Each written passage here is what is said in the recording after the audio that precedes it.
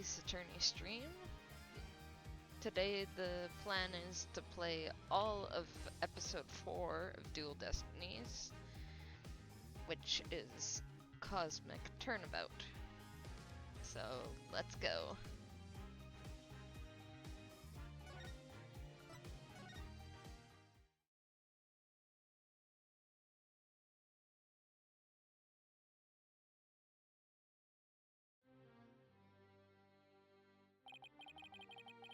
The courtroom bombing incident. A terrible attack launched by the will of a madman. Oh, so we're going back to the first case. That incident perfectly symbolized the state of the legal world in this dark age of the law. Mr. Wright brought it to a resolution of sorts.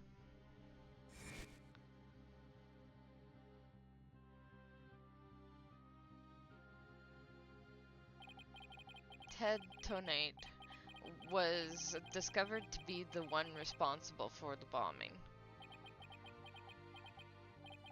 If only it were that simple. Somehow I can't help but think.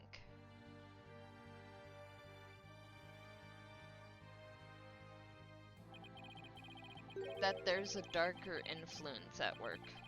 One that's lurking in the shadows, waiting.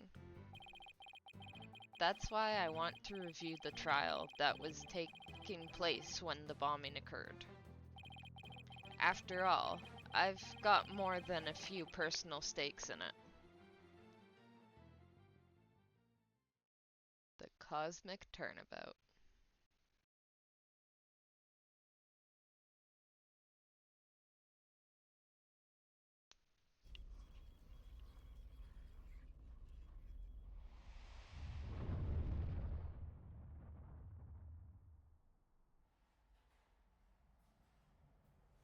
Remaining until launch.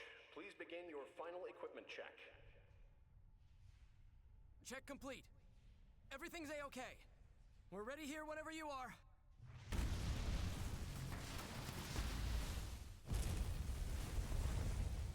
Come in at 2. Come in. Do you copy?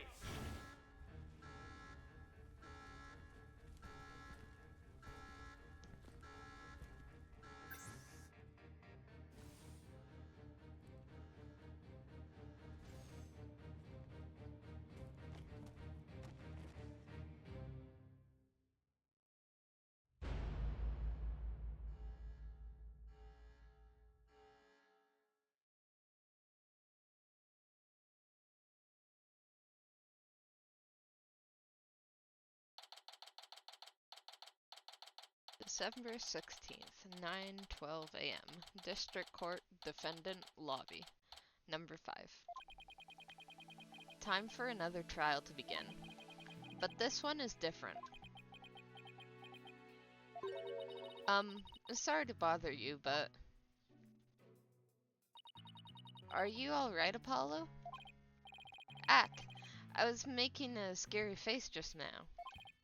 Oh, hi, Juniper. Yes, I'm fine. I was just doing my cords of steel exercises. Now I'm all ready to go. Yes, knowing you, I'm sure you will be just fine. Oh, I brought you a present from my garden. Is this a lotus root? That's right. My grandma says lotus root is good for your eyes. She even says that if you look through the holes, it can help you see into the future. It's for good luck. Maybe later you can cook it and... Thanks for this. I'm gonna have some right now. Oh my. Crunch. Kinda tough though. Hehehe. You can't eat it raw, but... Thank you for the enthusiastic try. Oops. Oops. If she didn't think me weird before, she will now. I've gotta calm down. Apollo, I'm late. I'm sorry I'm late. Hi, Thena. Junie, I didn't know you were coming today. Did you come to cheer Apollo on? Oh, I get it, you sly little thing, you, ha ha ha. Athena, stop! Quit kidding around, Athena. The trial's about to start any second. Is everything all set? Oh, Apollo. Apollo, when will you ever figure it out? Figure out what?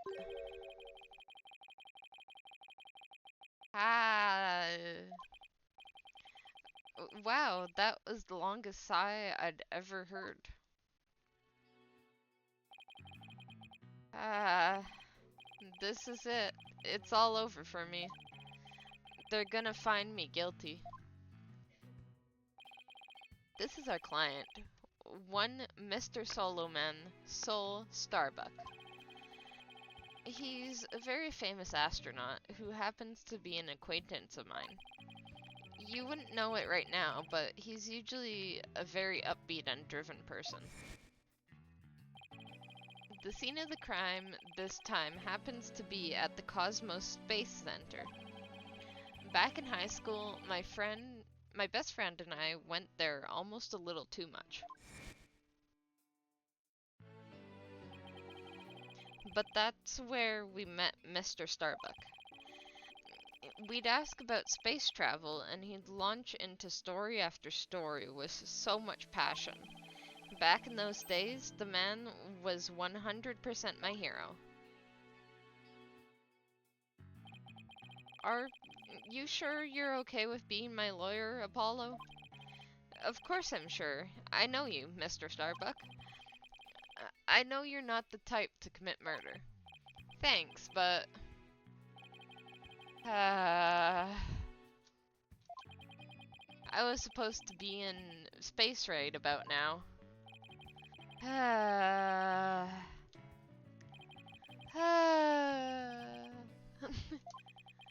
He's so depressed, it almost seems like an act. The launch getting called off must have been a huge shock. I'll probably never get the chance to go into space again. Don't say that. Don't stop believing. Besides, you just have to go into space again. Yeah, I don't think I could face Clay in the afterlife if I was just rotted away in a cell. Clay Terran? I can't believe he was murdered. I mean, he was such a good, promising astronaut under your command. Yeah, he was a good guy, always there to pick me up when I was down. No one loved life as much as him, that's for sure. He was always so full of energy, telling me, "You're fine, Mr. Starbuck."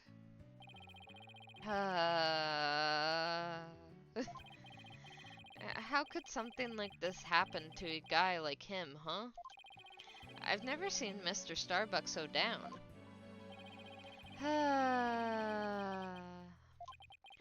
Clay is gone, and I'm going to prison. I wish I could burn up like a shooting star right now.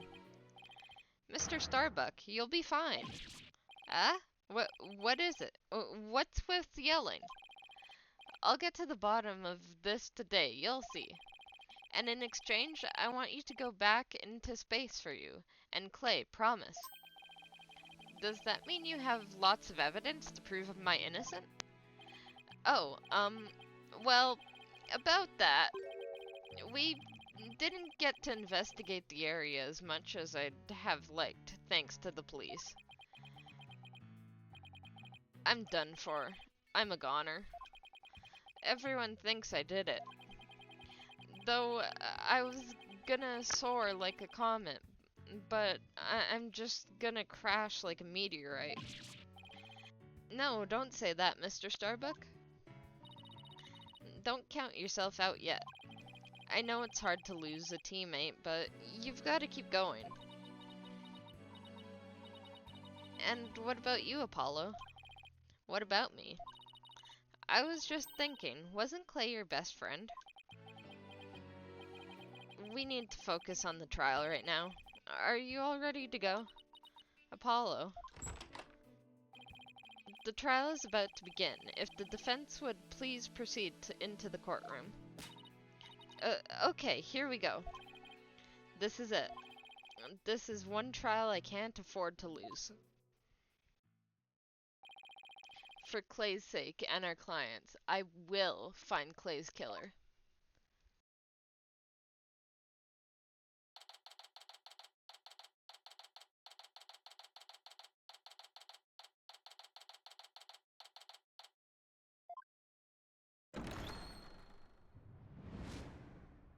Day 1. Court is now in session. All rise.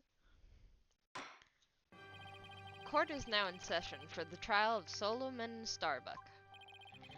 The defense is ready, Your Honor. Excuse me, Mr. Justice. Yes, Your Honor? What happened to your eye? I'm fine. The defense is ready, Your Honor. Are you sure? I'm fine, Your Honor. The defense is ready. I'm sorry, Your Honor. He's been like this since yesterday. He keeps insisting it's just a stay. I suppose it's something he doesn't want to discuss. Maybe he's entering a touchy age. Very well. And the prosecution? And we've been seeing a lot of Blackwell. The prosecution appears to be ready as well. Silence.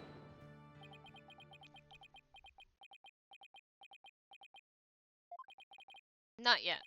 I'm not quite ready yet. Ah! Ah! He's already broken out of his cuffs. Great. The prosecution is now ready. Well, it didn't take him long this time. What's up with Blackwell? Now then, I shall give the opening statement. Silence. I'll do it. You will? What an unexpected surprise. This time I can't leave it to anyone else. I see.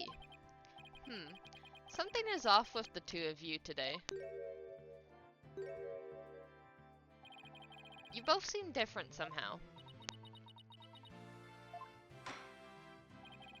Very well, Prosecutor Blackwell. Your opening statement, if you would. It was just yesterday. The crimes in question occurred at the Cosmos Space Center. Ah, the famous federal research facility of all things related to astrology, right? Astronomy. It's astronomy. Anyway, a rocket was set to launch from there. But at 9:28 a.m., before they could even move the rocket to the launch site,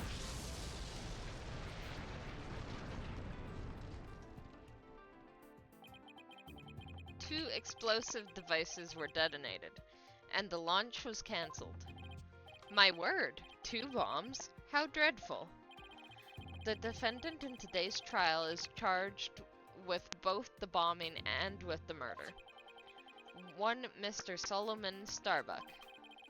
For whatever inane reason, he detonated a bomb on the rocket he himself would be in. Solomon Starbuck? I recognize that name. Isn't he that famous astronaut? Correct, Your Baldness. Mr. Starbuck was the pilot of the Hat 1 rocket 7 years ago. If you may recall, despite some interstellar trouble, his mission was a success. Some say it was a miracle he returned alive. I suppose you could say he's a living legend. Oh, I remember now. He's becoming something of an international celebrity, right? They even turned that incident into a movie and everything. We've got a real space pioneer in court today. But even heroes tumble from their lofty heights. Returning to the subject at hand. Ah, yes. The victim was one Mr. Clay Turan, a subordinate of the defendant. Indeed, a loyal disciple brutally stabbed to death by his mentor. Stabbed to death, you say? You mean his death wasn't a result of the bombing? Correct. Despite his lofty dreams, the victim was seen as an interloper by the defendant. And so, he was sent not into space, but to the universe which we mortals cannot see. Play. I think I've heard enough. The case seems pretty clear-cut at this point. However, there's one thing I'm curious about. That metal box next to the witness stand. What purpose does it serve, actually? Since you ask so nicely, it's your coffin. Ah! Have mercy on me! I jest. It's evidence. Due to its immense size, we've little choice but to lay it where it rests now. We shall get to the contents of the box in due time. Phew! I feel like I just lost 50 years off my life. Does he even have 50 years left? Intermonologue, Athena, intermonologue. Enough jabbering. Bobby Fulbright. It's the name in justice we trust. Ah, Detective Fulbright. Very well then. Please examine the details of this incident to the court, if you would. On it. First, take a look at this pamphlet from the Cosmos Space Center.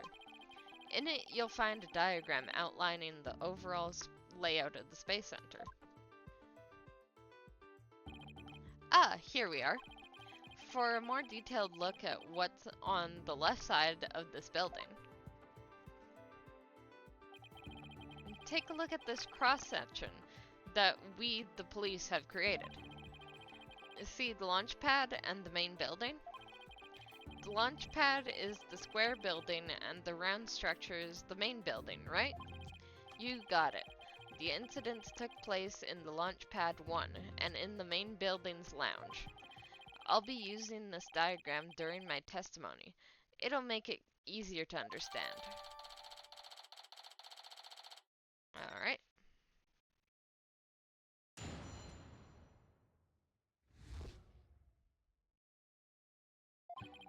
Just before the rocket was set to launch, 2 bombs went off. Boom, boom.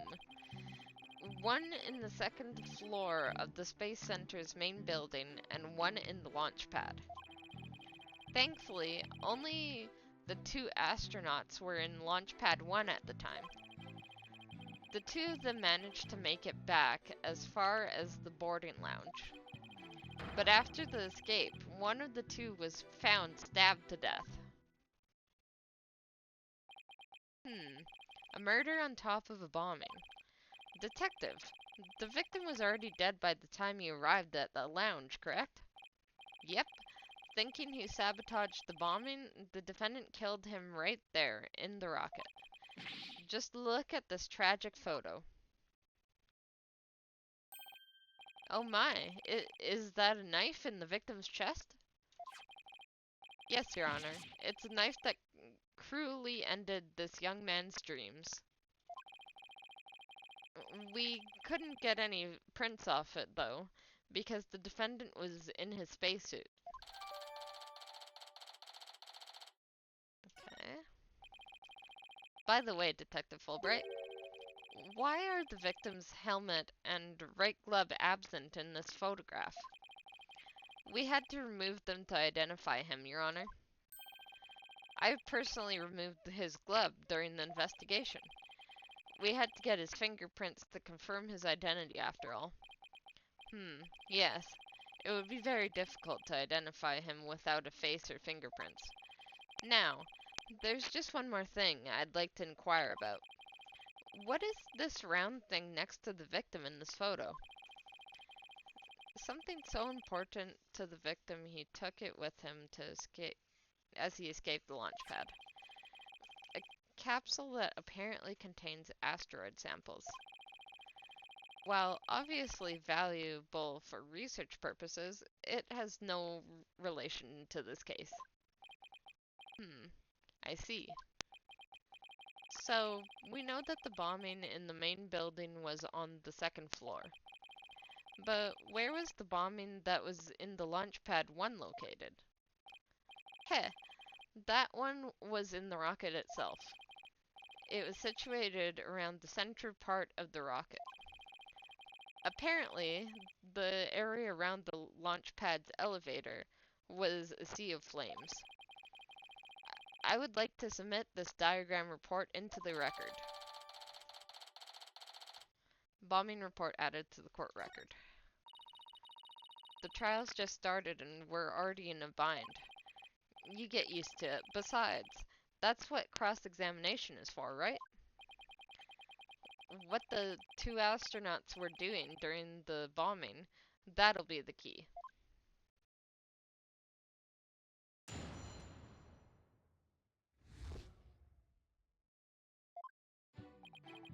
Just before the rocket was set to launch, two bombs went off. Boom, boom.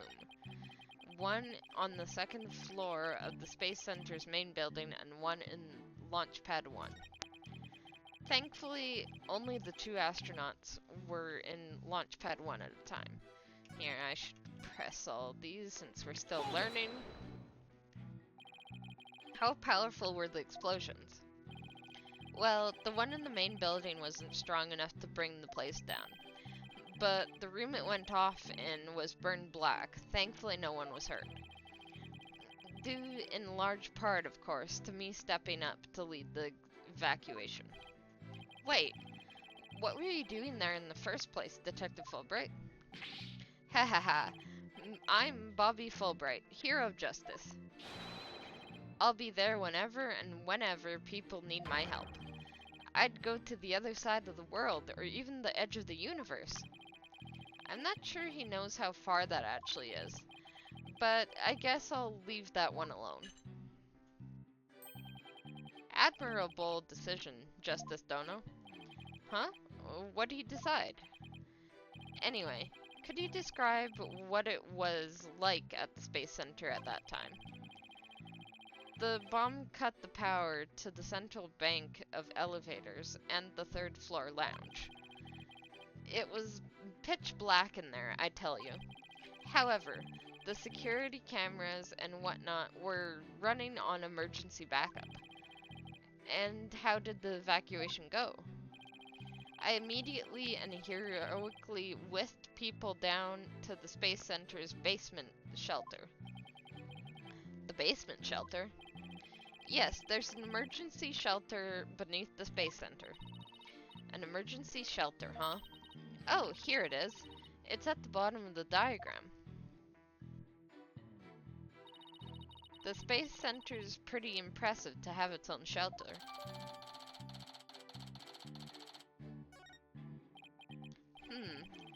The power outage and the evacuation seemed unrelated to the murder at this point.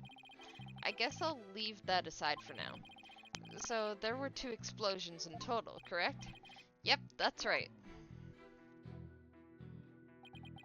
One on the second floor of the Space Center's main building, and one in Launchpad 1. Hold it! Let me get this straight.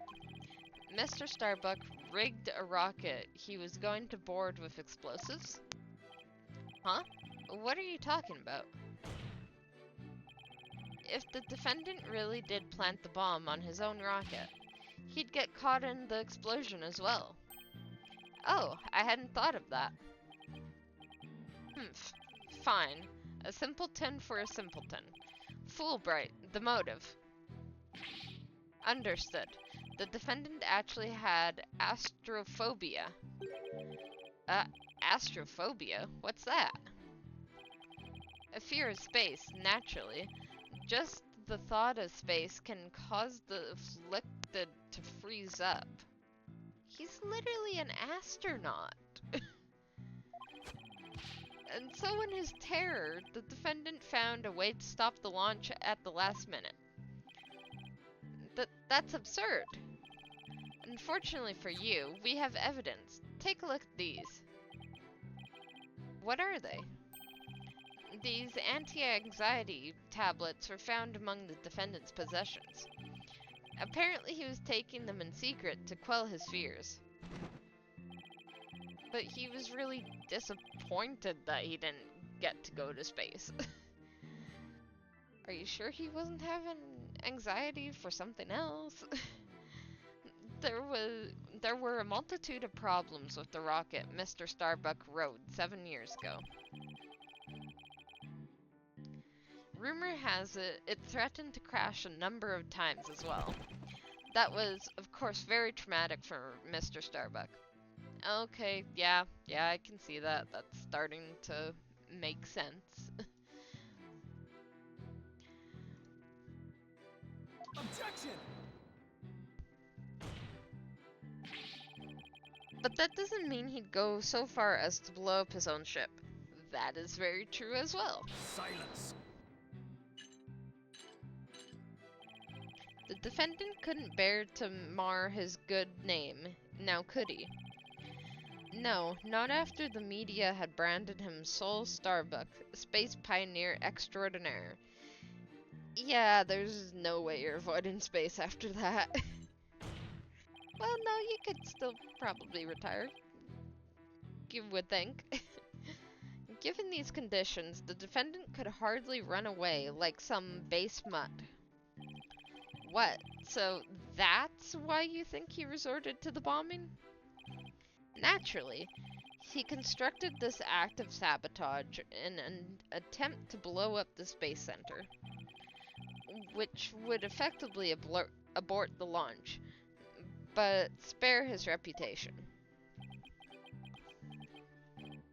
Ugh.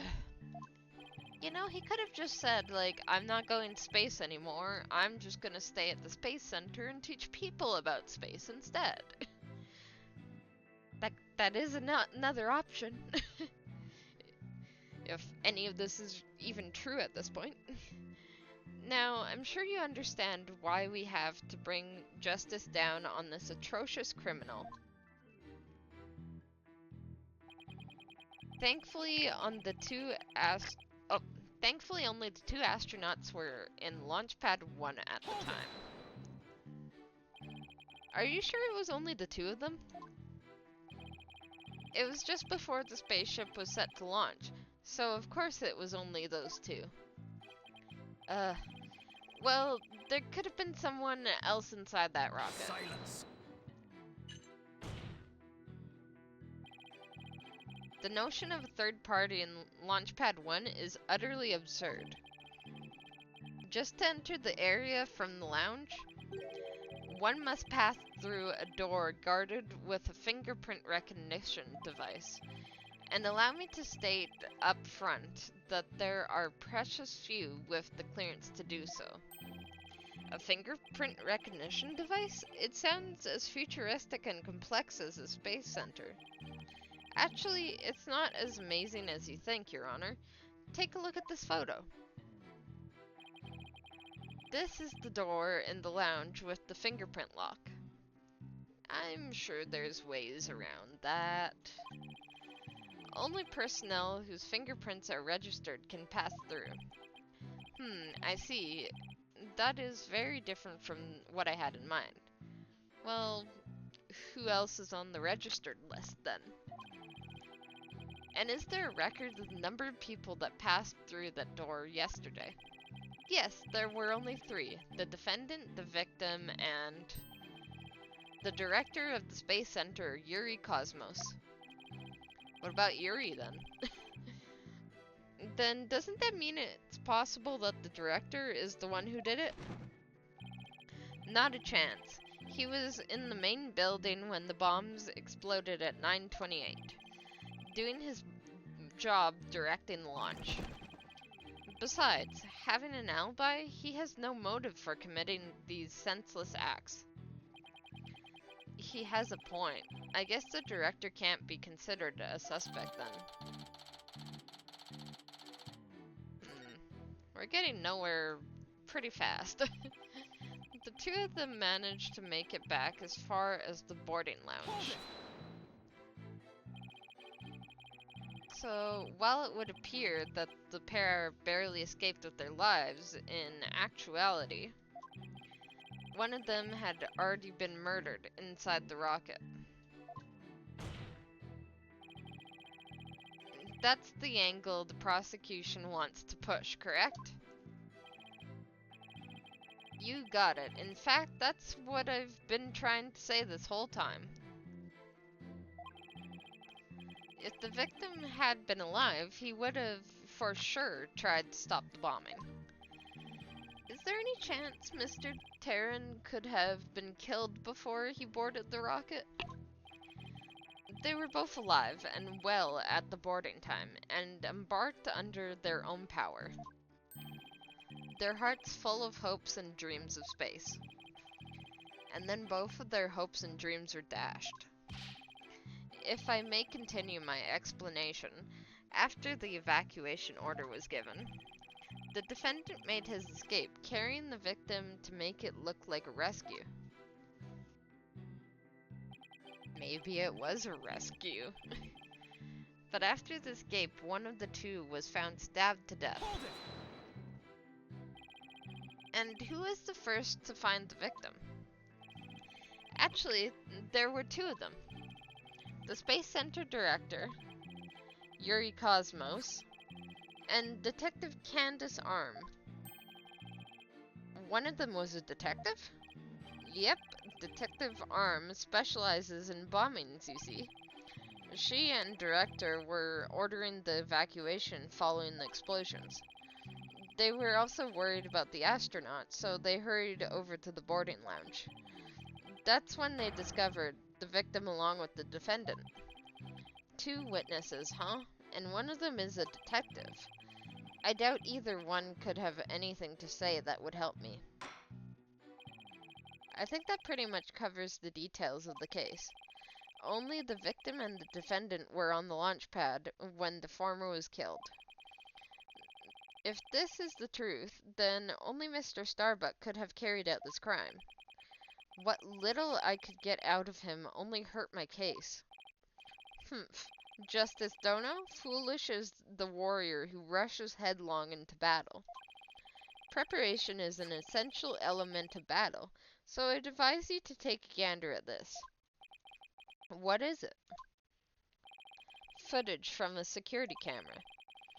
As the two astronauts emerged from the bowels of the launch pad 1 corridor,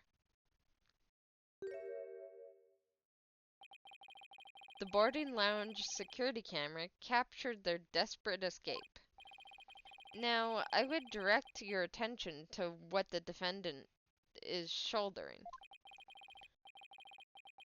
which you can see is none other than the lifeless body of the victim. What? I can also see that a knife isn't stabbed into either one of them. Order, I say. This lines up exactly with what the prosecution has been asserting. I should have known Blackwell would have something like this already.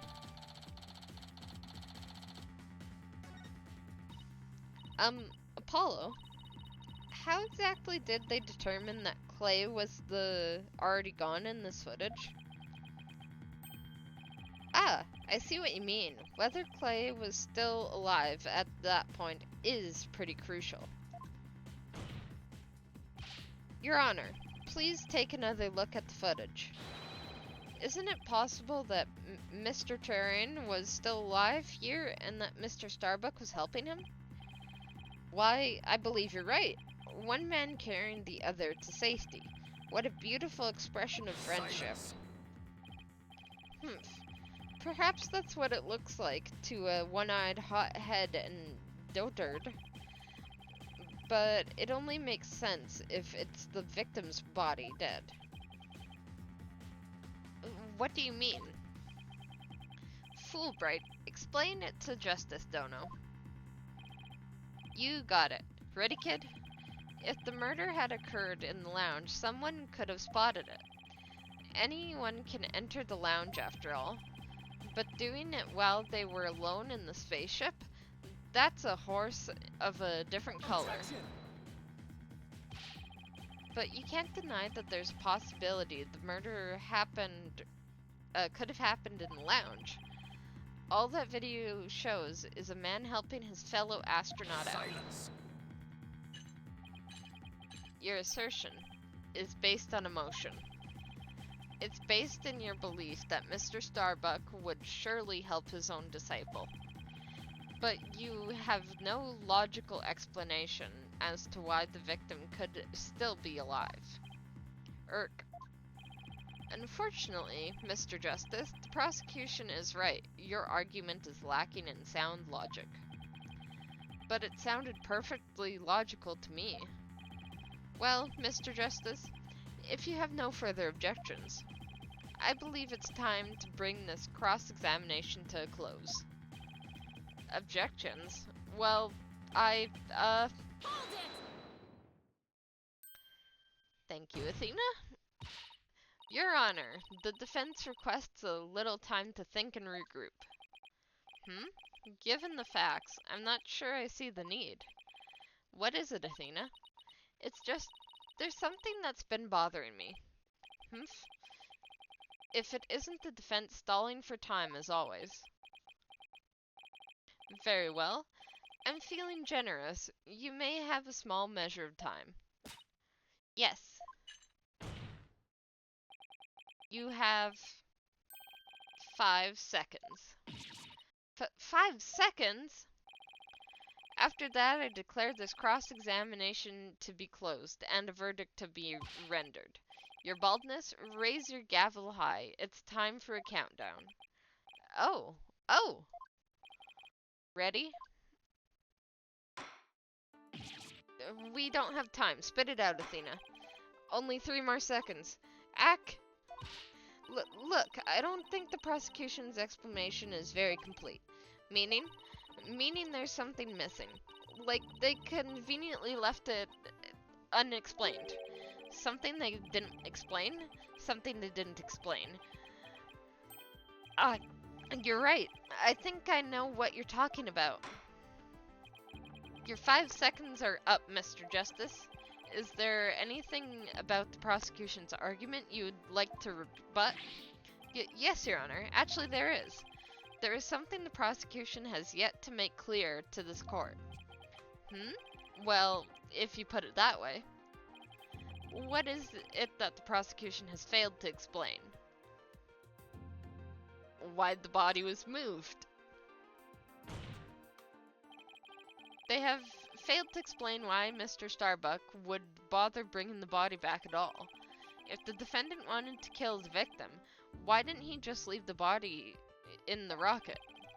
Why go through the trouble of bringing him all the way back to the boarding lounge?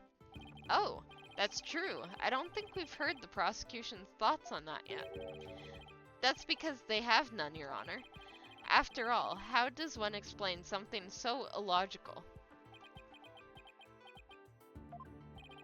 The prosecution is claiming that the defendant moved the victim's dead body. But what if the entire premise of that argument is wrong? Then let's hear your theory, Mr. Justice. The defense proposes that the defendant didn't kill the victim. He was helping him. Fool, Wright. Explain it for our sad friend here, before I nod off to his monotone monologue. Inform him exactly why Spaceboy moved the victim. Huh? They've got to be joking. It's simple. Mr. Starbuck did what he did to direct suspicion away from himself. He wanted to create the impression he heroically risked his life to save his partner. That's why he made sure to make it to the security camera so there'd be a record. At the very least, he appears to have achieved success with you and the old man. One man carrying the other to safety? What a beautiful expression of friendship. The average person wearing a spacesuit weighs easily over 200 pounds. Saving the life of a partner who weighs as much while trying to escape deadly flames? What a dramatic sob story fit for the silver screen. You know, he would have been even heavier if he was dead at that point. Indeed, I was completely taken in by the humanity of the story. You see, yet the true ending is that all traces of his hammy act were meant to be blown up. Yes, and now we arrive at the thrilling conclusion. The third explosion. You only said there was two. What are you talking about? There was no third explosion. Silence. Indeed, you are correct. But that is thanks to Detective Arm. It was she who identified and secured the bomb. However, it doesn't change the fact that the third bomb was discovered in the lounge. The steel coffin beside the witness stand? That would be a bomb transport case. We used that to transport the deactivated bomb here. It was found in the lounge. A bomb in the form of a most distasteful toy. What? One on the second floor of the main building, one on the launch pad, and one in the lounge. And this is where this case starts connecting to the first case. The defendant planned to set off 3 firework displays. Fortunately, the third was discovered before it could be detonated, for had I not, the victim's body and other vital evidence would surely have been immolated. Objection! Gah! Before you utter a word, know that the evidence supports me. It's like he's reading my mind. As it is still undergoing forensic investigation, I do not have the evidence on hand. However, know that a peculiar item was found in one of Mr. Starbuck's pockets. Specifically, a bomb detonation switch. You found what? It was planted there. It had to be. I suspect the defendant had no time to destroy such damning evidence. From the Space Center director and Detective Arm stumbled across the murder. So he thought to hide it in his pocket, feeble-brained that he is. No, Mr. Starbuck would never do anything like that. Ah!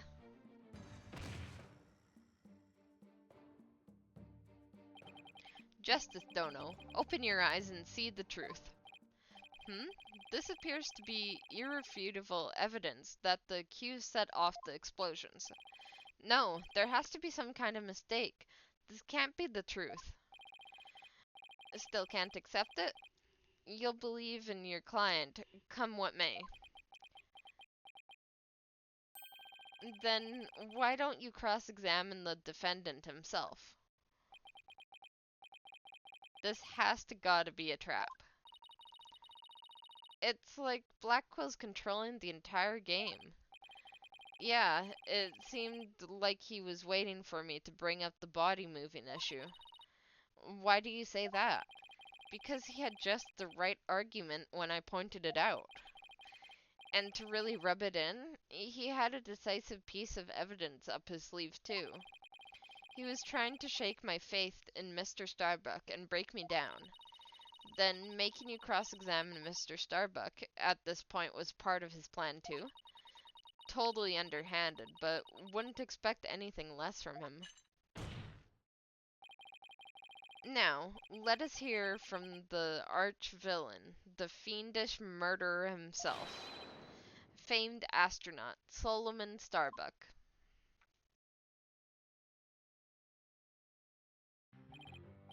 Witness, your name and occupation, please? Solomon Starbuck, astronaut. How did this happen?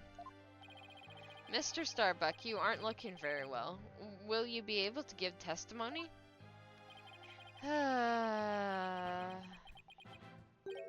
No. Well, unfortunately, no is not an option.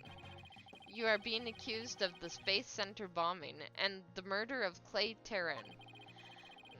Please testify to these allegations.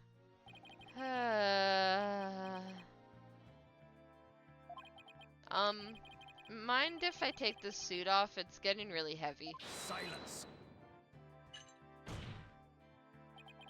It's not the weight of the suit that you feel, but of your sins.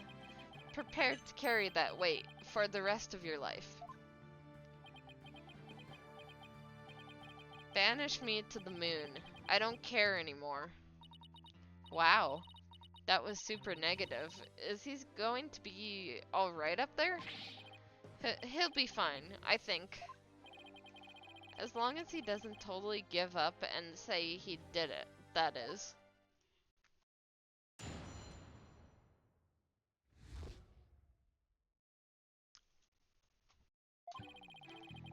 All I did was support Clay over my shoulder and get us out of the rocket. Like always, I took the elevator down to the middle level and headed for the corridor. Clay had passed out by the time we got the order to evacuate. I didn't kill Clay, I was trying to save him. So you assert you didn't set off the bombs or murder the victim. Ha ha ha ha ha. But I bet you think I'm lying, right? I reserve all judgment until after we've heard your full testimony. I'm sure you don't believe me. I bet you don't even believe I'm an astronaut. I don't think the judge doubts that. Who'd wear a suit like that except an astronaut? I will say that when I saw you in that movie, you appeared quite courageous, though I suppose reality never quite lives up to fantasy. I guess I'm just a big disappointment. Ha ha ha ha ha ha ha ha. I really don't care what happens anymore. Ha ha ha. Oh no, he's completely given up.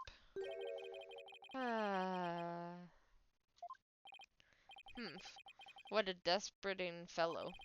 depressing fellow. If you were to join me in the clink, I imagine that annoying sign of yours would rub off on the other inmates. Like how it rubbed off on Prosecutor Blackwell a second ago? Huh? That was Blackwell's sign? Mr. Starbuck's testimony contains a glaring contradiction. The question is, what does it mean? Even if Mr. Starbuck is my client, I can't be gun-shy now. It's time to find out the truth.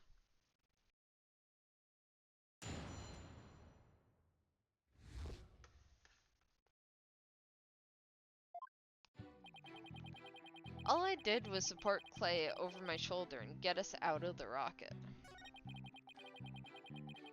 Like always, I took the elevator down to the middle level and headed for the corridor. Clay had passed out by the time we got the order to evacuate. I didn't kill Clay, I was trying to save him.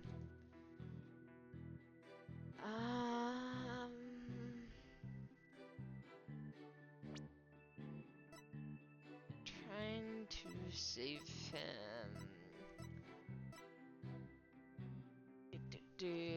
What do I wanna do?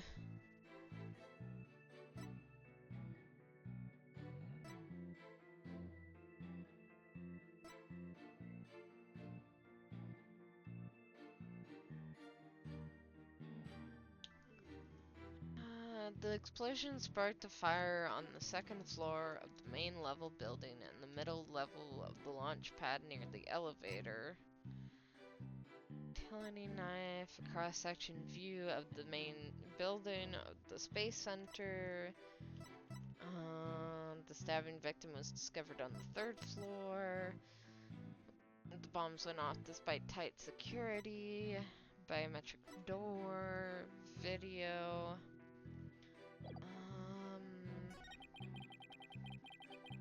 Passed out. Like always, I took the Oh, wait a minute. The elevator was, already in flames at that point. Mr. Starbuck, I need your testimony to be as accurate as possible. Was I not being accurate? No, because it's impossible for you to have taken the elevator down to the middle level. What makes you say that, Mr. Justice? Please recall where the bombing went off in the launch pad 1. Also recall that after the explosion, the middle level elevator was engulfed in flames. Oh, you're right. Which means...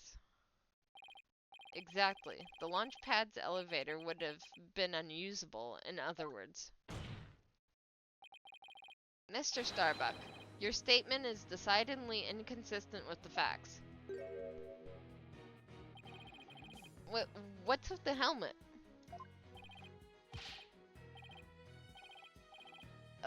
Mission command, do you hear me? Come in, please. Objection! This is mission command. I order you to pay attention. Stop this nonsense and answer my questions, Mr. Starbuck.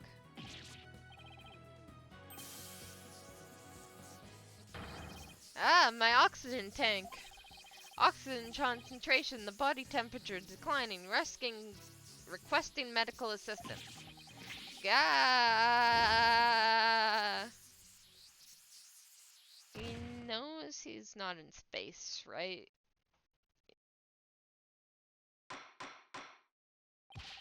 Mr. Starbuck, we are not in space right now. Please stop pretending you have lost consciousness and stand back up. I apologize, Your Honor. I forgot I was still on Earth. I feel like we all just got a real glimpse of Solomon Starbuck, the astronaut. Yeah, he seemed more like an astronaut now than when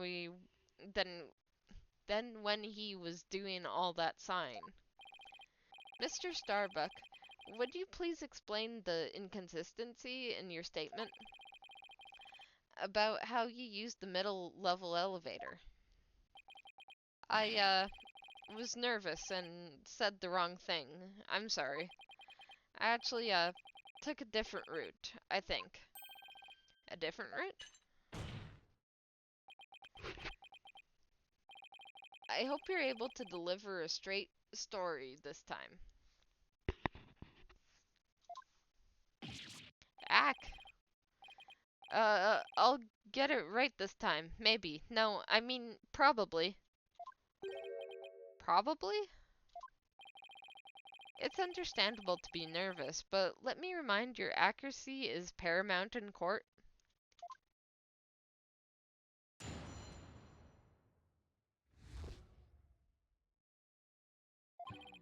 Let's see, my escape route. What I said before was a mistake. I remember now. I took a different route. Maybe. Probably. With the capsule and clay in my arms, I had my way down from the upper level. So, you're saying you escaped without using the elevator? That's right. There's a ladder that spans the upper and middle levels. I used that ladder to get to the middle level. Luckily, the fire hadn't reached the ladder, so we could make our escape that way. Carrying somebody down a ladder, though, that's difficult. And the capsule you mentioned, I suppose you mean the thing next to Mr. Terrain here? Was the capsule that important that you risk your own life to take it with you? It almost goes without saying, but yeah, that capsule contains asteroid samples. Therefore, it's invaluable as research material. With his spacesuit on, Clay weighed a ton, but securing the capsule was also important. How could you even go down a ladder with both of your hands not free at all? I need you to answer to the best of your ability. Mr. Starbuck, please remember that your verdict is riding on your testimony. Haha, haha. Maybe I am guilty after all. I wonder if you can see the stars in prison. Bet it's more comfortable than a spaceship. That's kind of depressing to think about. Let's see, my escape route, what I said before was a mistake. I remember now. I took a different route. With the capsule and Clay in my arms, I made my way down from the upper level. So Mr. Starbuck escaped with Clay and the capsule, which means it's just like in the footage. I can see why he couldn't run though. He must have weighed over 200 pounds just by himself. Yeah, and he had to support Clay, who was another 200 pounds. Plus, he had to ensure the safety of that capsule. I don't think I could have even walked under those circumstances. Walking straight forward is probably about all I would have been able to do. Let's see, alright. I want to get to the third statement here. And I'm going to present the space diagram again, I think. Or not. Yeah, space diagram. Because it shows the ladder, but like, how? Objection! Mr. Starbuck, why don't you just tell the truth? The truth? Let's see. The Earth is blue. No, that's not right. So, I guess the Earth isn't blue. Yeah, that's it. The truth, Mr. Starbuck. Yeah, the oxygen concentration is super low in this area. Prepare the emergency oxygen tanks. Mr. Justice, the witness appears confused. Please help draw out the truth from him. Mr. Starbuck, under the circumstances at the time, you couldn't possibly have reached the boarding lounge via the upper level route. Huh? Not as long as this was along the escape route. It would just be the ladder, right? Take that! To get down from the upper to the middle level, where the Launchpad 1 corridor is, you would have to go down the ladder. Isn't that right, Mr. Starbuck? Of course. That was the only way we could escape. Objection! But how would that work?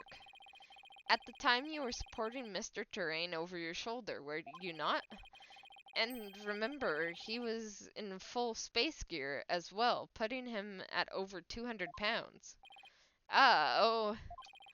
Well, it's easy on the moon. Gravity is only 1/6 of what it is on Earth. Objection! But the Space Center is located on Earth.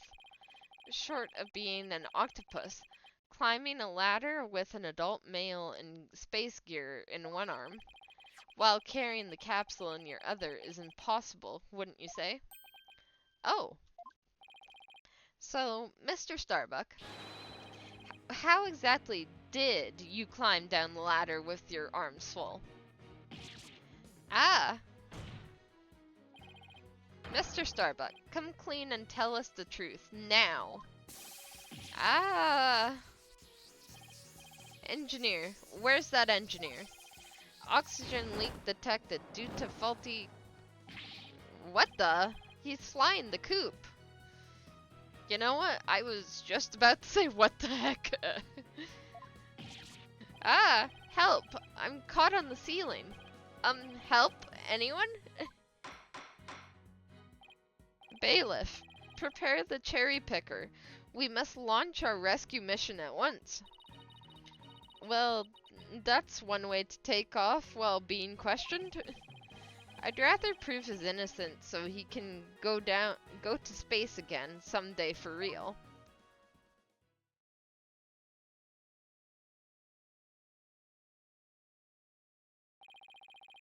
Now then, Mr. Starbuck, do you think you can keep your feet planted on the ground? Yes, I apologize for losing control. Are you ready to tell us the truth? Not that. Anything but that. What is going on? It isn't the Mr. Starbuck I know. It appears Spaceboy is prone to deception. Witness. Yikes. Yes? I thought your story odd, but perhaps the inconsistencies can be explained as well. The result of a medical side effect. Ah! Prosecutor Blackwell, please don't talk about that. What are you talking about, Prosecutor Blackwell? Didn't I already state that Spaceboy is ironically terrified of going into space? That's why he took some precautions just before the launch. For you see, traces of his anti-anxiety drug were found in his system. Oh, I sense things are about to nosedive. You got it all wrong. I told him during the investigation, too. I don't know anything about any drugs. I never took any medication, I swear. It was found in his system, but he doesn't remember taking it. How could that be? Somebody must have slipped them to me. But I guess maybe that's why I don't remember? Because of the side effects? Yeah, that's why I don't remember much about what really happened. What?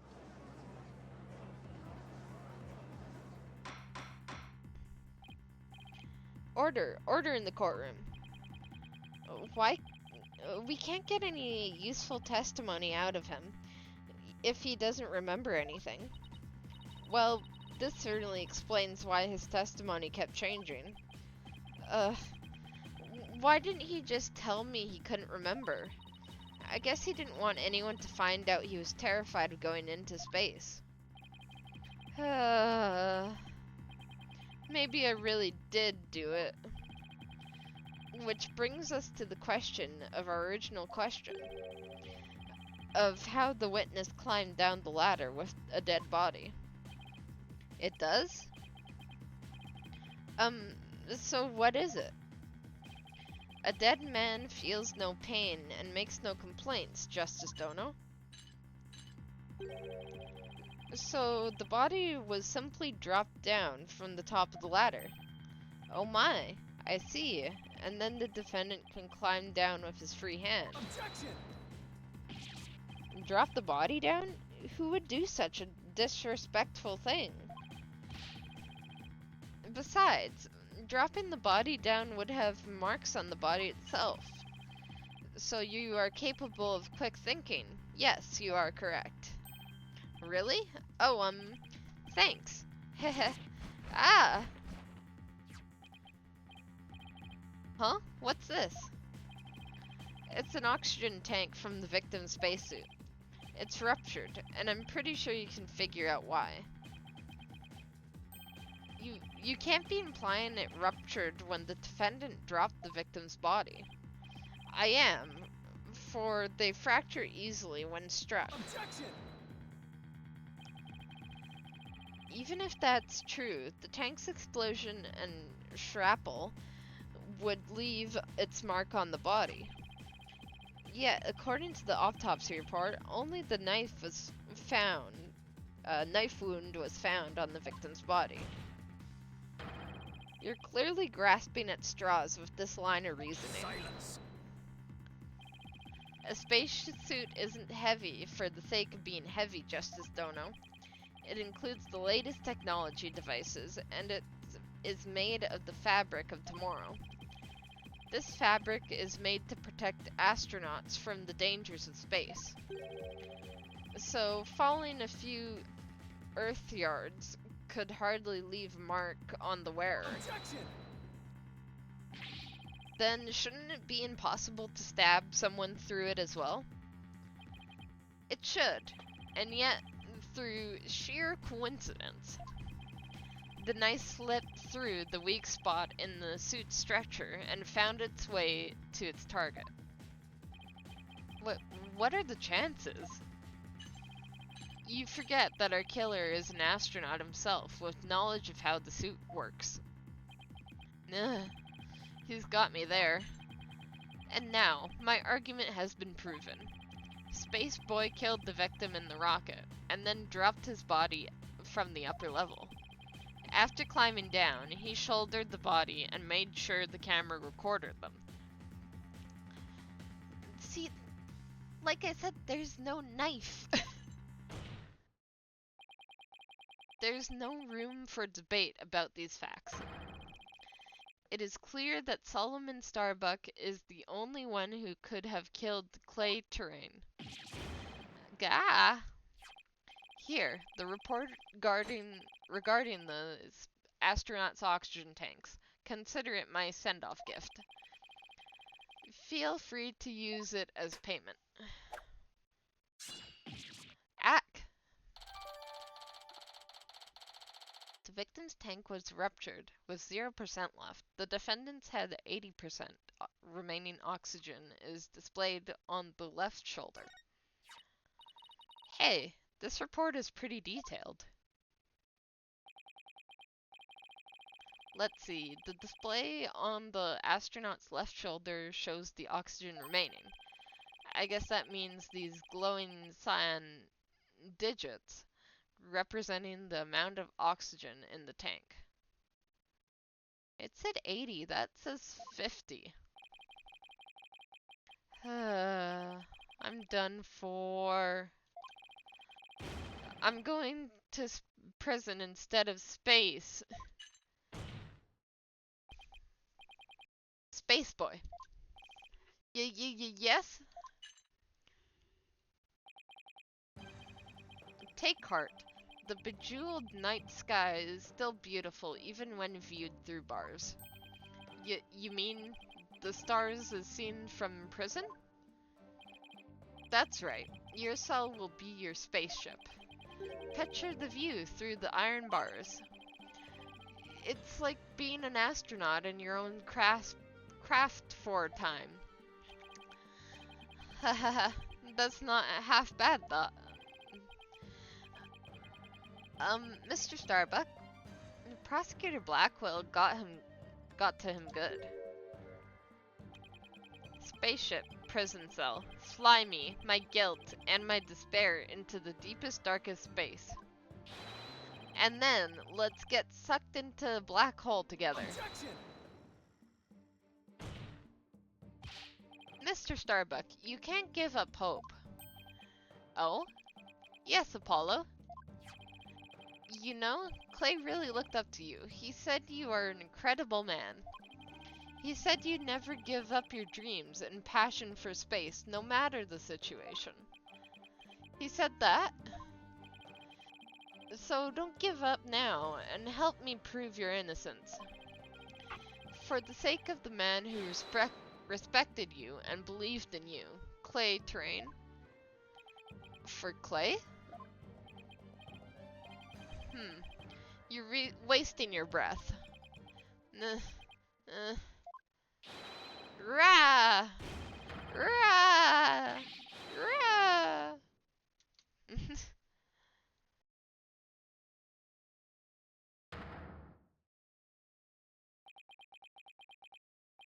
Apollo, thank you. I can see things clearly now. Mr. Starbuck? I'm fine now. Thanks for reminding me of my life's mission. Right, we're both fine. I'll prove you're innocent. You'll see. And after that, we'll get you back into space. Rah!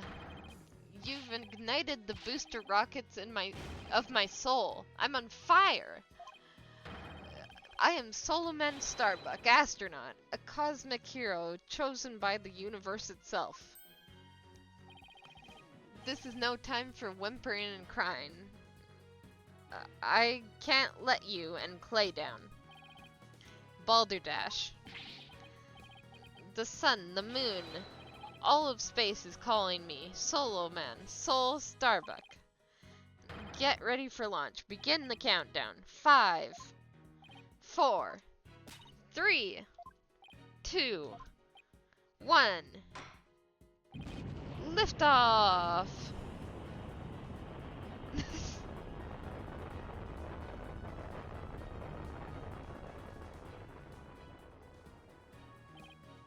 Well, I feel like I've witnessed an actual rocket launch. Apollo, you did it! You broke Prosecutor Blackwell's grip over Mr. Starbuck. I can't take the credit. It was all Mr. Starbuck. He pulled himself through. If you simpletons are done massaging one another's egos. No matter how positive your mood, my advantage remains unshakable. I have but to wait for the final guilty verdict. Isn't that right, your baldness? Gah, I can't let up now. I have to stop Blackwell. I have to see this through. Mr. Starbuck just has to make it back into space. I won't allow Clay's dream to remain unfulfilled. I've got to destroy Blackwell's argument somehow. Think, Justice, think. If the only people at Launchpad 1 were Clay and Mr. Starbuck, and if Clay was already dead by the time this footage was taken, then the only person who could have killed him was Mr. Starbuck. So the only way to counter Blackwell's argument is, if I can prove that Clay was still alive when they arrived at the boarding lounge. Your proof is right in front of you. Come on. In which case, I should be able to find some contradiction in the evidence itself. Now, let's see. About this data that we just received. This supposedly proves that Mr. Starbuck dropped Clay's body at Launchpad 1. But if I'm going to prove that false, then there must be something I can use here. Enough of this farce. Your baldness. Let's have your verdict. Objection! Not so fast. Prosecutor Blackwell, you seem to be in quite a hurry to rush the verdict. But about this oxygen tank data you submitted just now. It says that Mr. Starbuck's tank had 80% remaining, while Mr. Terrain's had 0. Do you stand by the accuracy of this report? Of course. Then, I guess it simply means that it's faulty as evidence goes. You will explain what you mean, Justice Dono. It's simple. This evidence contradicts the facts of this case. Take a look at the detailed description and you'll see what I mean. I hope you have some evidence, Mr. Justice, because I don't see what's so contradictory. Yes, Your Honor, right away. This is the evidence that the oxygen tank report stands in contradiction to. Where is it?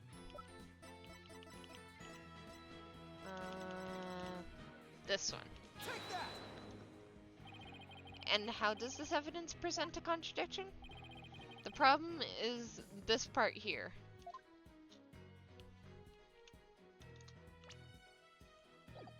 Take that! Note the remaining oxygen in Mr. Starbuck's tank as he carries Mr. Terrain. It appears to say 50. Yes, but according to the data, our client's tank had 80% remaining. The oxygen in the tank increased? I see Your Honor finds it as strange as I do. It's bad enough that there is a contradiction, but the increase in oxygen is beyond illogical. Oh my, you're absolutely right. What is going on here? Silence. I, too, find it odd that the oxygen remaining has increased. It would be as odd as if my rations were to increase. But what does that prove? It doesn't change the fact that it is the defendant carrying the victim's corpse. Objection! Heh, I'm going to bet you don't get more rations because you don't abide by the rules. Either way, the oxygen remaining shouldn't increase, just as your rations don't increase. Therefore, this new information is critical. We can't overlook it. Silence. I bet Terrain's thing had about 30% left, and somebody just put all of his oxygen into the other tank, making it 20% left. Or not 20, making it 80% left and making it look like the other one failed. In that case, do you have an answer to this riddle of the mysteriously increased oxygen? You'd better not disappoint, or I'll declare the inconsistency as mere equipment malfunction. That's what they want you to think. Irk. Prosecutor Blackwell has a point. I suppose it could be a simple malfunction. Mr. Justice, if you cannot provide an adequate counter-argument to this point, I'm afraid I must bring the trial to an end. So, do you think you can explain why remaining oxygen level increased? Of course I can. The thing to do at the time like this is to turn my thinking around. Mr. Starbuck has no memory of it, but he claims to have carried clay. So, this man with the 50 on his tank ought to be Mr. Starbuck. But if anything, the display on his oxygen tank should have shown an 80. This is a clear contradiction between the report and the security footage. So what I should be asking is not why did the oxygen level increase, but what had to have happened to make it look like it increased. Am I making some kind of mistake in my base assumptions here? Well, Mr. Justice, we're waiting. Yes, Your Honor. I'm ready to answer. This is why the remaining oxygen appears to have increased. They were going the other way. The victim was carrying the defendant. The tanks were damaged.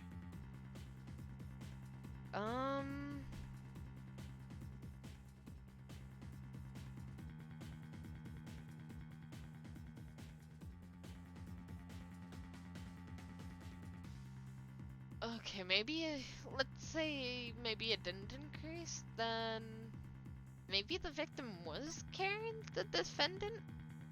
He says he doesn't remember anything, so maybe he was the one who blacked out. What if it was the other way around? The other way around? Would you care to explain, Mr. Justice? As you can see, Your Honor, both men had their helmets on in this photo. But it turns out, this is where our base assumptions went astray. We assumed that it was Mr. Starbuck helping Mr. Terrain, but it was the other way around. It wasn't Mr. Starbuck helping Mr. Terrain at all. It was Mr. Terrain who was helping Mr. Starbuck to the boarding lounge. It was...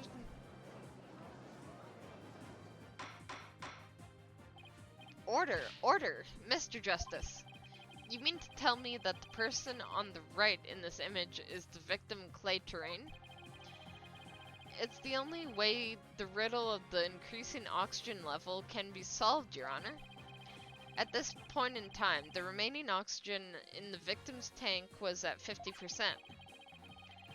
And when the victim was found in the boarding lounge, his tank was at 0%. That's right, there's nothing contradictory about the oxygen level decreasing. That means Mr. Terrain was alive as they made their escape to the lounge. Silence. How short your memory is. Have you forgotten what yourself proposed? Even if the victim was alive at this point in time. How did he descend the ladder with his arms full? Objection. Prosecutor Blackwell, you can't hurt me with a broken blade. Excuse me? It's true that we don't know how they got down the ladder. I suppose that matter needs further investigating. But we have proven that Mr. Terrain was alive when he reached the boarding lounge. This fact alone shatters your claims, and it opens up the possibility that the victim could have been killed by a third party. Gah! There were two people who claimed to be the first on the scene. But can we truly trust their statements? Let's see, the two people were Detective Candace Arm and Yuri Cosmos, right? You think that one of them might have given a false statement to the police? Yes, it's certainly possible. We might have to do a little bit more digging. It seems we'll have to hear the testimony from these first two people on the scene. Score. Come to think of it, Detective Arm should be here in court right now. Bailiff, could you please show Detective Arm to the stand?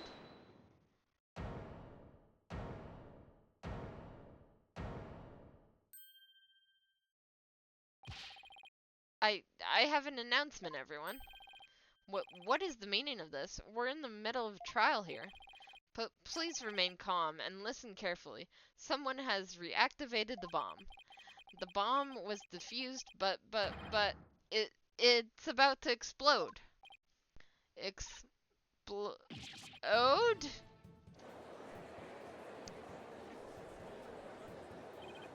A bomb? Now? Ah, everyone run. Eek, I don't want to die. Oh no, everyone's panicking. And now we're back to the start of the first trial, I think. Silence. Headless chickens with a death wish, the lot of you, calm yourselves afore all else. Come on, Apollo, let's get out of here. But what about Mr. Starbuck's dream? And who will carry out Clay's final wish? I don't care what happens to me. I'm not letting some bomb blow the truth up forever. You know, I'm really questioning Isaiah now, because I thought that injury happened during the bomb explosion, but doesn't seem like it. I refuse to let things end here. Apollo, this is no time to be dramatic. If we don't get out of here now, we're gonna die. Come on, this way. Hey, ouch, let me go. Apollo. Juniper? She hasn't evacuated yet? Eek! Juniper, are you alright? Apollo, no, not that way. Ah!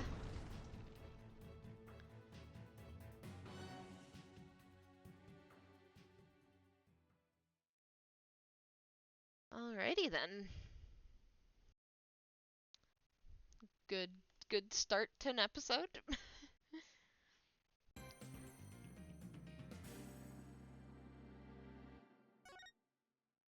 Right.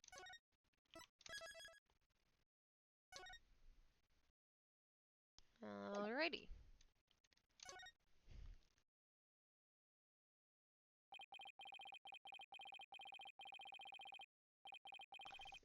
In the middle of the Space Center bombing trial, we had another bombing incident.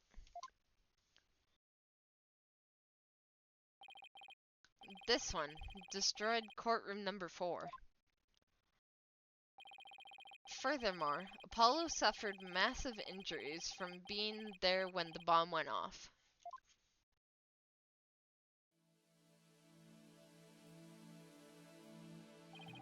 Unfortunately, Juniper Woods was fingered as the courtroom bomber. Poor Juniper. I didn't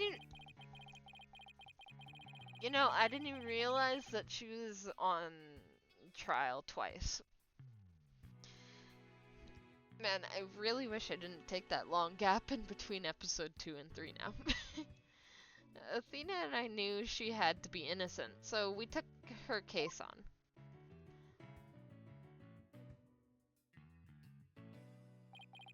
We managed to clear Miss Woods' name.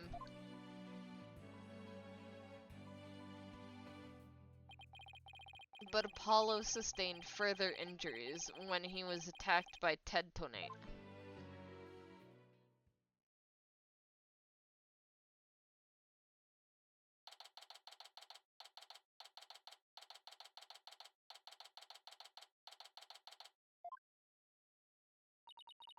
Apollo is a tough guy, but this is taking its toll on him. Yeah, poor guy, being attacked by Tonate like that, on top of all of his other injuries. Apollo is resting at the nearby Hickfield Clinic. I've had some experience with that place myself. What an awful turn of events. I never thought he'd land himself in the hospital of all places. You must miss him too, huh? Now that you don't have anyone else to tease? Don't worry, he's young. He'll heal quickly and be back before you know it. It's been a while since I last saw Trucy look so down. We won the court case, yet nobody feels much like celebrating. Sniffle. Alright, enough of this, people. This is no time to be moping around. Now, dry those tears, both of you. You're the only one who's crying, Athena. Technicalities, look, we have work to do. We have to take over. Take over what exactly? Apollo Space Center case, of course, as no verdict's been reached. There's still a chance. I agree with Athena. We should pick up Mr. Starbuck's defense. We have to avenge our fallen comrade, right, Daddy? Apollo hasn't exactly fallen. He's still alive, you know. Good. Now that that's settled, let's get going. Come on, we gotta run. Wait, right now? Now? We'd better not be running the whole way. There she goes. I'd better go catch up. Can you take care of the office, Trucy? Sure thing, Daddy. I'll be careful out. Let's be careful out there. In the meantime, I'm going to bake some cookies and fill up my magic panties for you. Trucy seems to be feeling a little bit better. I can always count on Athena to perk everyone up with her enthusiasm. Oh, she's back. Don't mind me, just forgot a few things. Wallet, phone, the documents, my bag. Sounds more like you forgot everything.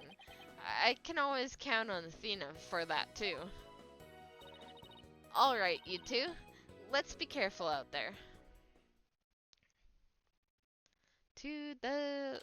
Oh. I was gonna say to the space station, but to the detention center instead. So, our client is one Solomon Starbuck. He's so famous, even I've heard of him. That's right, he's a super famous astronaut who works at the Cosmos Space Center. He was actually up in outer space 7 years ago. You seem to know quite a bit about him. Now I'm all excited to meet the man.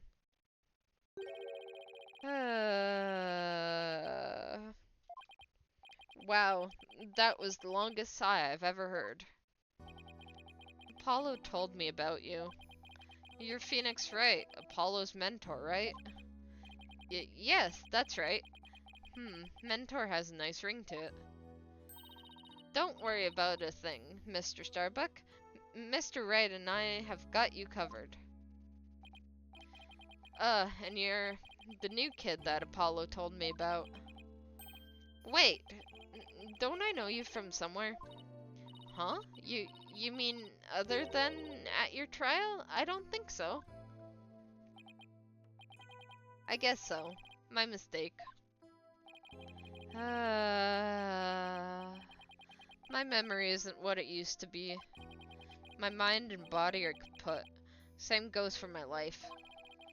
I mean, I'm so astronomically unlucky that I had a bomb go off in the middle of my trial. Trying to defend me would be like trying to enter the stratosphere without a spacecraft. Yikes. He's seriously got to stop depressing himself. Cheer up, Mr. Starbuck. Besides, that thing you said about entering the stratosphere?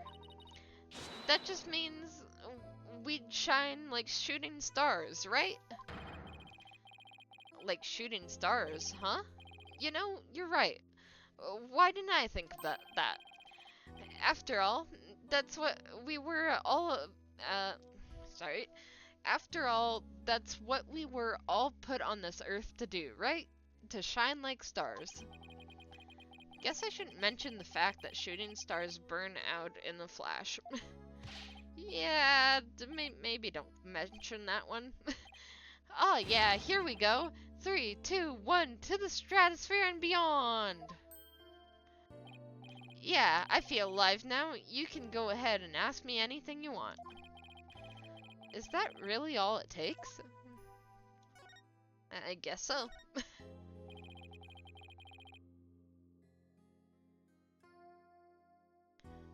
So, you have no memory at all about the incident? Ha, I'm so ashamed. My memory of the time is as black and clouded as a dark nebula. Still, it's strange you don't remember a thing.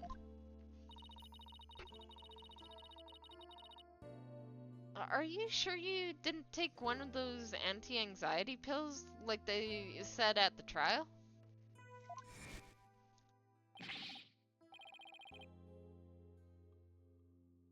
You got it all wrong.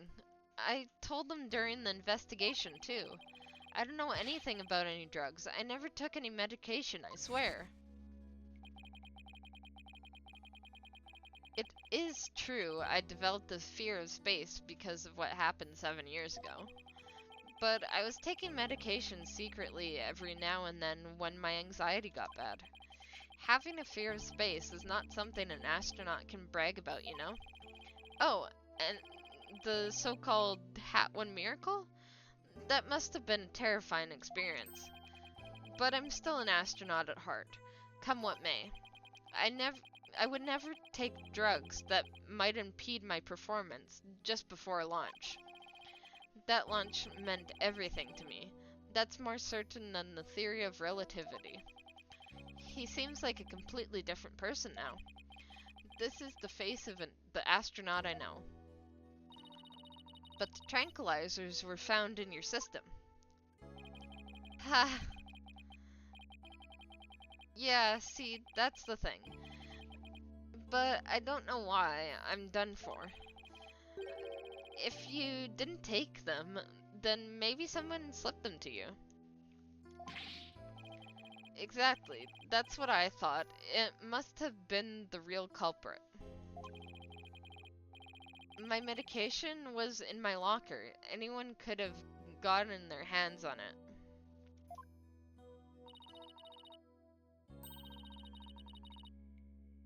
Maybe the real... Excuse me? Maybe the real culprit also planted the detonator switch in your pocket. Yeah, that's gotta be it. I've been framed. I'll say. They even managed to plant your prints on the switch before slipping it in. It's a real possibility. Do you remember anything else that might be relevant? Anything at all? No matter how small, like about the murder weapon, for example? That knife. I think it came from one of the Space Center's utility kits. Utility kits? Yeah, staff who worked on machinery a lot are given these special toolkits to use. All the technicians have them, so I doubt you could prove whose knife it is. Alright.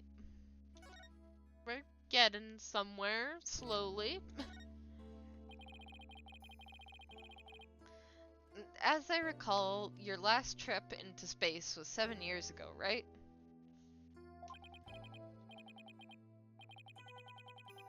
That's right, it was a pretty rough experience. During that mission, we had all kinds of problems with the craft. You did? What kind of problems? Power failure, oxygen leakage, busted radio, cracked windows, lose control column. The heat shield came off as we were entering the atmosphere. I thought I was goner. But I managed to make it somehow, with the popsicles and ice packs from the freezer. No wonder they dubbed it the Hat 1 miracle. It's a miracle you made it back. Space is a boundless place. That's why it continues to capture people's imaginations. But the vastness of space shows us how insignificant we are in the scheme of things. The darkness just goes on forever, and ever, without end. There was no one else there. Nobody was gonna come save me. I was all alone. All alone, with nothing to listen to but the sound of my own breathing and heartbeat. I kept scrambling to make repairs, but I couldn't keep my hands from shaking.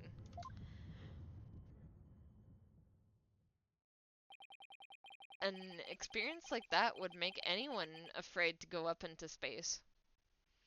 Yeah, not gonna lie, never really been interested in space. Would never go.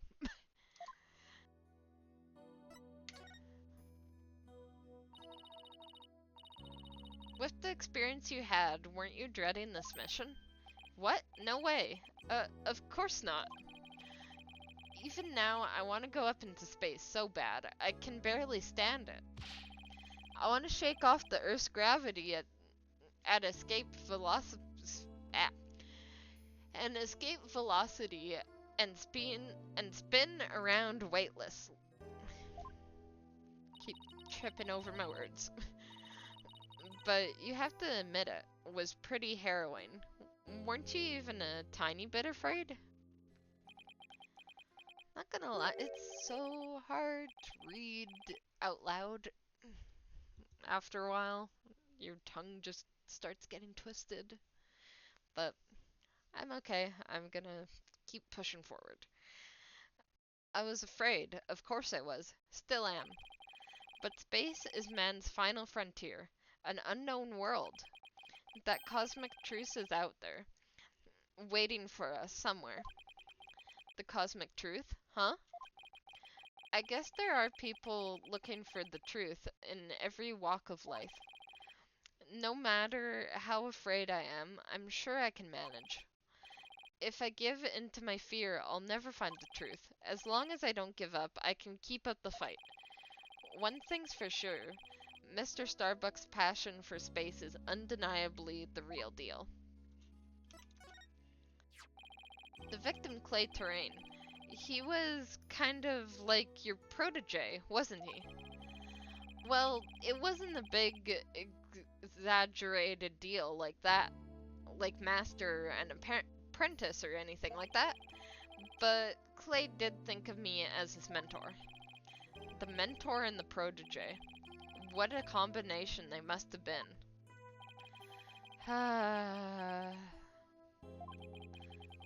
With his encouragement, I knew I could get over my fear and go back into space.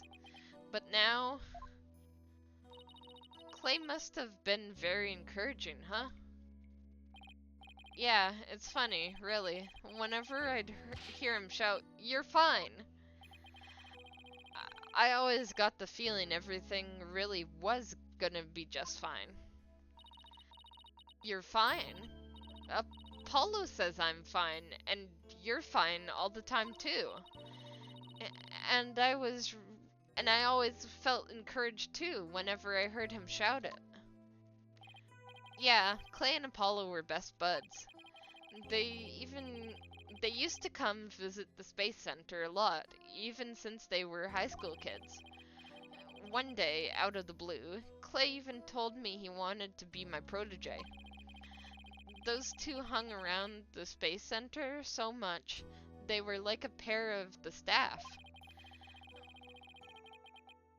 One time during Zero-G training, I started to panic a little bit, and the two of them took turns shouting, "You're fine," over the radio. It was a simple thing, but it was exactly what I needed to hear. So, "I'm fine and you're fine" were like the Apollo and Clay's secret phrases, huh? I wish I could ask Apollo more about Clay and their relationship now. Speaking of Clay, how do you suppose he climbed down the ladder with you over his shoulder? Sorry, but I can't even begin to imagine. And he actually did climb down that ladder, so a way has to exist. From the freedom of space to the walls of a cell. But that prosecutor said the dark night sky isn't half bad through bared bars.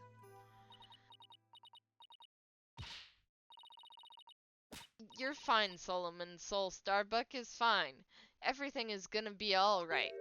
Huh? And Athena Sykes is fine. Come on, Mr. Wright. You too. Do I really have to? Phoenix Wright is fine. I can't hear you. Phoenix Wright is fine. We'll get you back into space yet, Mr. Starbuck. Believe in your own innocence and have faith in us. Apollo believed in you wholeheartedly, and that's good enough for me. I believe in you too. Thank you. Thank you both. Both of you. I'll put my faith in you. And I vowed to make it back into space. All I need first is a not guilty verdict. It sure feels nice to reassure ourselves every now and then that we're all fine. Alright, Mr. Wright. Let's get our investigation of the Space Center started. Pronto. Good idea. Let's go. To the space station.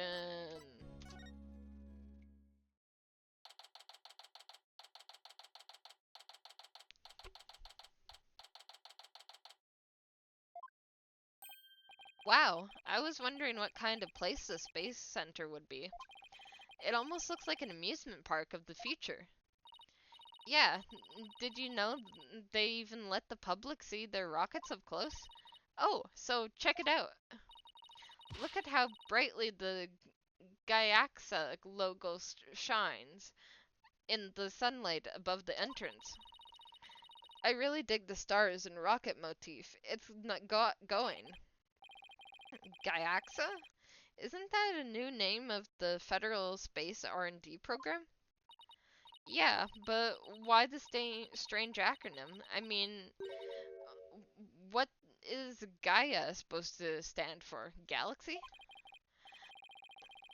If that were it, then the whole thing would be something like Galaxy Exploration Agency.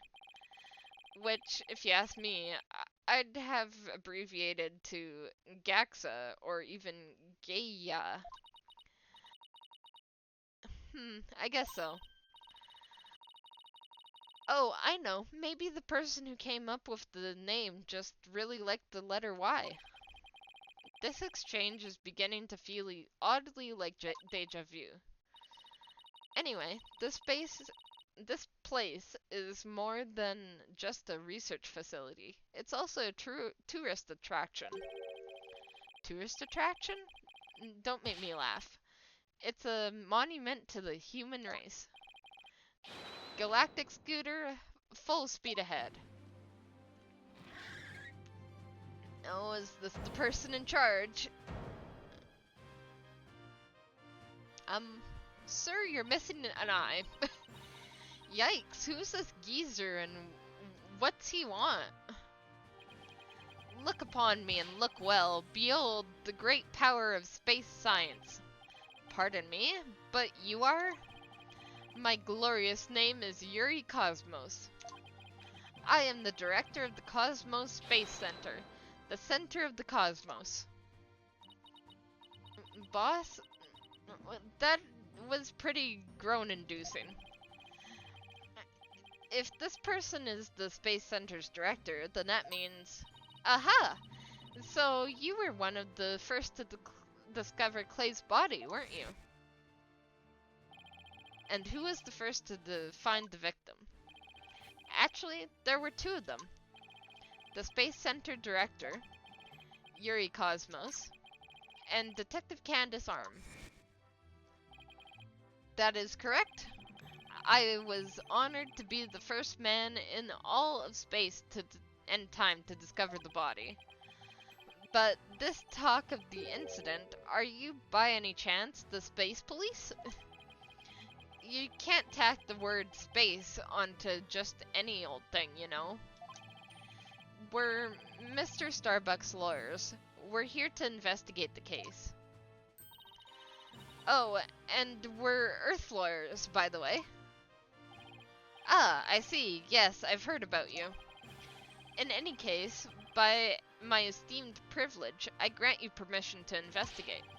I trust you are appropriately grateful. Now, go ahead, have at it.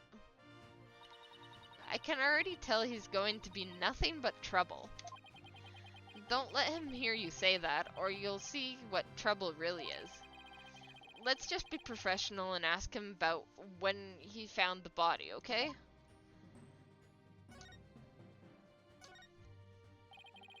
So, as director, what do you do here at the Space Center specifically? Defend peace across the galaxy and promote space development in this country. No matter what obstacles stand in our way, we must keep going for the sake of mankind. I believe I used the word specifically in my question. Attention all personnel, to your break stations. Prepare for break. Oh, I get it. You just wander around and tell people what to do in a self-important manner. That is exactly right. Because I am an important man, my manner is important. Mr. Wright, this man doesn't get sarcasm. Well, there's bound to be some people like that. Here in the boundless of space. What's that? You want to know what it is that makes me important specifically? Very well, I will tell you. I was the central figure of that Hat One project. You may proceed to be appropriately impressed. Now, go ahead, have at it. I might be more impressed if I knew what he did for it specifically. Could you tell us what you know about the incidents from the other day? I refuse. What? Explaining is a job for common folk, not the director of the Center of the Cosmos. My testimony, which will go down in space history, will be heard in the courtroom. What? So does that mean you'll be taking the stand tomorrow? That is correct. I will be the most glorious witness in the history of mankind. Not sure if he really understands what being a witness is all about. Looks like Director Cosmos is the type that only talks about what he wants to talk about. Then, let's at least try to ask him about the things he might be willing to open up about. Alright. The Hat 1 was a rocket that was launched into space 7 years ago, correct? And despite numerous problems, it somehow made its way back home? I suppose it is part of my job to educate ignorant young folk like you. Very well. I will impart to you the complete story of the Hat 1 project. Oh, thank you very much. Hat 1's noble mission was to collect samples from an asteroid, and Mr. Starbuck was the pilot for that flight. Eventually, the Hat 1 reached its planned orbit. From where it launched the Hope probe towards the asteroid belt. From there, the Hope probe began its long, lonely journey into the far reaches of space. Then, after a terrifying struggle, the Hat 1 returned safely to Earth. That struggle was when the incident known as the Hat 1 miracle occurred, right? Correct, and it truly was a miracle. Of course, they just had to turn the ordeal into a movie. As for the Hope probe, I did eventually arrive safely at its destination. It obtained a few samples from the asteroid and returned to Earth but a few days ago. So, what kind of samples are they? What's in them? The asteroid samples? The samples are scheduled for analysis in the near future. We haven't had time, since they just came back the other day, before Terrain's murder. Regrettably, we've had no time to inspect the samples due to everything that has occurred.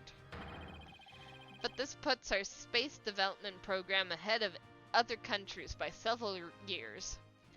I can see why those asteroid samples were incredibly important. That's quite impressive. I guess this guy isn't just a loudmouth braggart after all. In the golden age of space development, our predecessors were successful in bringing the moon rock back. That is the greatest achievement in the history of the Space Center. The public fell in love with space and all of its glorious potential. A moon rock, huh? I remember that being big. Our endeavors with the moon rock live on in our work with those asteroid samples. I want to bestow new hopes and dreams for the future upon mankind once again. This is my mission, as the man who stands at the center of the cosmos. I heard there's a lot of research into moon rocks and stardust from asteroids these days. They say the results could potentially have a huge impact on all of civilization. It's like we're in a new space race with every other country out there. What? Bite your tongue. It's not for anything so based on money or politics. It's all for the brilliant future that awaits mankind, and all for my illustrious mission. With the recent budget cuts, my staff tells me my finances are tight, but I won't hear it. I guess even a space program has to watch its budget. By the way, you seem awfully knowledgeable about this kind of thing, Athena. Huh? Oh, well, you know, I thought I'd better brush up for the case. Is that so? Well, I will be on my way. As you can see, I am very busy and a very important man. Galactic scooter, fire up the main engine, max battle speed, and engage. That thing is surprisingly fast. I guess we'd better get going too. You bet. Let's make it so. Alright. Let's go to the boarding lounge. What the heck? What's that?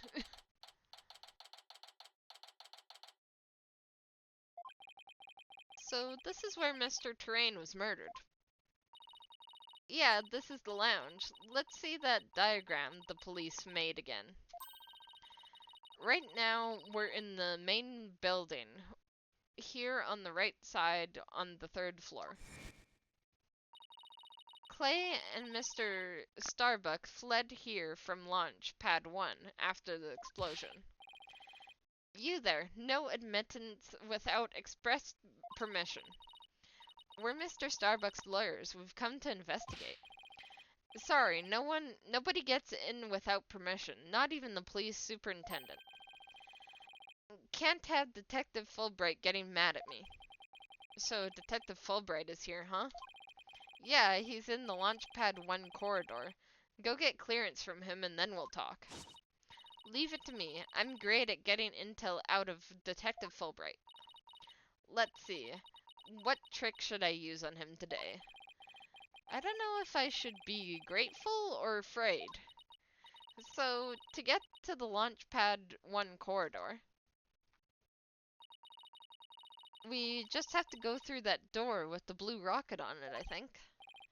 Wait, that door. It looks awfully familiar. Good eye there, boss. This is the door Clay and Mr. Starbuck used during their escape from the launch pad. Ah, that explains it. The fingerprint system has been deactivated, so I think we can just pass through. Now, come on, let's go. All right. Oh, that's quite different from what I expected it to look like. So this is it, huh? This is the corridor the two of them used in their escape. Yeah, and I kinda expected it just to be a normal hallway, but I guess not. Yep, this is the only way connecting Launchpad 1 with the main building. I see police tape down at the other end. Guess who won't be looking at the launchpad? After the explosion, this whole corridor must have been filled with smoke. But the launchpad itself is probably a sea of flames. Must have been pretty scary for them. Now, where could Detective Fulbright be? Hey, I think that's him over there. What should I do? Which path is the path of justice? He seems to be lost. That's funny. This corridor is a straight shot. Huh. Ah, it's you lawyer people. Welcome to the Space Center. Enjoying a relaxing day off, are you? Here for a little rocket sightseeing. We're here to investigate the scene. Same as you. Do you have any info to share? Boss, if he acts at all reluctant to give us information, we hit him with the whatever shall we do act. I'm sure he'll fall for it. Got it? Are you trying to catch the unruly family dog here or something? Info on the case, huh? Alright, I'll gladly share some with you.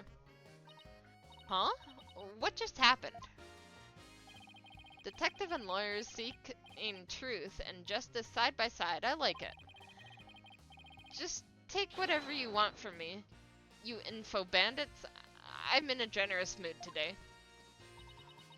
I don't know. There's something weird about Detective Fulbright today. Well, we need information, so let's run with it. If you say so. Detective Fulbright, could you give us permission to investigate the crime scene? There's an officer on guard, and we can't get in. Oh, whatever shall we do? That's an easy one. Let me know... No, not let me. I'll let them know over there to let you in. Investigate to your heart's content. Take a week if you need it. A month even. Shall I have some snacks delivered? One of my men gives a mean neck rub. Oh, no, that's okay, but thanks. Definitely not the Fulbright I know. Detective Fulbright is acting sickeningly sweet. It's kind of gross, actually. Do you think he hit his head or something? Who knows? Whatever the case, it's making our lives way easier. You were here at the space station at the time of the incidents, weren't you, Detective? That's right. I was here in the on a security assignment. The police are required to secure rocket launches now. Didn't know that.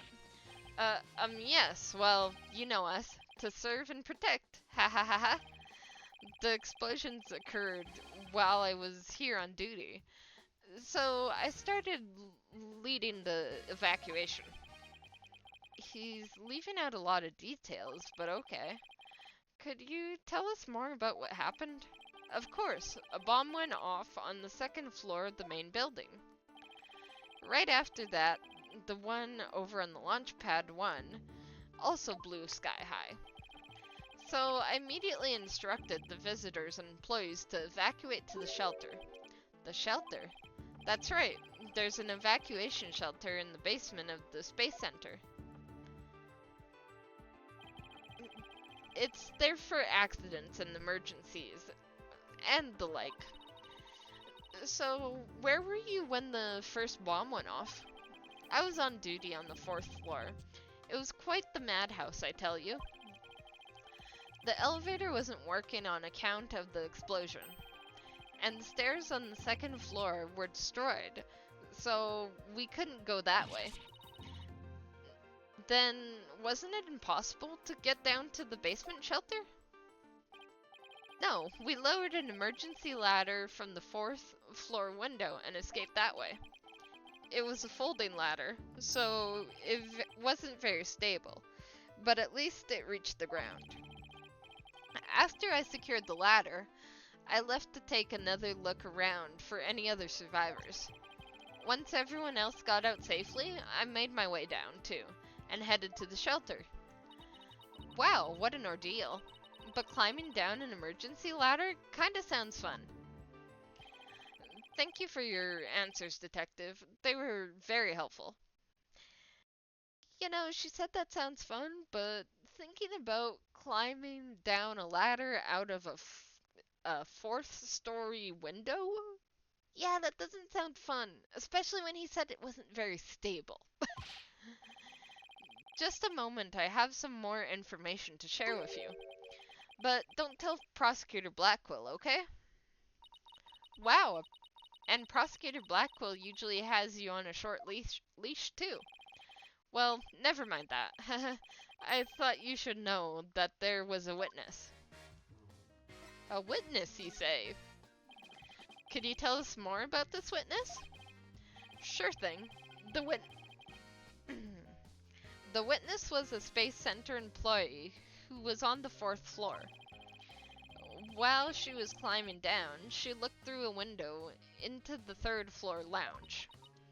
So, she was looking into the crime scene from the outside. That's right. It was just a matter of chance that she saw something important. Not that I know what she saw exactly, though. You don't? But that's the most important thing of all. Ha ha ha. Don't you worry. I'll get around to interviewing her soon enough. She should still be somewhere in the Space Center. You might even run into her. A 4th floor employee, huh? Alright, thanks for the info, Detective Fulbright. Gee, you sure are being cooperative, Detective. A little too cooperative, even. Yes, well, actually, something you can't talk about? Yes, something like that. Anyway, never mind. Don't worry about me.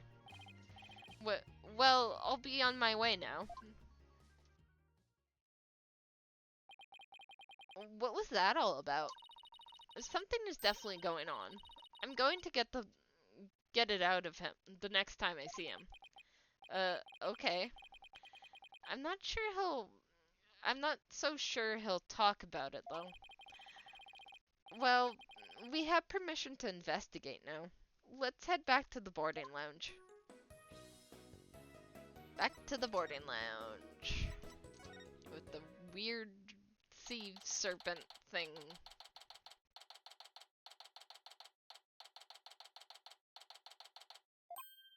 Ah, you two. Detective Fulbright has granted you permission to investigate. He also said I should bring you some snacks, or give you a neck rub too, if you'd like. Oh, that's alright, but thank you for the offer. Well, time to roll up our sleeves and start investigating. Now, let's see. Where's the diagram again? So, this lounge is on the 3rd floor of the main building. And according to Apollo, this is where he believes the third party killed his friend. Well, let's stop the recap and start looking for traces of this third person then. You read my mind, Athena. We'll make that our first priority.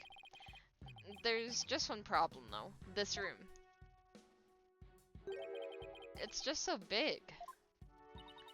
Don't worry. We can use this to help us. A Space Center pamphlet for tourists? Yep. Picked it up at the entrance. The maps inside should come in handy. Let's see. Yep, here it is. A map of the lounge. This is the door we went through to talk to Detective Fulbright. Oh yeah, that's the door with the fingerprint recognition lock. Well, I guess this map will make things a little easier. A Space Center pamphlet added to the court record. Yeah, no more excuses. Let's track down the third person. Wait, there's just one more thing. What's that strange creature moving around outside the window? Oh, boss. It's just a holographic image. Oh yeah, I knew that. Phew, that's a relief. There should be a button somewhere in this room to turn the image on and off. That's what it says in the pamphlet anyway. The only reason you're so eager to start is so you can push that button, isn't it? And what's wrong with that? Let's just look for the button while we're looking for clues. Alright, fine. Let's get investigating. Alright. Let's look at the body first. Or where the body was. So this is where they discovered Clay. Yeah, he was already dead when they found him. Let's take a look at the photo. So he was stretched out like this and, huh? What's that thing that looks like a thermos? It's the samples. That's the thing that Prosecutor Blackwell mentioned when I was in court with Apollo. He said that it contains asteroid samples. Oh, right. Director Cosmos mentioned something about that too, didn't he? That they were brought back only 5 days ago, but the probe that the Hat One launched? I wonder what they look like. Do you think they'll let us see? Let's think about that after we solve the case, okay? Alright.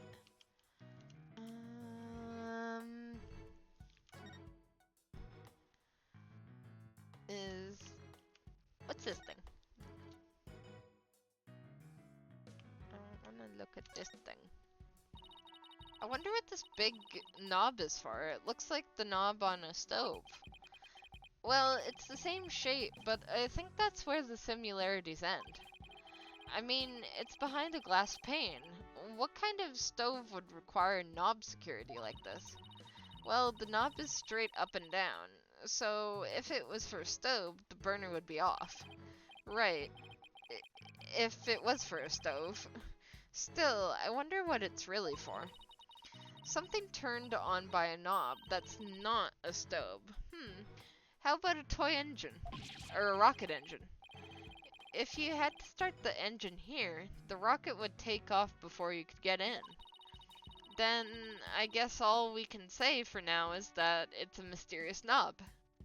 Alright, well, let's look at this. So, this is the fingerprint recognition device. I guess you put your hand on this mark here.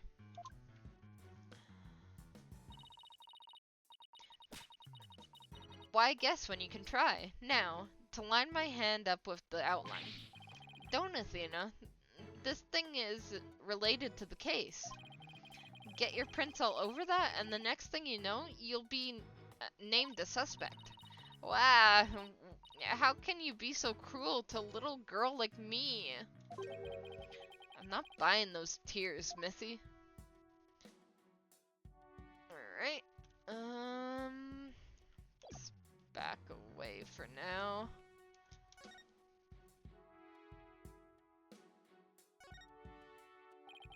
Here's another amazing piece of equipment. Walk on the surface of the moon, it says. Oh boy, I want to try it. Gravity is weak on the moon, so I bet I could do mid-air somersaults. We're still on Earth, remember? Besides, it's connected to the ceiling. Well, at least I could jump really high. There's a sign on the wall that very clearly says, don't jump too high. Then what good is this thing? Didn't I say in the beginning, walk on the surface of the moon?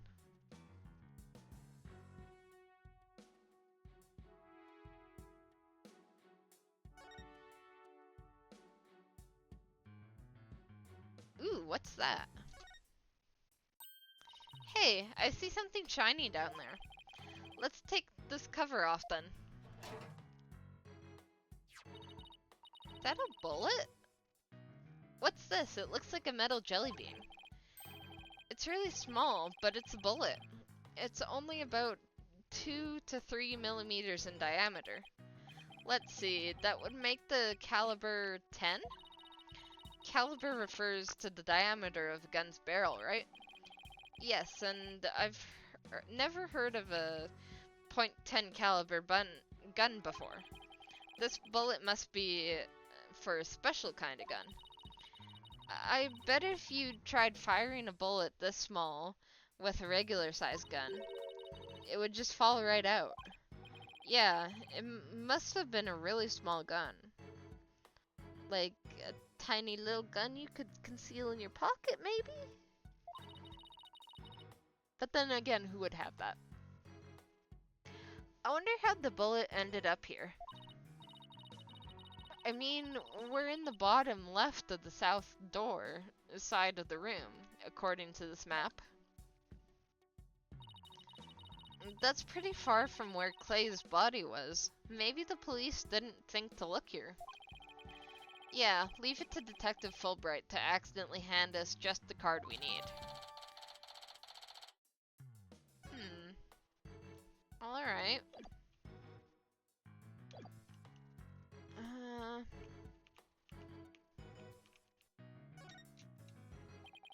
So it looks like there are 3 doors that lead in and out of this room. Well, let's check. Drum roll, please. Ta-da! The Space Center pamphlet. We're here at this place that says Boarding Lounge 1. There are 3 doors. Let's call them lefty, righty, and downy. People usually just say west, east, and south. In this case, like this, you know. Details, details. Anyway, take a look at the west door.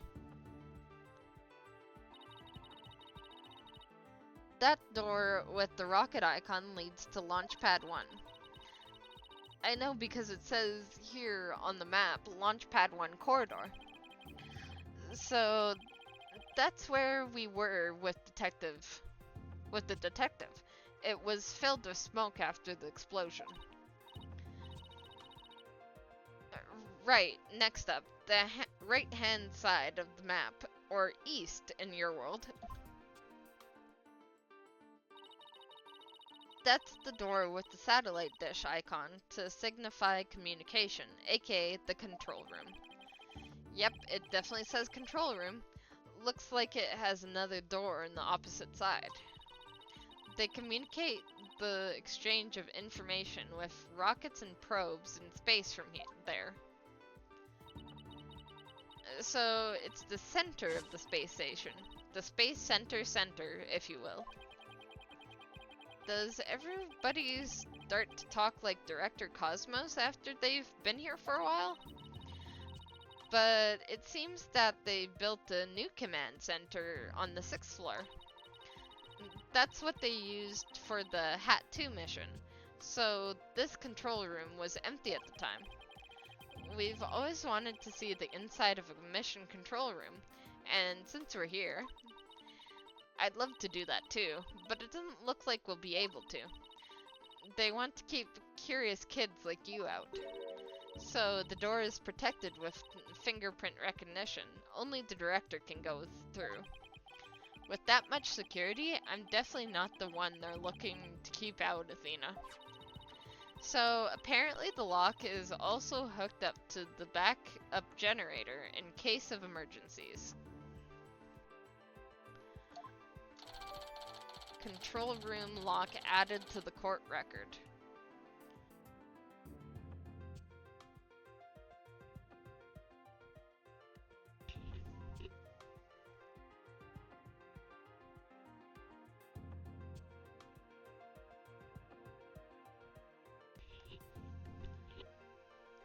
Okay.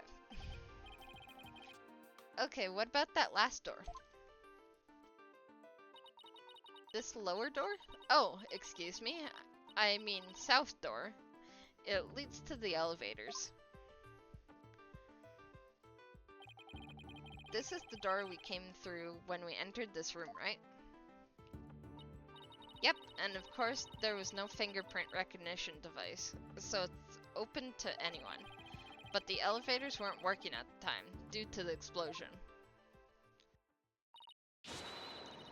Well, that's about it for the 3 musketeers of the boarding lounge. Thanks, understanding layout of the lounge should help us understand the case. That's why I thought we'd better have a good grasp of where all the doors go.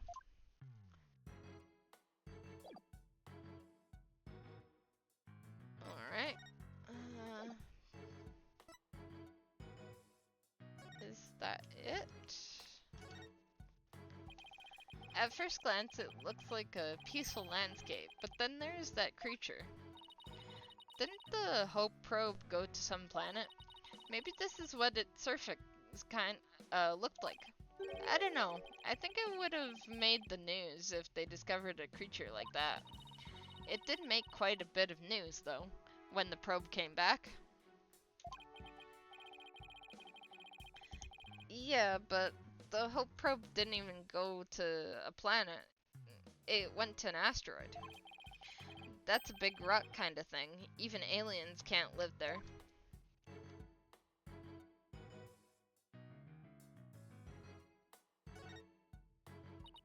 A window, and it's right next to the holographic image too. I bet it's here to help people see the stark contrast between reality and virtual reality. Way off, it says emergency ventilation. You know, to clear smoke from a fire? See, it's pointing out the virtual insanity of reality. Alright, what else is in this room? Oh, what are these?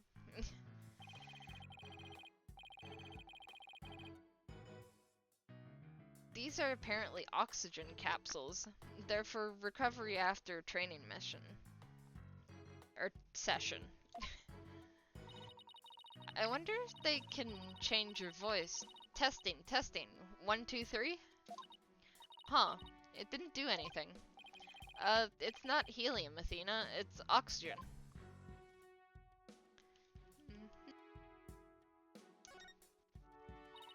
Oh, a mirror. How thoughtful of them to put one here. Thoughtful? So the ladies can fix their makeup.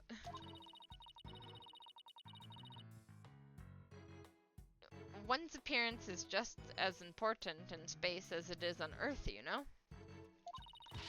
You never know when you're going to run into some other life form after all. I doubt anyone who thinks like that would ever become an astronaut in the first place.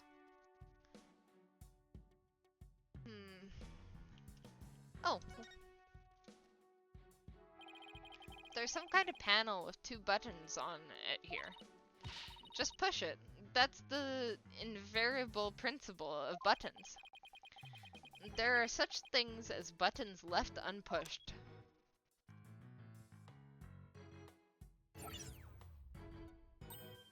Hey! The giant holographic image disappeared. Yeah, though that side of the wall seems kinda barren without it. Still, let's see if we can find anything new with the image off. Okay. Let's see, anything new. With the holographic image off, the screen is completely black, which for some reason makes me think of losing an argument to Prosecutor Blackwell in court. But at least it's got my brain revved up. I come up with the best ideas at times like these.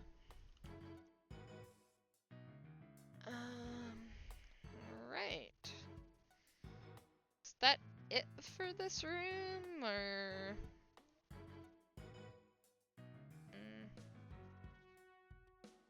I don't know.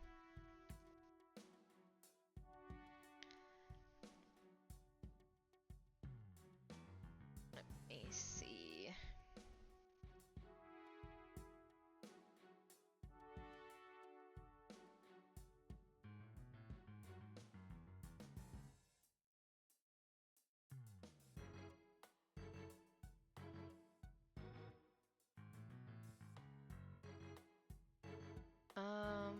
Oh, right. I noticed there was a trapdoor over here. Oh, it looks like garbage disposal or something? What's this, a trapdoor? It's a trash chute. The cleaning robots throw the garbage out from there. The robots do the cleaning? What a futuristic world we live in. I just hope they don't revolt like they do in science fiction movies. No way, all the robots here are very nice. Actually, wasn't there one in the Launchpad 1 corridor? We can go say hi to it if you want. We could go say hi to it. You know what? Let's go say hi to it.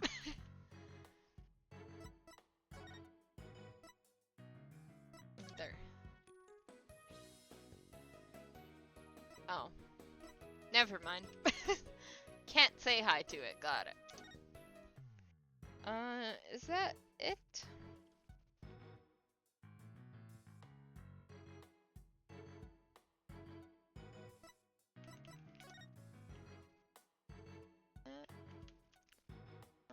I feel like that's pretty much it.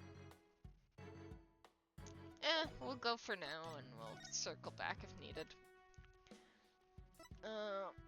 Oh, never mind, we still can't leave. Alright, okay, keep pressing things, got it. That's some pretty futuristic looking furniture over there. According to the pamphlet, those are no ordinary chairs. They're like amusement park teacup rides. You can power them yourself, it says.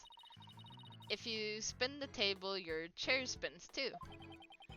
Why would anyone want to have something like that here? It's for the astronauts who have trouble with the device on the ceiling. No vertical spins. It says it's a training device that's easy on the eyes and on the body. Can a person really call themselves an astronaut if they can't handle zero-G? Pretty sure that's a qualification that you kinda need. Oh, I didn't even look up. Gamers don't look up. No matter how I look at it, all I can think of is torture device. But I guess it's a training device for getting used to zero gravity. Uh-oh, Athena has an odd glint in her eye. Is she thinking about trying that thing out? I should try to stop her, but I'm afraid she'll just out-muscle me. Hey, Mr. Wright, look at that up there. Some kind of fragment? It's stuck in tight. Oh, So that's what the glint was all about. That color looks familiar. I think it's part of an oxygen tank. I think you're right, but if that's there, it means Clay's tank ruptured after they arrived at the boarding lounge. So Prosecutor Blackwell's theory that Mr. Starbuck dropped Clay from the ladder must have been wrong. This proves that both of the astronauts were alive when they reached the boarding lounge. So Apollo was right. The scene of the murder wasn't the launch pad. Hehe. Way to go, Apollo. Alright, anything else in here?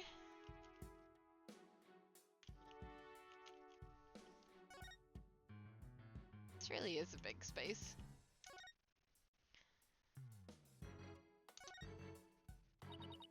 Let's see, this door is... Where's that pamphlet? Here we are. It's the door to the corridor that leads to Launchpad 1. We went through it earlier when we went to talk to Detective Fulbright. So I guess the security lock must have disengaged now, right? They say the corridor was filled with smoke at the time of the bombing.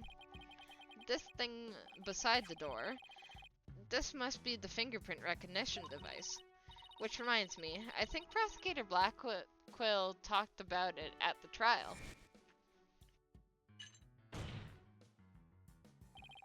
The notion of a third party in the Launchpad 1 is utterly absurd. Just to enter the area from the lounge, one must pass through a door guarded by a fingerprint recognition device. And allow me to state up front that there are precious few with the clearance to do so. Then, does this mean that the bomber's prints were verified by the system? That the number of unauthorized personnel was supposed to be really small?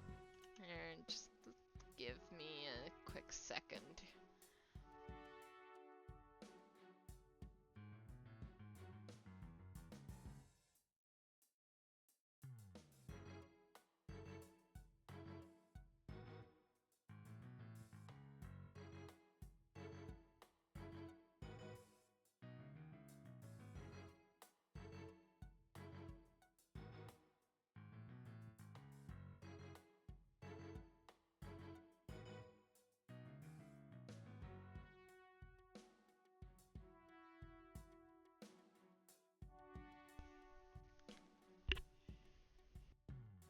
Do.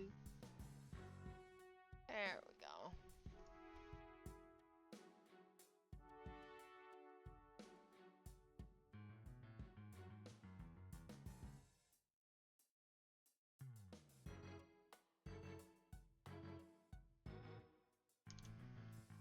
Just need to respond to this important message quick.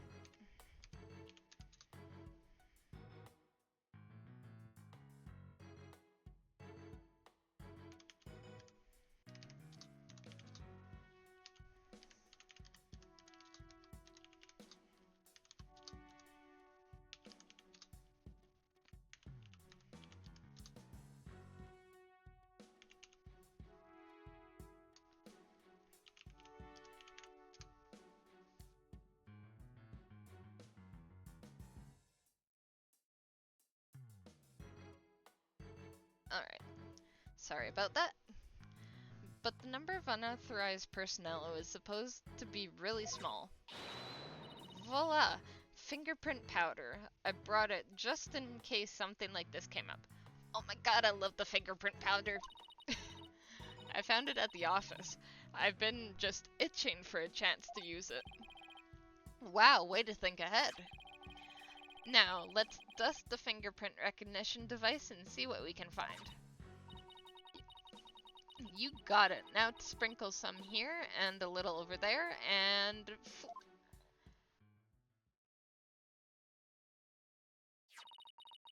Let's see what we have here.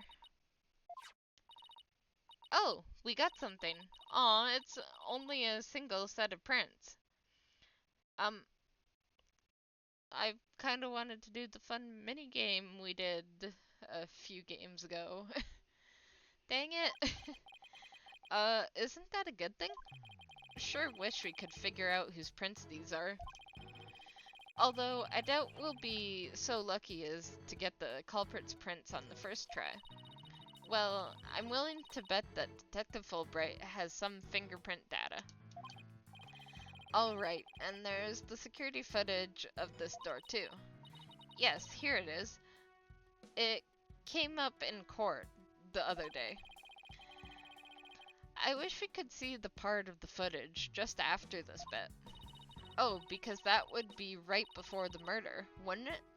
Let's ask the detective. With the mood he's in, he'll probably show it to us right away. Yeah, he's in almost too good of a mood today. Let's go see if we can find him again once we're done with this room. Okay. Are we not done with this room yet? I feel like I've looked at everything. Oh, whoops. That's all good. That's all good. Feel like we're done with the room. Are we not done with it yet? Let's try going to the entrance. Nope. Come on. How are we not done with the room? I don't get it.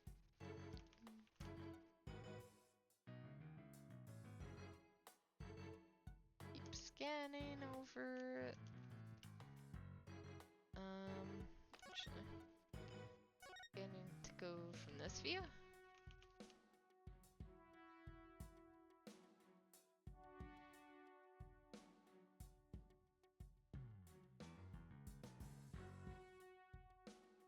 I feel like we're just finished looking at everything. I don't see anything we missed.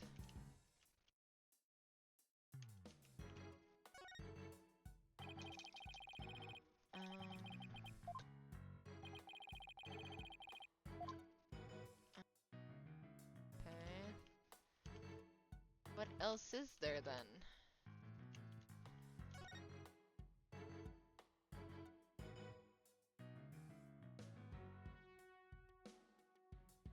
I feel like that was it.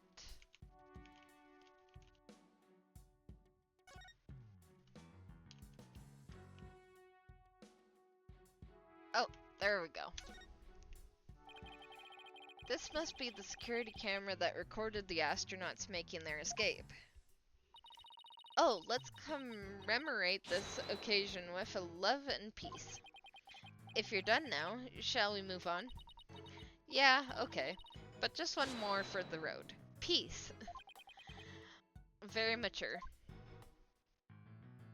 Oh, was that always there?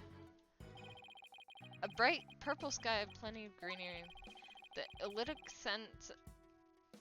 scene stretches as far as the eye can see. It's beautiful, but it lacks something to make it truly captivating. No, what the... Nah. I see there's a thing right there. Do I need to turn the thing back off?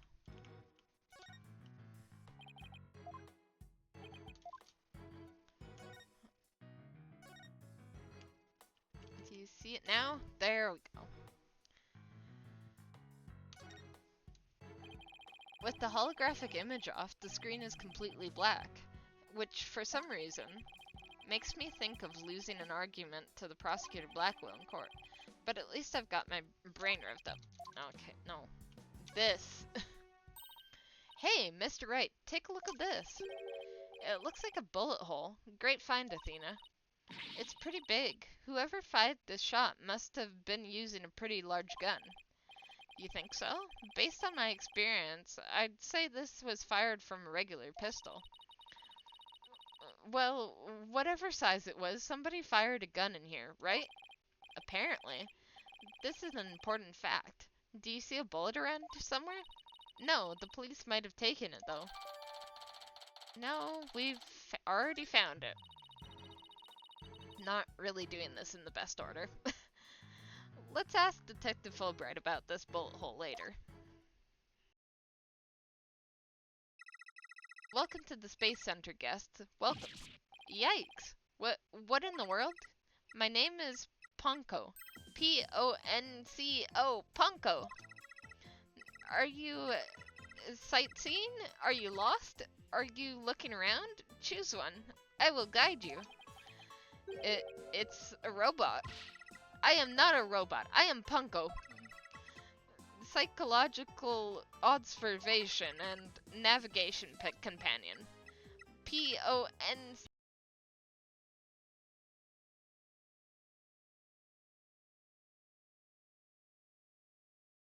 setup is really cool. Would you like me to tell you about it? Would you? The setup, the launch pad? Go. Let me just wait a bit just to make sure everything's running again.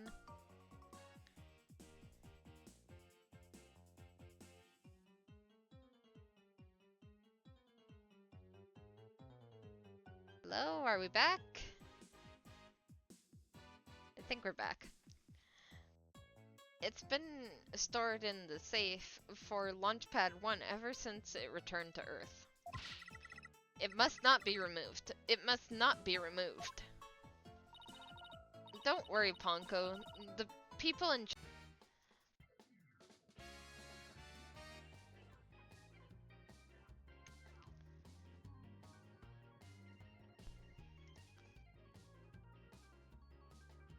Seems like the Wi-Fi's fine. Why do we keep losing power? Or connection, I should say. Okay. Hey, you're pretty smart. That's exactly what we're planning to serve the main course. To serve as the main course. I hope it goes down easy. Okay.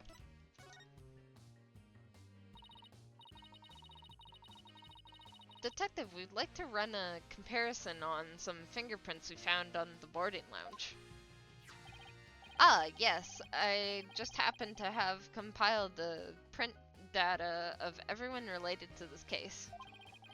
I can always make another copy for myself, so it's all yours. Consider it a gift. This is quite a bit of data. Well, when I said everyone, I meant it.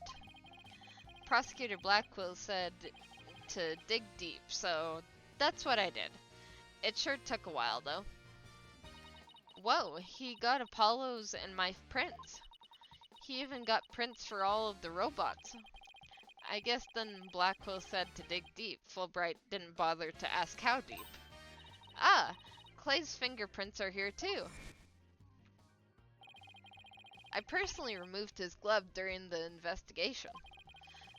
We have to get his fingerprints to confirm his identity after all. I still can't believe you took off his glove to get his fingerprints. Yeah, well, you can't blame me for thinking they're important in this case. There are a lot of doors that require fingerprint verification in the lounge. So, depending on whose prints we find, it can completely change the tide for both sides. Makes sense. Allow me to show you. Let's see what presenting the Magatama will reveal, shall we? Hold on just a moment. The entire nation had their eyes on this extremely important rocket launch. That's why I was called in on a special security detail. As versatile as you are, I can certainly believe that that's true. But I say, it's very strange that this person would be part of that detail from the outset. Oh, the person who is specialized in bomb cases? Take that! Detective Arm specialized in bomb cases. The fact that she was here on hand means that you people knew. Oh, you people knew there was the possibility that a bomb would occur. You got me, Mr. Wright.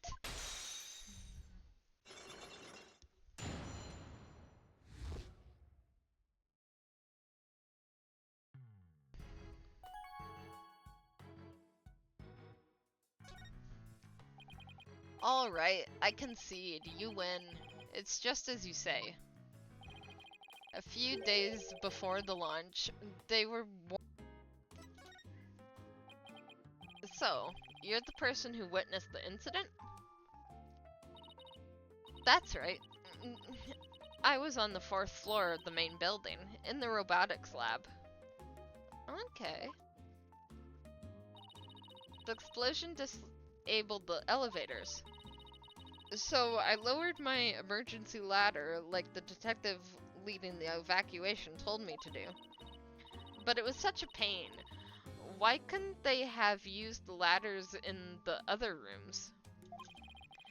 It must have been a very troubling experience. Probably best to just humor her. Then, as I passed by the 3rd floor boarding lounge one window on my way down, I saw the crime as it happened. And that's about it. So, you saw the crime as it happened, and that's about it? I see. Wait, what? You saw it being committed? This is no time to just nod and repeat. So, you saw into the 3rd floor lounge?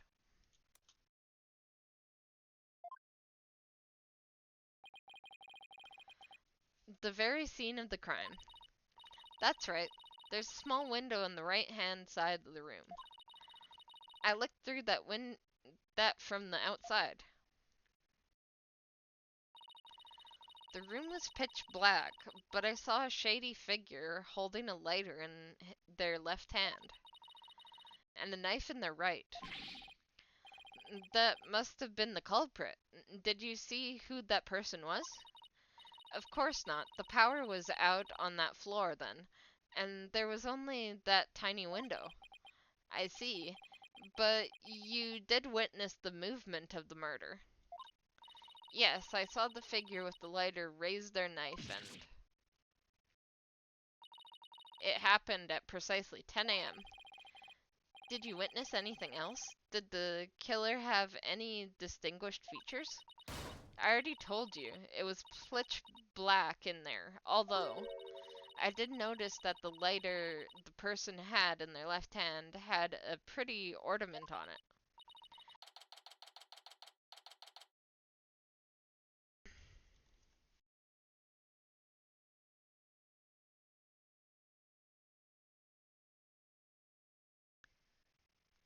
Oh my god, I swear. Come on. Why is everything so buggy today? There we go. Detention Center Visitors Room. My lawyers are here. It must be bad news. Hey, not necessarily. We found a new witness. A researcher saw the moment of the murder through the lounge window during her escape. Really? So they're going to let me go? Unfortunately, it was dark and she couldn't identify the person. I should have known. My stars never align just right, too. But we got a lead too, Mr. Starbuck. The murderer had a lighter with an Earth emblem on it. A lighter with an Earth emblem? Oh! Did you remember something? Yep, I sure did. Just a little bit, though. Anything at all would help, so please, tell us what you remembered. I thought I was unconscious the whole time. But now I remember, I woke up for a few brief moments. That's huge. Do you remember seeing anything? A lighter? I saw the flame of a lighter floating in the darkness. Good, good. What else did you see? What was nearby? It was definitely the boarding lounge, so it must have been after Clay carried me there. In the light from the flame, I saw a dark shadow flickering. A dark shadow? That must have been the third party we've been looking for.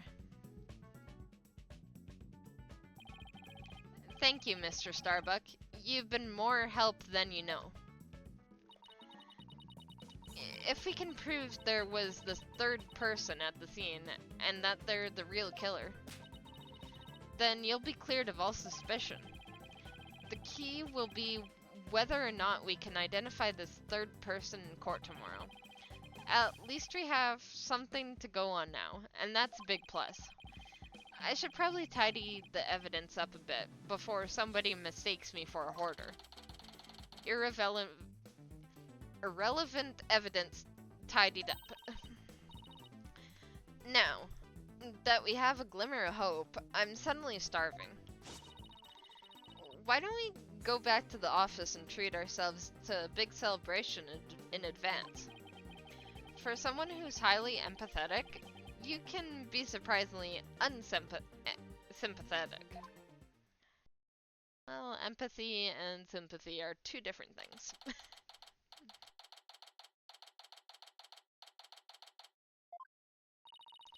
So, you found your strategy for tomorrow's trial, huh? Good for you, Daddy. Well, it's one step forward anyway. Hopefully it'll give us a fighting chance in court. As long as we can find out who this third person is. Now, let's get something to eat. I'm starving. My vote is for Eldon's noodles. Oh, Apollo.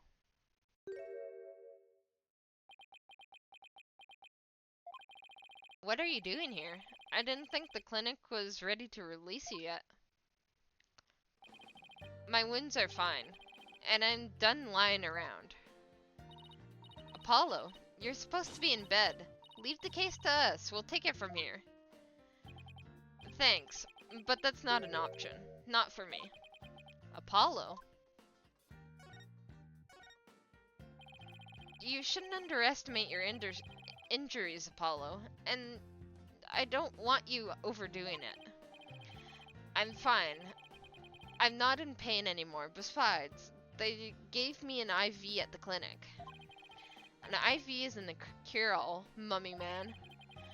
Anyway, just tell me how the case is doing. Have you guys made any progress? A suspicious figure was spotted at the scene. We think they must be the real killer. A suspicious figure, huh? Right. I thought you'd be happier than that. Oh, don't get me wrong, I'm happy. But I fully intend to see Clay's murderer apprehended. Absolutely nothing will get in my way of that. Clay was your best friend, right, Apollo? That's right. Best friend since junior high. Sounds like me and Junie. So, what was Clay like? Well, he was full of compassion and energy, and he had a real loud voice. If the two of you did voice training together now, I bet you'd break a few windows. Ha ha ha, you know, I bet you're right.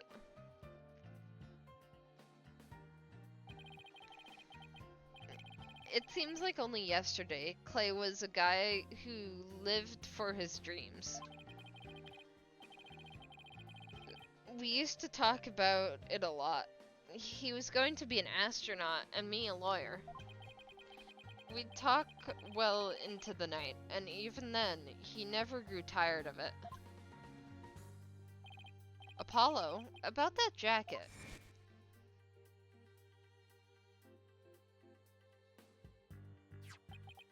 Oh, it's Clay's. I knew it. It's a special jacket that was only issued to members of the Hat Project. He was finally able to get one of his own once he was selected for the Hat 2 mission. He always looked so proud wearing it. But just when his dream was finally coming true, I still can't believe it. Damn it, it's not fair.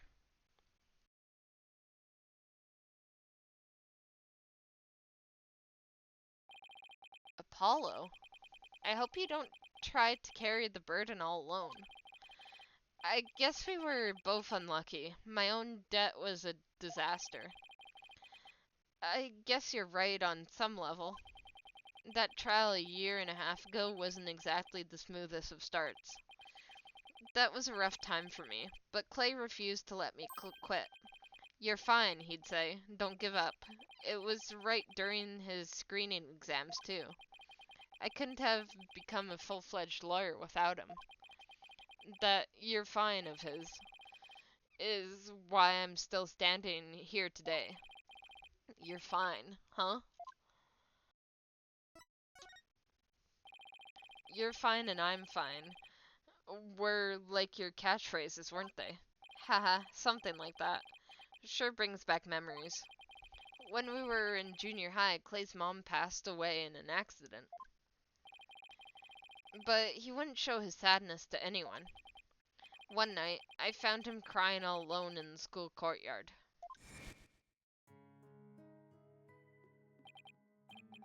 Mom, Mom, get away, Apollo, don't come over here. Clay, listen to me. I don't have a mother either. Huh?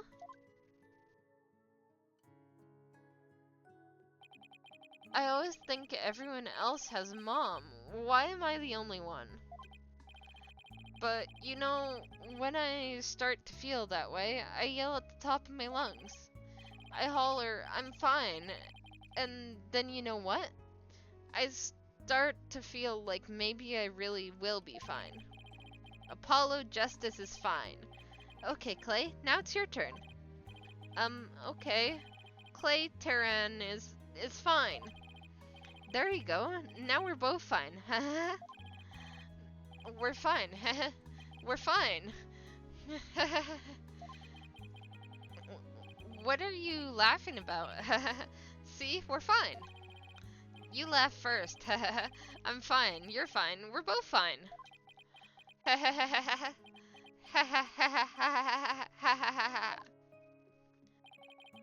Thanks, Apollo.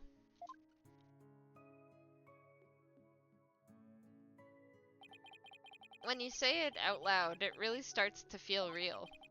And as long as you don't give up, you can keep on fighting. That's what we believed. As long as you don't give up. Wasn't there somebody else who said something similar? If I give in to my fear, I'll never find the truth. As long as I don't give up, I can keep up the fight. Clay called Mr. Starbuck his mentor, and looked up to him.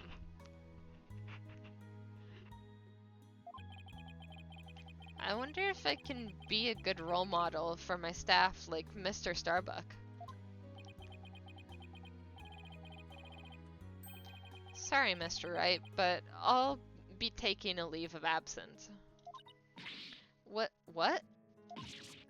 Wait, what do you mean a leave? You're really serious? You can't just... Can you at least give me a reason why? Well, I put Clay's jacket on. I swore him that I would catch his killer myself. But that's our goal too. I agree with Athena. We should work together to find the truth. The truth, huh? That's a noble cause. But when the truth you seek and the truth I seek out to be different, I'm not so sure I follow. What are you saying, Apollo? I'm going to catch the person responsible for taking my friend's life in my own way. Take good care of Mr. Starbuck for me. Now, I must be going. Goodbye. Goodbye? Did he just say goodbye? I sensed a lot of seething anger and hatred coming from him. And also suspicion. He's not walking out on us like this. I'm going to talk some sense into him. Hold on, Athena. Apollo can believe what he wants, but I believe he's wrong. Even if we take different paths, and the truth we arrive at should be the same. I think the quicker we solve this case, the better it'll be for Apollo. Yeah, you're right, boss. Alright, that's enough for one day. Make sure you're ready for tomorrow's trial, okay?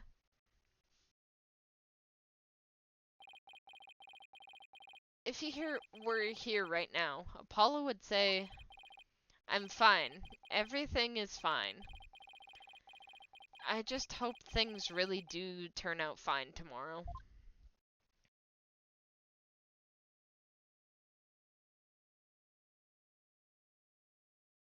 To be continued.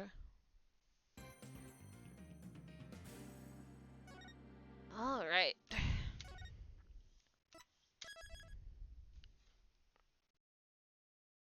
And this case is running long. Anyway, let's continue for now.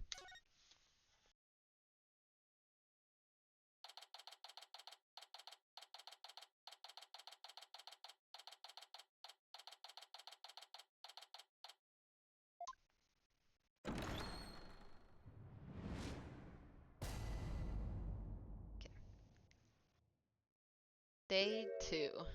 Where the heck is the judge? I suppose we should reconvene the trial of Solomon Starbuck or something. What? Where are you? Your Honor, could you please come out from under your bench? There are no more bombs, I promise. Oh, yes, my apologies. I'm still a little jumpy when it comes to trials involving bombs. I mean, first the courtroom exploded. And then Mr. Tonate self-destructed. I guess that's one way of describing what happened to Tonate. Anyway, it seems that Mr. Justice was seriously wounded by Mr. Tonate's actions. So, you, Mr. Wright, will be taking up the defense. Do you have an understanding of what has happened in the trial so far? Yes, Your Honor. The defense is ready. I feel like I'm a bit too loud in here. Just gonna... There we go, just turn it down slightly. Maybe turn on the music slightly too. There we go. Yes, Your Honor, the defense is ready. Very well. Is the prosecution also ready?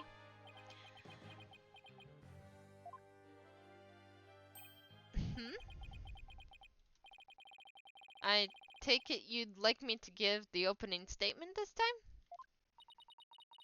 Looks like the judge has become a pretty good mind reader. Well, he certainly seen more than his fair share of colorful prosecutors. You could say he's something of a veteran of sorts. Let's see. In the previous part of this trial, we learned that the victim, Clay Turan, escaped from Launchpad 1, carrying the defendant Solomon Starbuck. There were explosions on the second floor of the Space Center and on the rocket itself. The two astronauts used the Launchpad 1 corridor to reach the boarding lounge. And how could the victim climb down the ladder if he was carrying the defendant? That was the mystery that needed to be solved. But Mr. Justice proved that the victim was killed in the boarding lounge. Prosecutor Blackwell, were you able to discover any new facts related to this point? Upon further investigation, we discovered an oxygen tank fragment in the lounge. Surprisingly, it would appear that Justice Dono's argument was correct. So that means the testimonies of the first two people on the scene are suspect. There were two people who claimed to be the first on the scene. But can we truly trust their statements? Let me see. The two people were Detective Candace Arm and Yuri Cosmos, right? You think that one of them might be given a false statement to the police? Yes, it's certainly possible. We might have to do a little more digging. And just as our team was about to cross-examine Detective Arm, the courtroom bomb incident occurred, and the trial was put on hold. That accursed fellow, he killed my witness. He killed Detective Arm. He definitely put the kibosh on anyone asking her about what she saw. Exactly. In other words, the question of who killed the victim in the boarding lounge has once again become the main focus of this trial. It's obvious Prosecutor Blackwell still thinks it was Mr. Starbuck. Fulbright said that Blackwell has a thing against the astronaut. Nevertheless, the defense argues there was a third person in the lounge, and that's who killed the victim. To make such reckless claims in a courtroom takes a bold man, or a stupid one. There was no third person in the boarding lounge. Or have you gone dotty already? Old man. Objection! We'll see who's the dotard after I trounce you with my years of experience, little boy. In any case, Mr. Starbuck claims he saw something leaving the lounge. Furthermore, the Space Center employee also saw a suspicious figure at the scene. They saw a third person?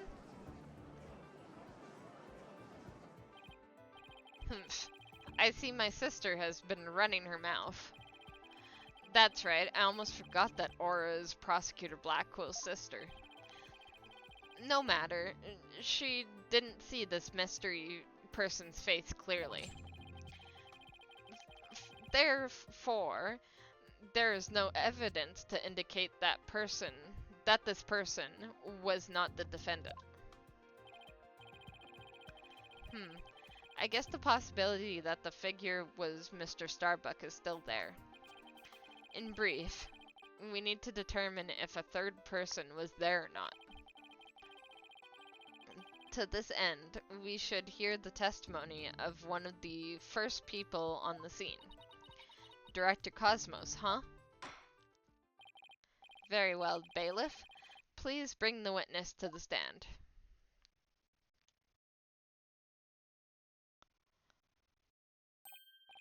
Why, I believe I've seen you before in the newspaper.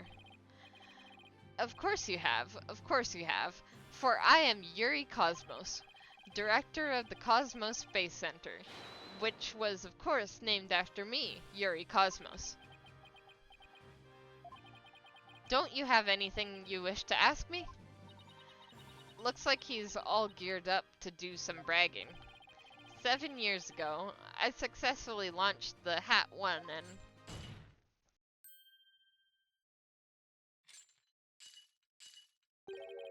Everyone already knows how brilliant you are.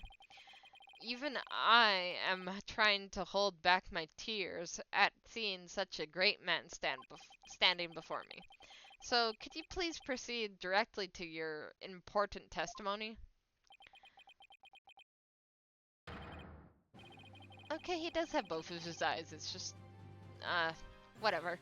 Ha ha ha. I see this fine young lad has a proper appreciation for greatness. Then allow me to begin my epi epichal testimony that will be recorded in the annals of history. That speech of Prosecutor Blackwell's just now, it sounded more like he was poking fun at Director Cosmos. That's probably for the best, that it sailed right over the director's head. Now then, Director Cosmos, the condensed version of your illustrious testimony, please.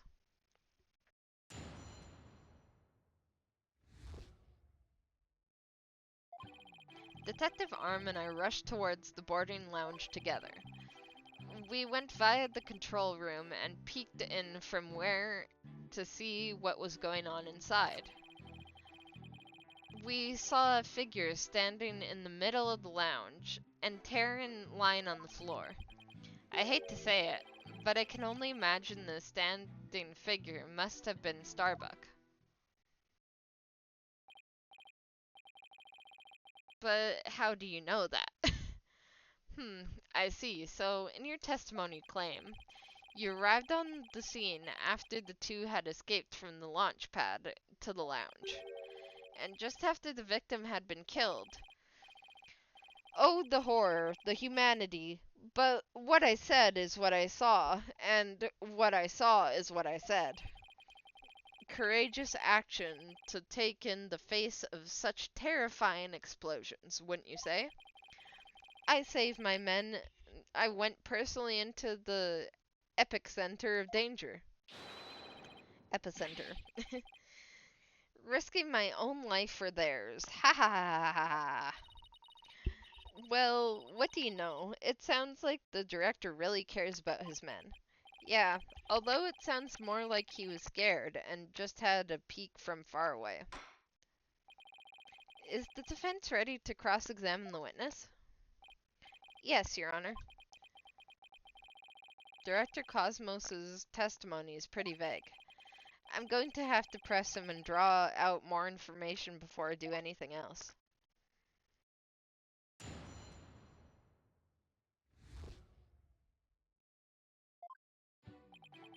Detective Arm and I rushed towards the boarding lounge together. We went via the control room and peeked in from there to see what was going on inside. We saw a figure standing in the middle of the lounge and Taryn lying on the floor. I hate to say it, but I can only imagine the standing figure must have been Starbuck. How do you know that? Aura Blackwell also saw a suspicious figure in the lounge, but she gave the statement that it was too dark to see the person's face clearly. Did you see the figure's face clearly? No, not clearly. The lighter they were holding illuminated the area around their feet at the time. But other than that, I could see little else. That's why I could see Taryn, but I couldn't see who the other person was. So, for all you know, it might not have been Mr. Starbuck, is that correct? I would like to believe that Starbuck isn't the type of man who's capable of murder. Objection! When the witness entered the boarding lounge, there was no third person there. Isn't that correct, Great Space Center Director? Yes, that's right. Only Starbuck and Taryn were there by the time. After we peeked in, the lounge suddenly went dark and the figure vanished. You mean they disappeared? That's odd. Objection! The reason the figure appeared to vanish is because it was the defendant. When the witness weren't looking, he fell to the floor and feigned unconsciousness. Hold on, Director Cosmos. Did you ever take your eyes off of the scene?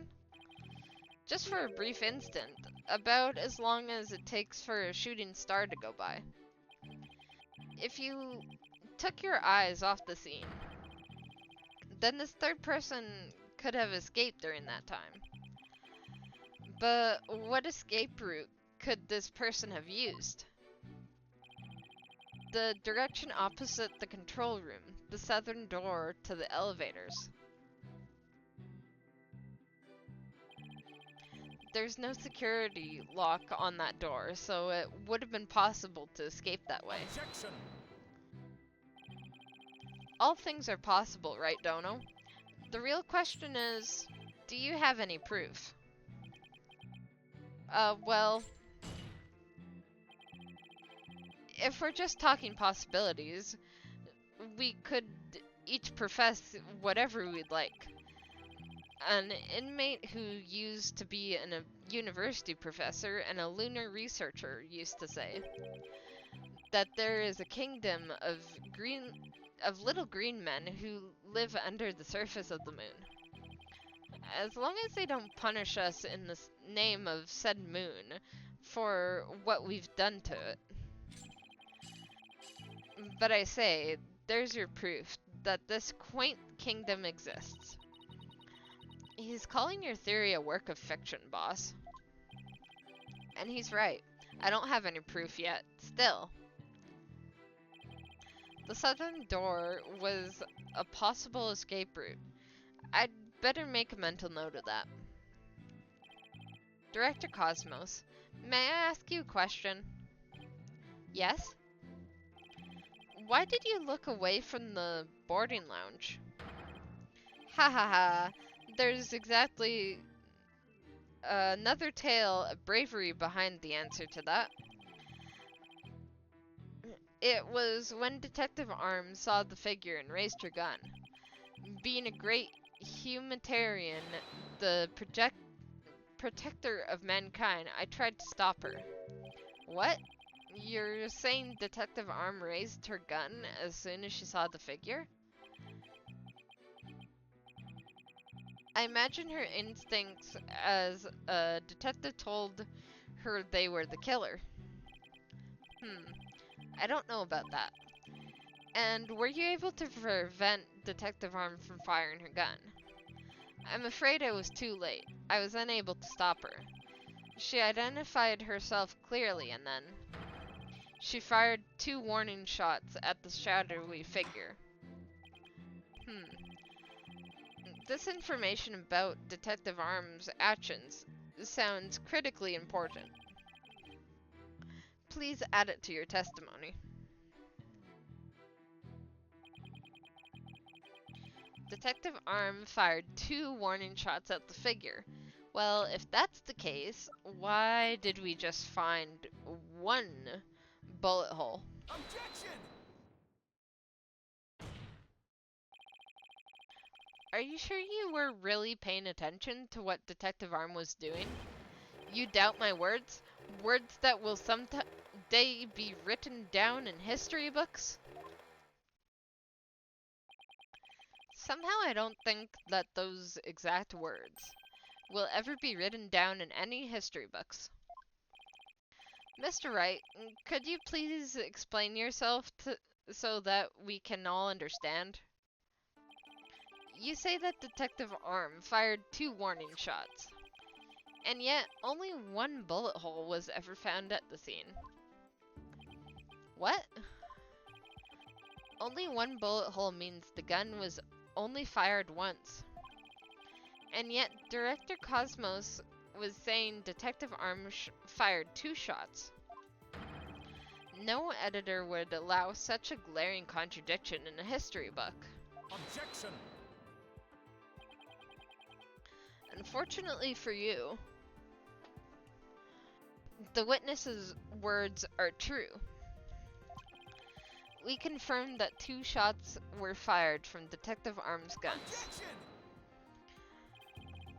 But there was only 1 bullet hole at the scene. Where did the other bullet hole vanish to? Ah!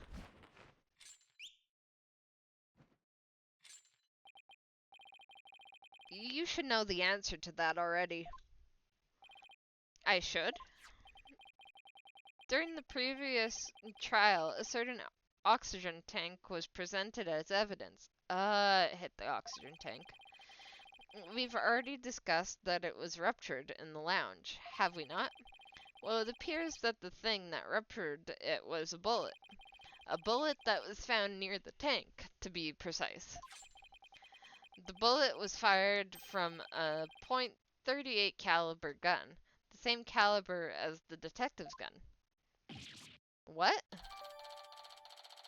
Well, that's not the same caliber bullet we found. The rifling marks also match up. There's no question that the bullet was fired from Detective Arm's gun. Alright. Rifling marks.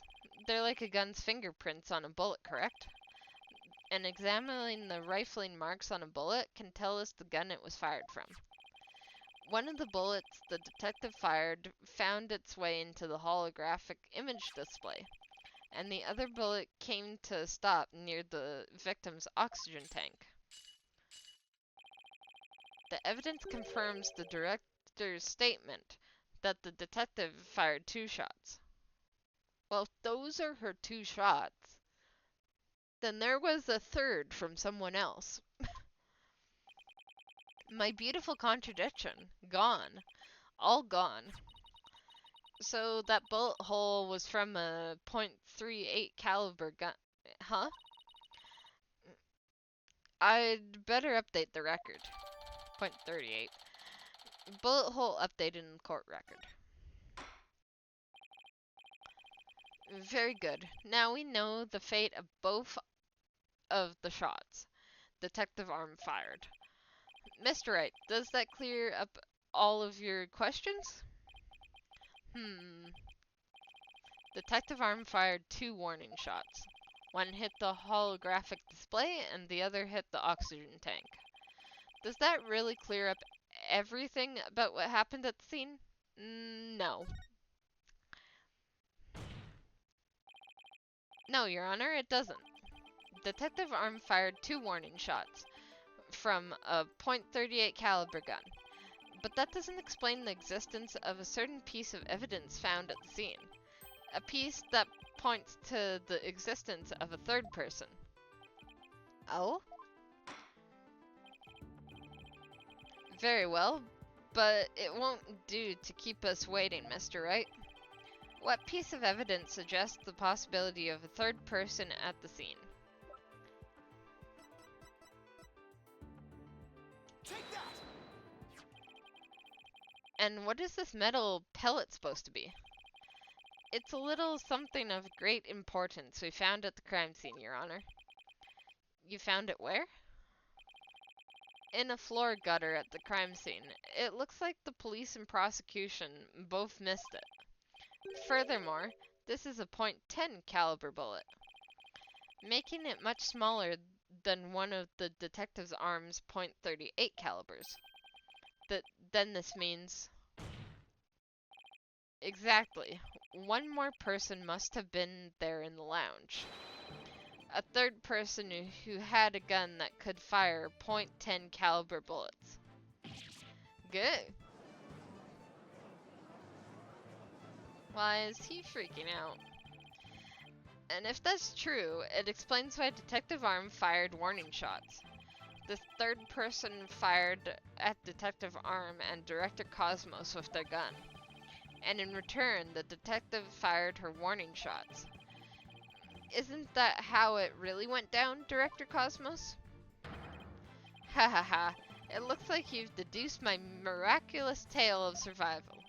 Yes, you're absolutely correct. The mystery person fired upon us.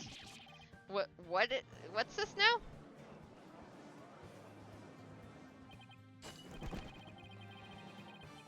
What? You never breathed a word of any of this to me before? Ha ha ha. Well, all great men have a secret or two, don't you know? Tisk, foolish old geezer. So, Director Cosmos really has been hiding the presence of a third person all along. Director Cosmos, I want you to testify to the court about what you really saw. You may be a great man, but in my courtroom, you are just another witness. You won't receive special treatment here. Now please, give accurate testimony.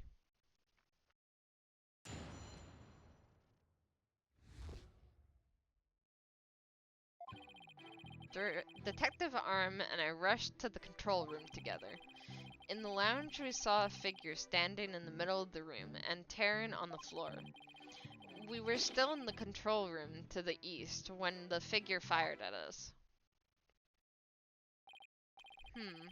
Given that there was no third person in the lounge when the witness entered, does this mean the person who fired the gun had to have been the defendant? Not necessarily. It's still possible that it was someone else. Most likely, as soon as Detective Arm and Director Cosmos discovered this person, they escaped through the southern door, the one that didn't have a security lock. Objection! Double-edged swords are a tricky lot. Mishandle one, and it is you who is cut down. Huh? Your reasoning could apply if Space Boy were the killer as well. Think about it. After being discovered, he could have fired the .10 caliber gun. Detective Arm would have responded by firing 2 warning shots. All he had to do was feign unconsciousness and invent the possibility of a third person. Objection! But Mr. Starbuck didn't have a gun on his possession when he was found by police, nor has a gun been found at this crime scene. Its absence can only be explained if there was a third party who took it with them. Objection! Recall the existence of a trash chute in the boarding lounge. The defendant could have simply thrown the gun down there. Objection! But you can't deny the possibility of a third person leaving with the weapon. Objection! It's up to you to prove that possibility, and I trust you haven't forgotten my little piece of decisive evidence. What evidence? Why, the detonator switch that was found in Mr. Starbuck's pocket, naturally. The most compelling evidence of all that tells us he is the culprit. Ah! I did forget about all that. Look, your baldness, how deliciously obvious it is that they lack the evidence to rival mine. Wow, he sliced our third person theory to ribbons and served it to us just like that. Yes, well, I have a question of my own, actually. That bullet that the mysterious figure shot, what did it hit exactly? It hit me.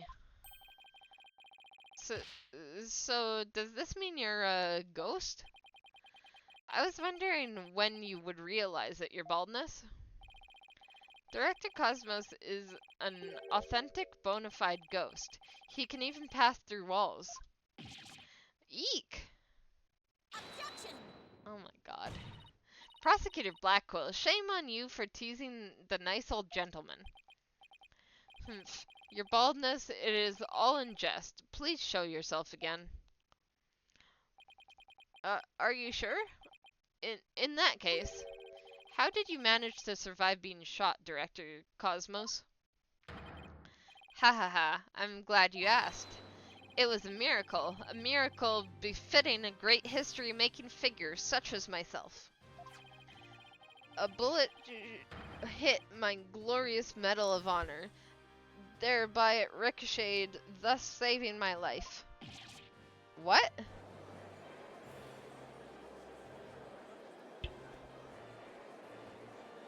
I just realizing how short he is now. That's unbelievable. I have to check this out. Oh, wow. Look at that. There's one extra Galactic star. The odds are literally astronomical. I guess it really was a miracle. It's beginning to really feel like the cosmos is watching out for Director Cosmos. But why did you conceal this information, Director Cosmos? A great man such as myself has to hide things on occasion, no matter how much it hurts. It is the plight of the truly great. It may be hard for this generation to understand. I don't know, but it sounds fishy to me. What else is he hiding? Let's just cross-examine him and see what we can find out. Now then, Mr. Wright, your cross-examination, please?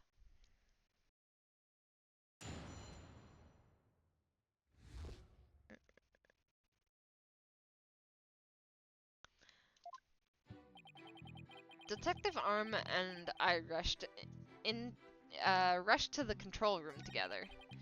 In the lounge, we saw a figure standing in the middle of the room and Taryn on the floor. We were still in the control room to the east when the figure fired at us. Oh, so Director Cosmos was in the control room to the east. And while he was there, he was shot at someone with a .10 caliber gun. And the bullet hit his metal, so he was able to escape with his life. He's a very lucky man. No wonder people think he's great. Hey, I'm pretty lucky myself. So, if he's a great man, then I'm king of all cosmos. Okay.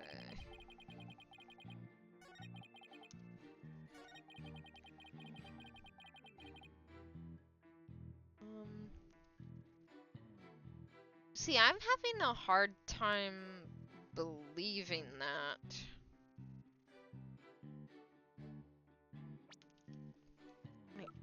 Mostly because of where the bullet hole is.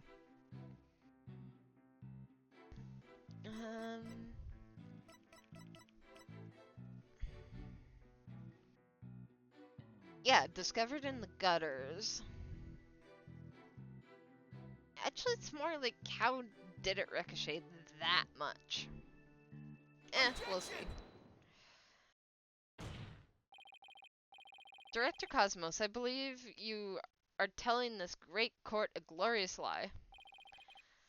A great man like me? Tell a lie? Have you ever heard of such a thing in all of history? My accusation is based on propositions of the people who were in the lounge.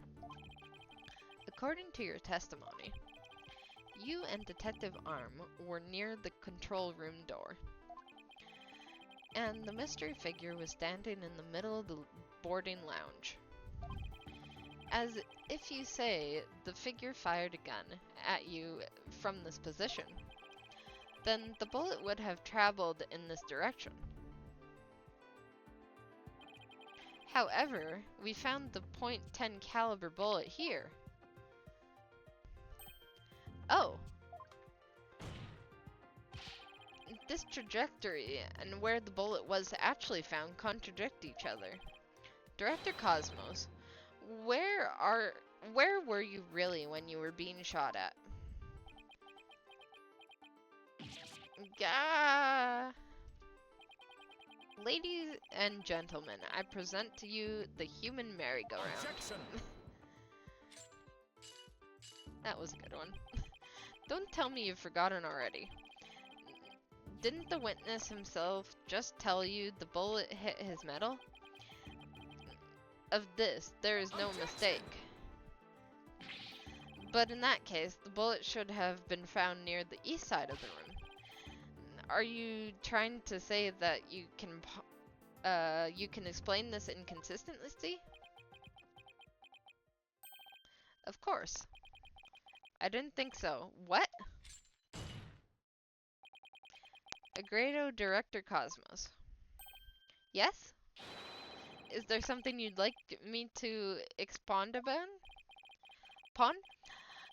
You were in fact not in the control room to the east, were you? You were looking into the lounge from the door to the south. Is that not right? Gah! What are you getting at? Use your own brain. Your head must have some use other than housing that bird's nest. Bird's nest? Why does everyone pick on my hair? Director Cosmos and the detective witnessed the scene from the southern door. The killer fired at them here, and that is why the bullet was found in the south. I kinda figured. Ah, that makes some sense actually. Also, the witness being at the southern door is rather favorable for the prosecution. Huh? I've got a bad feeling about this. How about it, Director? If you don't tell the truth this time. Yikes. His handcuffs. You will become but rust upon my sword. I relish the chance to cut down a great man. Alright, I'll tell the truth. Just put your sword away. You are correct. I, the great Yuri Cosmos, was looking into the room from the southern door. What? That's the complete opposite of all the testimony he's given us so far. And now you have lost your possibility that a third party was in the room. I have? How? The director and the detective were near the southern door, meaning the killer couldn't have escaped through there. The western door required print recognition. The corridor beyond was filled with smoke. The only escape route left was the eastern control room door. And the only way to get through there was with Director Cosmos' fingerprints. Ack! In short, there would be no escape for any third person had there been one. Ah! My third person just disappeared, like in one of Trucy's magic tricks.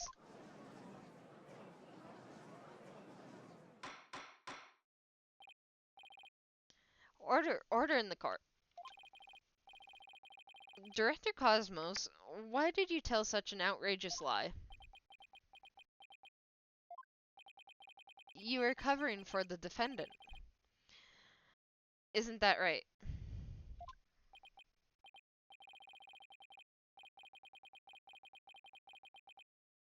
Yes, it was all for the love of my men.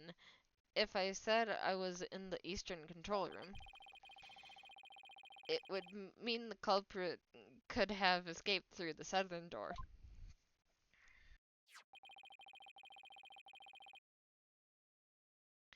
It would have meant that there could have been a third person. All I wanted to do was protect Starbuck. I said I was in the control room to invent an escape room for a third person. What a convoluted lie. Was he really covering for the defendant? It looks like we've come to a conclusion that the defense's argument, the possibility of a third person, has crumbled. No! Humph, it's over. Yikes, the judge is about to hand down his verdict. Think, Phoenix, think. This is the perfect time to try and turn my thinking around. If a third person had no way of escaping the scene, then what if one of the people at the scene was this third person? Wait, what if the whole premise is all wrong? I'm thinking Cosmos is the third person. Director Cosmos said that he and the detective arm rushed to the scene together. But what if that premise isn't true? What if one of them reached the scene before the other one? And what if that person entered the lounge? Then they would be the third person. The defendant is the only one who could have killed the victim and shot at the director. There doesn't appear to be any room for argument against these claims. I will now render my verdict. Objection! Please, wait, Your Honor. There is still one possibility. Oh? This had better be good, Mr. Wright. There is one and only one person who could have escaped from the scene, and that person would be the first person who arrived on the scene. Then, upon entering the boarding lounge, the second person to arrive came via the southern door. That's why the first person fled from the room, using an escape route that was accessible only to them. Very well, let's hear more about this theory. Who was the one person who could have escaped from the boarding lounge? Well, I think it is Yuri Cosmos. Take that! What? But that's... Mr. Wright, what are you claiming here? Of all the people who were at the scene, only the witness could have escaped. The director is the only one with the authority to open the control room door, after all. But that means... Exactly, the true identity of the third person is our current witness. Director Yuri Cosmos. Gah! What? What?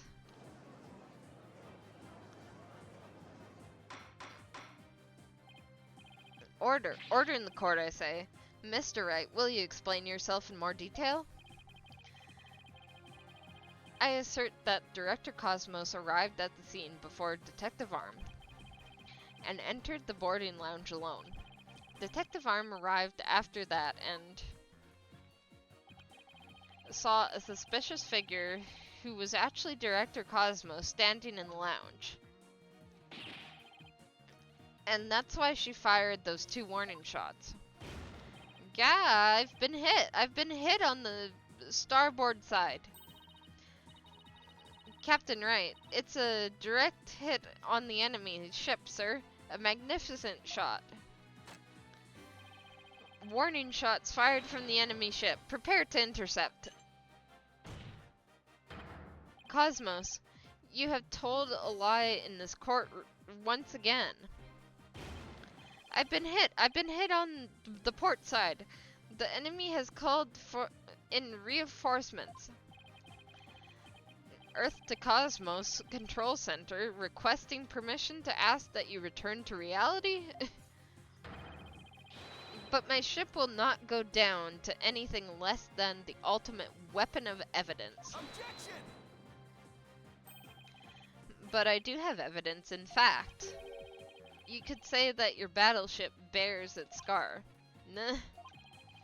If Director Cosmos is the third person or a black hole saw, this third person fired at Detective Arm and Director Cosmos with their gun. But in return, the detective fired her warning shots. Isn't that how it really went down, Director Cosmos? Ha ha ha. It looks like you've deduced my miraculous tale of survival. Yes, you're absolutely correct. The mystery person fired upon us. Director Cosmos must have been the one who fired the .10 caliber gun. When Detective Arm discovered him in the lounge, it only makes sense that he would have turned and shot at her. Therefore, the evidence on the director's bodies is of a different kind of relevance than before. Once we compare it against another piece of evidence, the mark that you received from the third party will be all the proof we need to prove that you were the one there in the lounge. Ugh. Brace for a further impact. Comparison against this piece of evidence will prove that you were the one in the lounge. Let's see. We're talking about bullets a lot.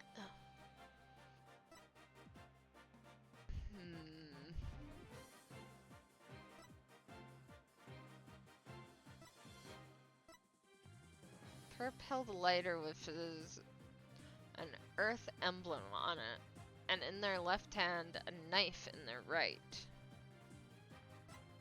The bullet found near the victim's oxygen tank. It was fired from a 13 caliber gun. Comparison against this piece of evidence. Oh, maybe compare the bullets? A .38 caliber bullet found on the floor at the scene didn't hit the oxygen tank. It hit Director Cosmos's metal. Ah. If we have that ricochet mark on the metal analyzed, I'm sure the caliber will match up. And if that mark proves to be from a .38 caliber bullet, it will prove that you are the third person we've been looking for. Gaia!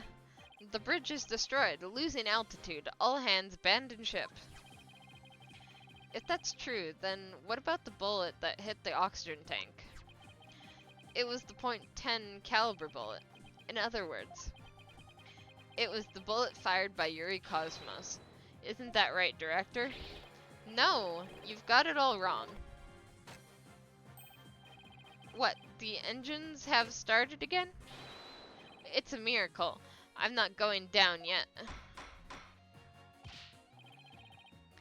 Witness, stop this at once and confess the truth. If you don't want the history books to say that a great man was a great liar, then accept your fate and tell the truth.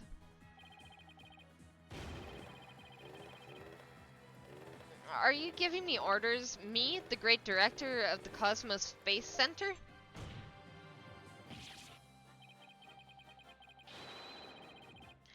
Yeah, but the cosmos revolves around me.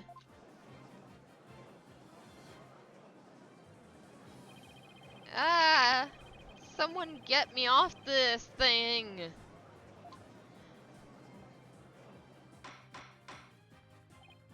Order in the court. And will somebody please stop the witness from spinning?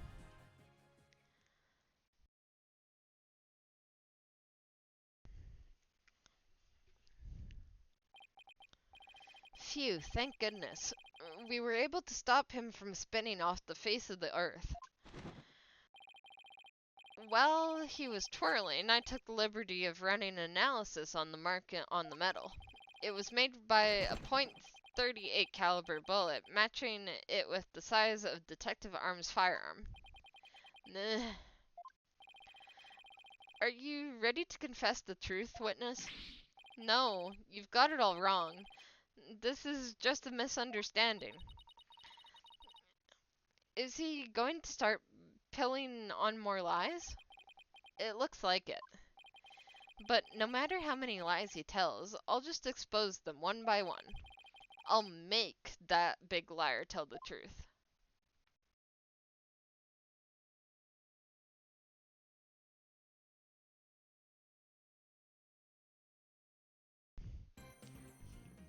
You know, it's gonna be kind of sad if Cosmos ends up being the person. Because, like,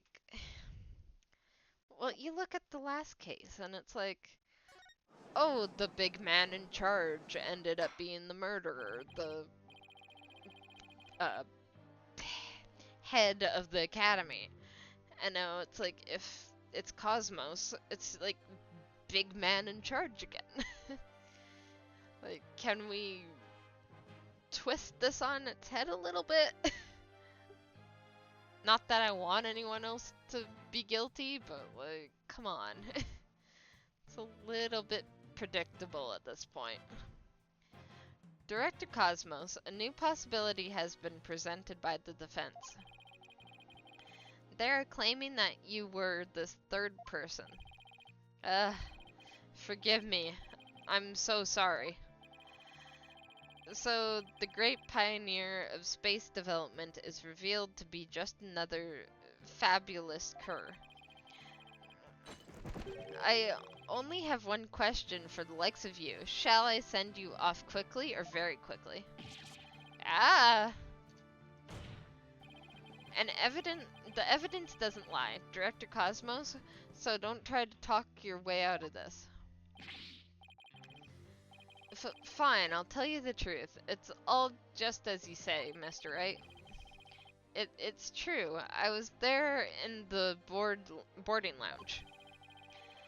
I got there before Detective Arm, and when she arrived, she fired warning shots at me. I was afraid people would mistake me for the killer, so I escaped to the control room. I then went past the elevators and all the way round to the boarding lounge. Won again. I came up behind Detective Arm and pretended to be the second on the scene.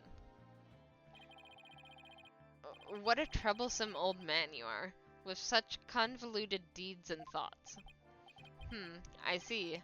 So then, are you still insisting that you did not kill the victim?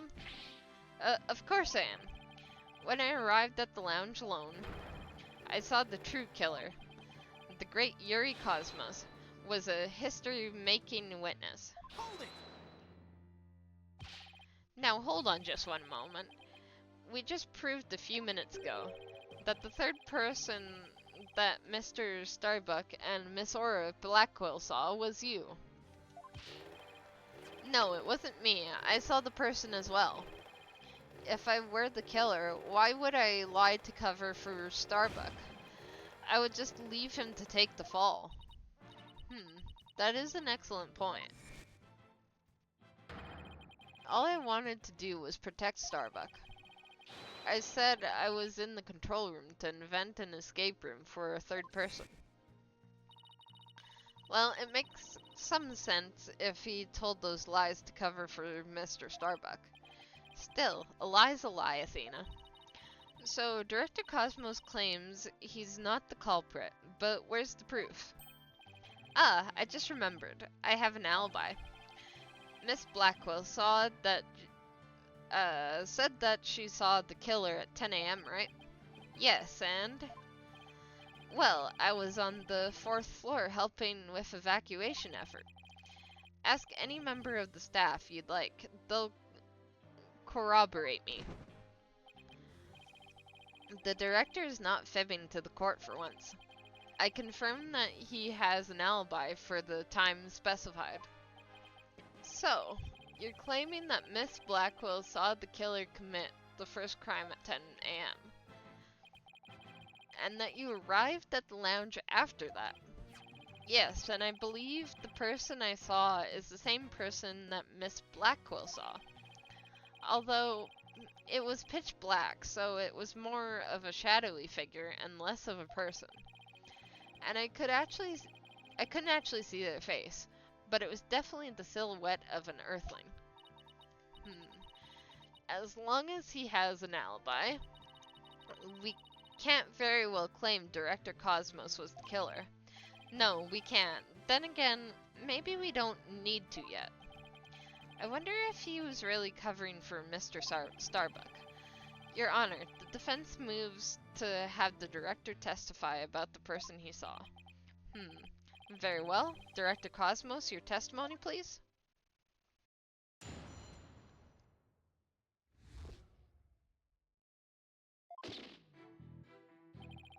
As I tried to enter the lounge, the true killer inside fired a gun at me. I hid to avoid getting shot, but then I tried to get another look.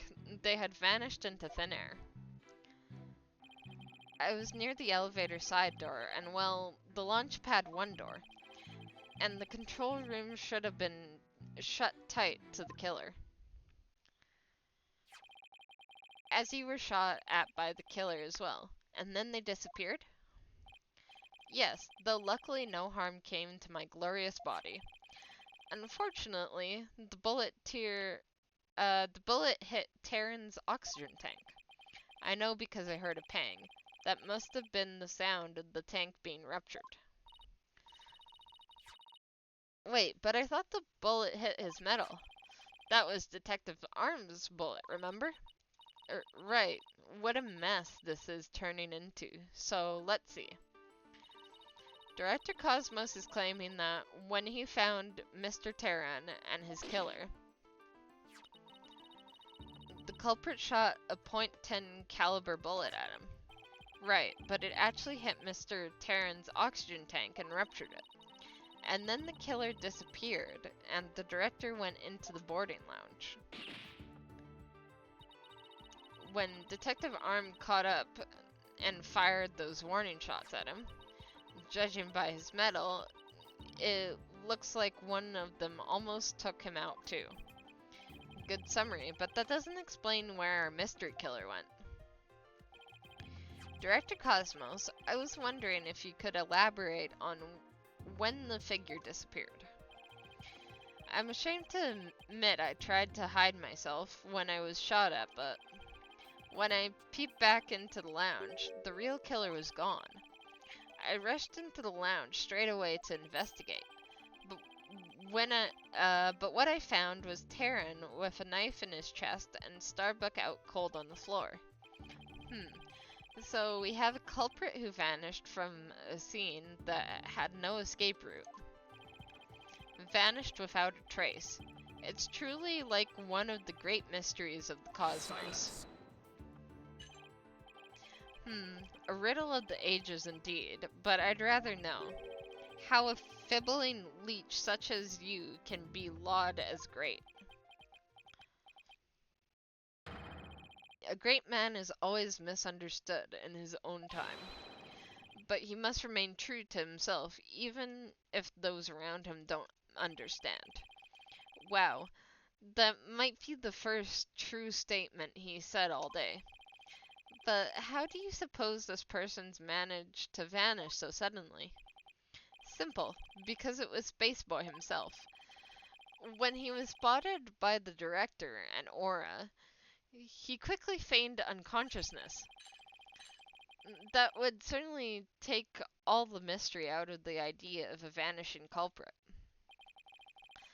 I want to raise an objection, but I don't have any counter evidence.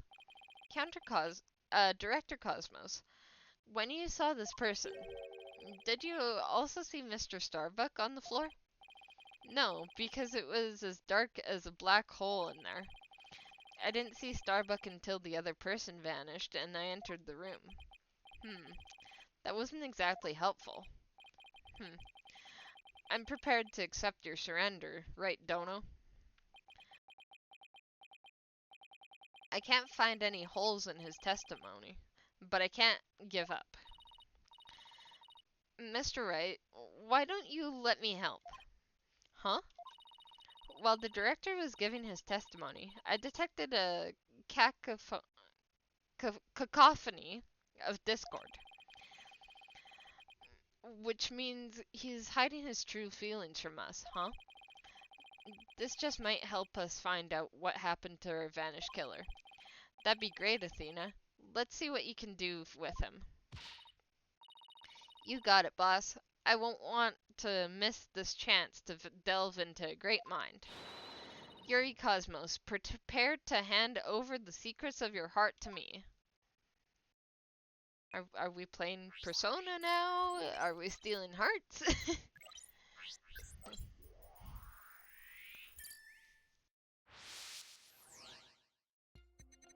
Okay. As I tried to enter the lounge, the true killer inside fired a gun at me. I hid to avoid getting shot. But when I tried to get another look, they had vanished into thin air. Why are you not surprised?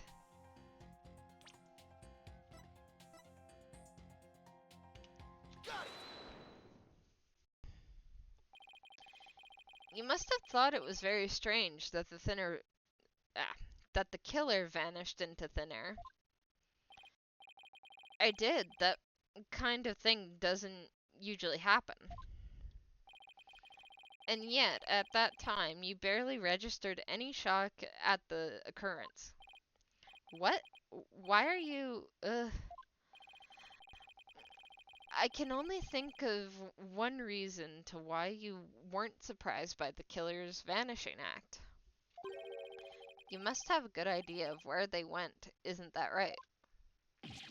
What? No, of course not. That's preposterous.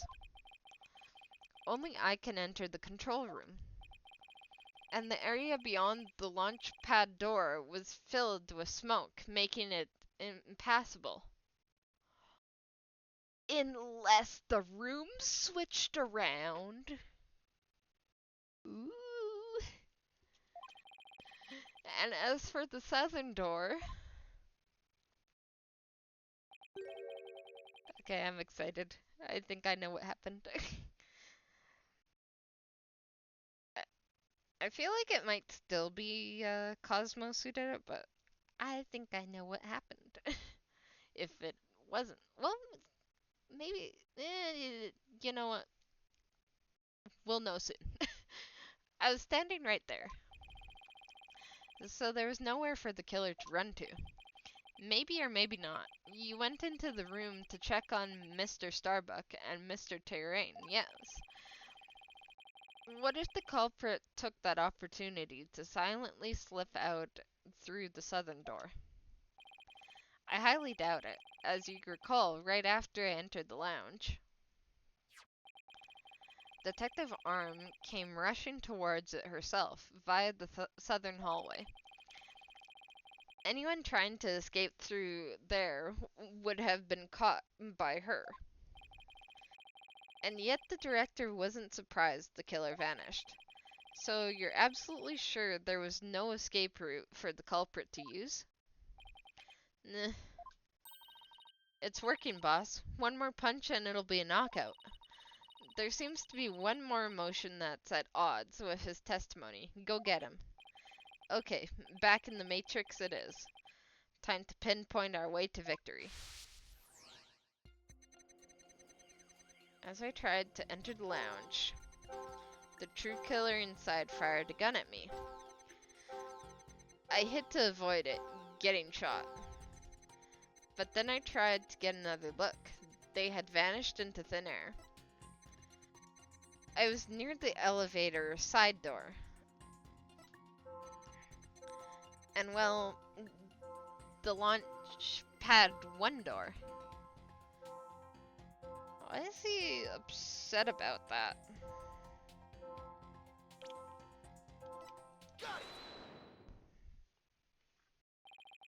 Correct me if I'm wrong, but you seem to be afraid of the launch pad door. The great Yuri Cosmos? Afraid? And what basis do you have for that outlandish accusation? Whether I have any basis or not, you seem quite distressed by it. I'm most certainly not. Director Cosmos, there's something about the launchpad door you're not telling us, isn't there? Gah. Wow, he's speechless. It looks like you hit the nail on the head, boss. Nah. I'll just input those 2 pieces of data, and yes, just what I wanted to see. Presto changeo, less discord. It looks like we're on the right track. Thanks, Athena. Now to make sense of what we've learned. Director Cosmos wasn't surprised that the culprit suddenly vanished from the lounge, which points to the possibility that he knew where the killer had escaped to. Furthermore, talking about the door to the launch pad had made him uneasy. I'm definitely onto something. In other words, he probably hiding something about the launch pad 1 door. When we put these 2 pieces together, only one solution to this puzzle comes to mind.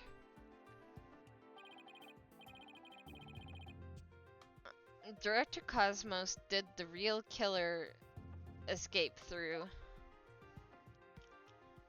Take that! The culprit went through the launch pad 1 door to escape, didn't they? Yes. I mean, no. Disaster to starboard.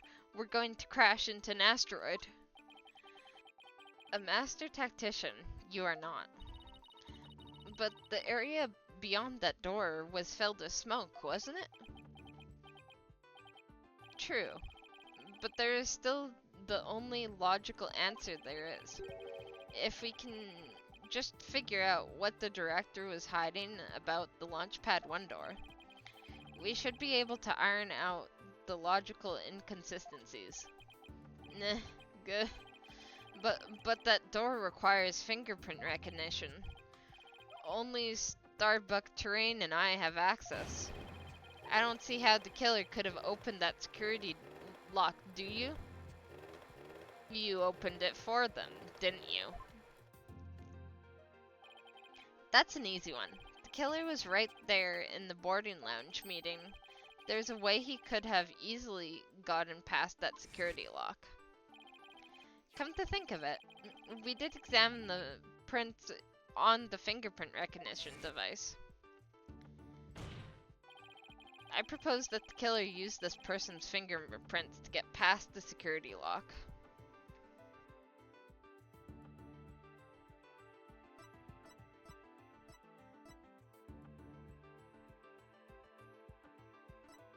Wait a minute. Can I? No, I can't look at evidence right now. Dang it. I want to say it's him, but didn't we find his fingerprints on it? Take that! That's... Mr. Starbuck was lying unconscious there, in the boarding lounge. Anyone could have easily gotten past the security lock by using Mr. Starbuck's prints.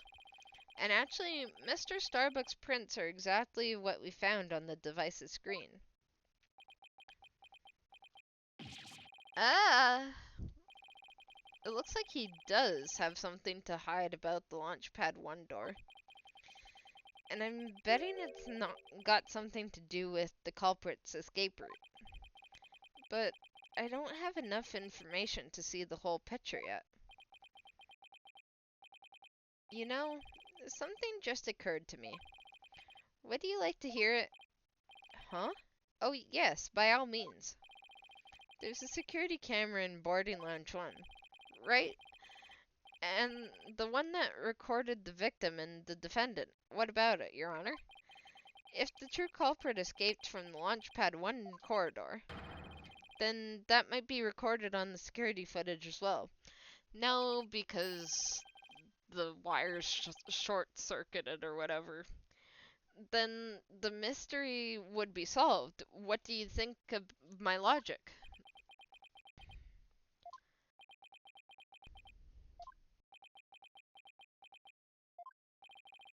I hope you didn't strain your faculties too much for that, your baldness.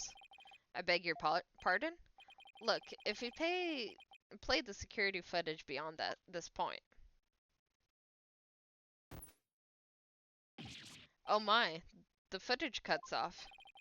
The camera's running on backup power, but apparently the power cables were damaged. Most likely by the after effects of the explosion. There is no footage after this, be it of criminals or space aliens. And I thought it was such a good idea too. Just because your grandchild is watching from the gallery, it doesn't mean you should try to show off too much, Grandpa Baldness. Prosecutor Blackwell, how did you know about my grandchild? I think his grandchild just learned a little... Why was he more surprised that she arrived than here?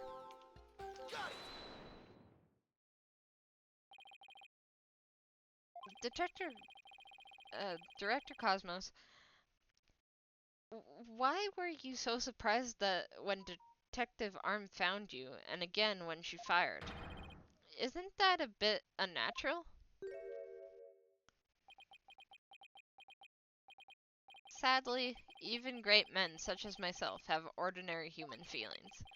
Our bodies are bound by the forces of gravity and emotions.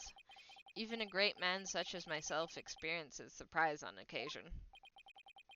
Yes, I'm sure you do.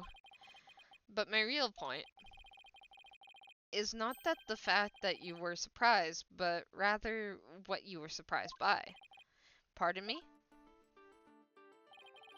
First, you were surprised when Detective Arm found you in the lounge. And just after that, you were, of course, again surprised that she shot at you.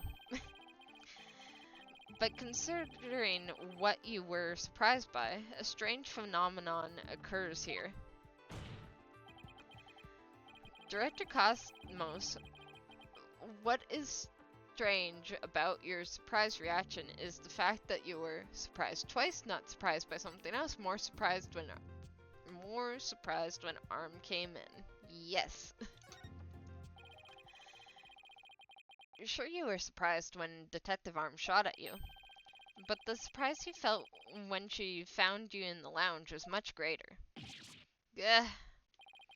The fact that you were more surprised by simply being found than being shot at suggests to me that you were conflicted about whether it was you was you were wait about whatever it was you were doing there.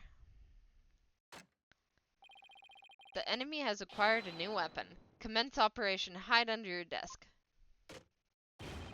Ah! Please tell me I finally sunk his battleship. Almost. Boss, I'm getting less Discord now. That must mean he really is hiding something about that launchpad door. And whatever he's hiding most likely has something to do with the killer's escape. I wonder what it could be. If he was doing something suspicious around that door, maybe he can spot some change between before he came to the room and after.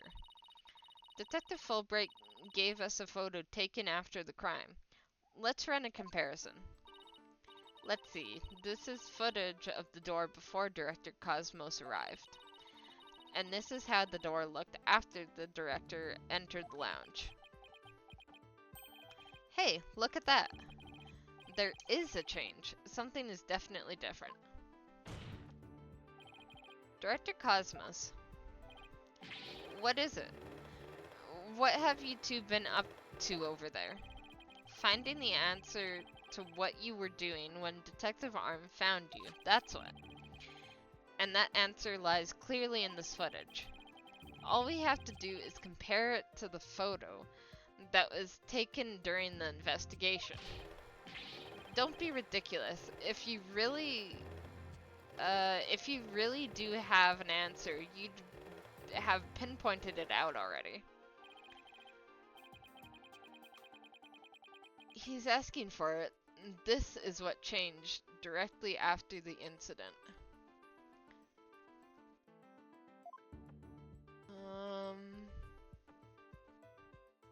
The door? Hmm.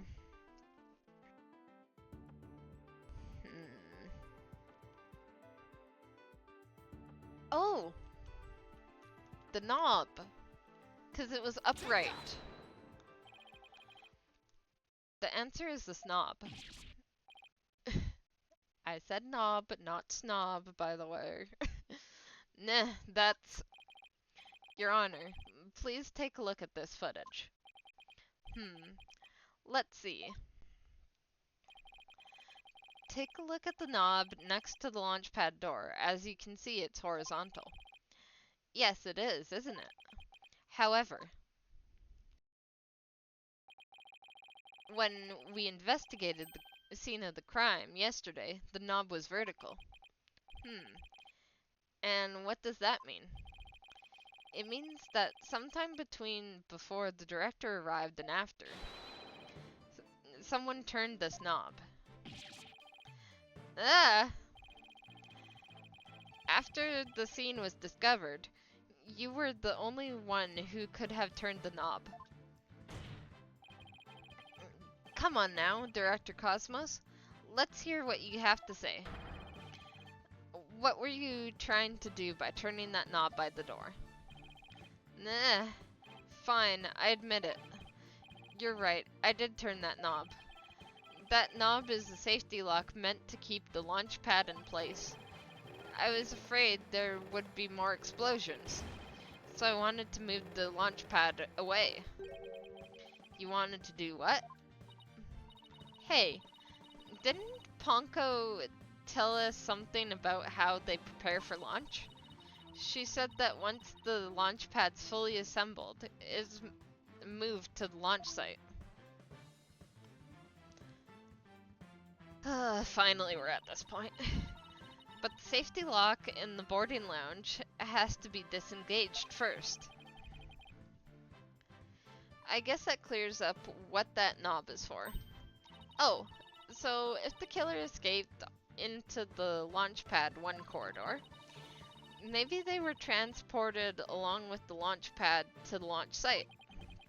I don't think so. The launch pad 1 corridor was filled with smoke. I don't think they could have escaped through that corridor. So then where did the killer escape to? I guess there are still some things we have to discover. Okay, we're not quite to that point yet. Director Cosmos, I request that you tell us about moving the launch pad in more detail. Fine, but listen carefully, for I'm about to give history-making testimony.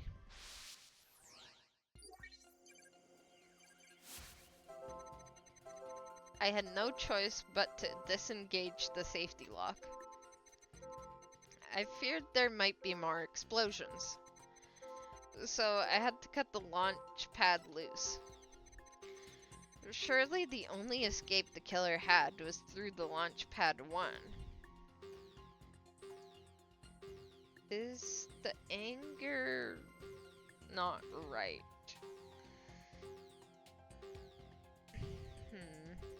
Wait a minute. Can we go back for a minute? Why is he happy here?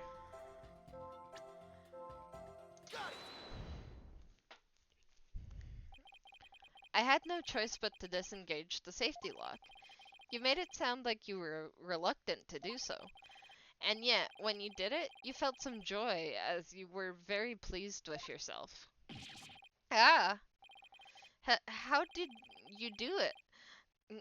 How do you know everything as if you were there? Pretty impressive, isn't it? This is the power of analytical psychology.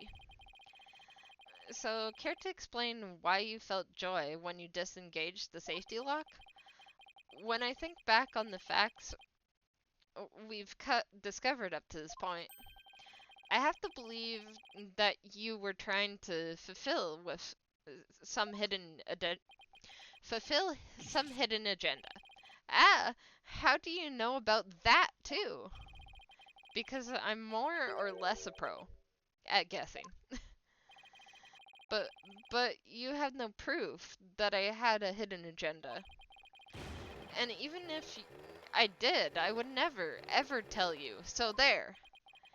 I know they say people regress as they grow older, but you, sir, take the cake. And how could you doubt a man with such great intensity, intelligence, and integrity? Silence.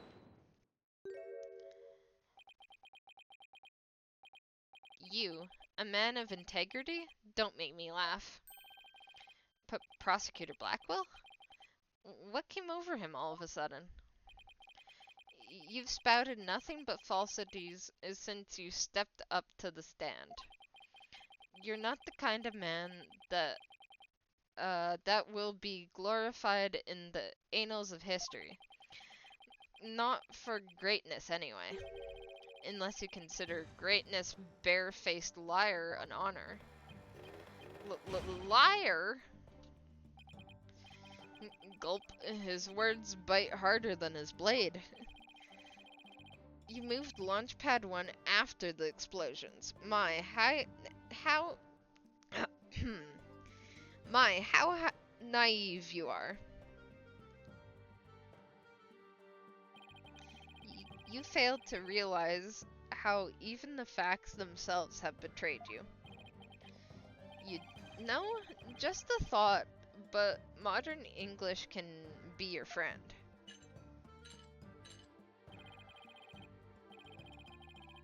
And there's a thought for you immediately following the bombing. Launchpad 1 was on the boarding lounge 1 side. The police confirmed this on scene. What? Liar! So this means the director didn't move the launch pad? Curse my judgment for calling history's greatest liar to the witness stand. Let us leave him to indulge in his lies and war games to his heart's content. Liar! Objection! But it doesn't make sense. You can't deny that someone turned that knob. And once the safety lock was released, I'm sure the pad must have went somewhere. If we chase down the truth of this issue, we just might find where the killer escaped to. Ah! You're sure it must have went somewhere? We just might find out? Your arguments are nothing but conjecture, bluffing, and wishful thinking. Stop chasing your fantasies and see reality for what it is. Or are you not man enough to, boy? Gah! Haha, talk about hitting below the belt. Youngins these days. I don't understand it. I'm sure Director Cosmos must have moved the launch pad. The knob was definitely turned after he came to the lounge. But the launch pad is right where it's supposed to be. Wait a minute. Maybe I have it all backwards. What if the director turned the knob, not to move the launch pad away, but to bring it back to where it was supposed to be? What are you blathering about? What if the launch pad was at the launch site before the incident? And then after the incident, Director Cosmos moved it back to its usual spot. All he had to do was turn the knob to call the launch pad back. And it would be right where the police found it. Gah!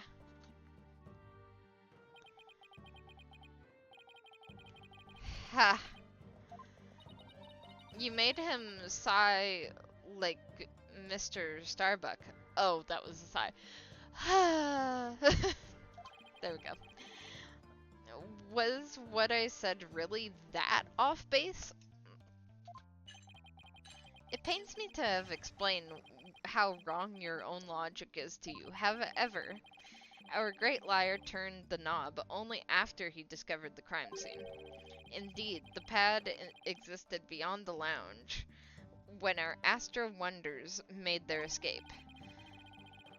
I wonder, a fact that has been recorded for prosperity on filmless film. Oh, right. So, to reiterate, stop chasing your fantasies and see reality for what it really is, boy. Yeah. Get a grip, Mr. Wright, and focus. We know the launch pad must have been moved, but our deductions and the actual facts of the case are in direct contradiction to each other. Well, maybe the two astronauts never actually boarded the rocket. This footage could be fake, taken with body doubles after the incident or something. On second thought, that's too far-fetched even for me. Never actually boarded the rocket. Huh?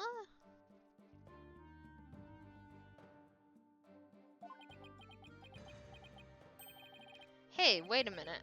Maybe, just maybe. Huh? Prosecutor Blackwell, what if I told you that the two astronauts never set foot inside the launch pad area, but instead went into another place? Do you mean they went into the museum? But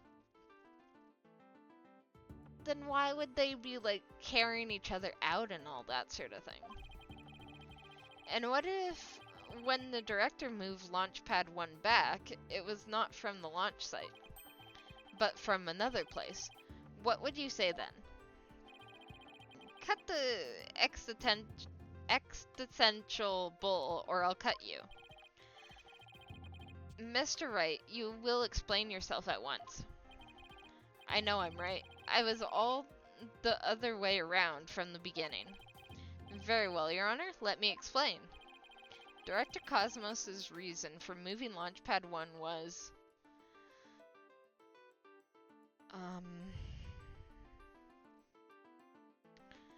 to hide it, to switch it with another place, to trap the truth. I think it's to switch it with another place.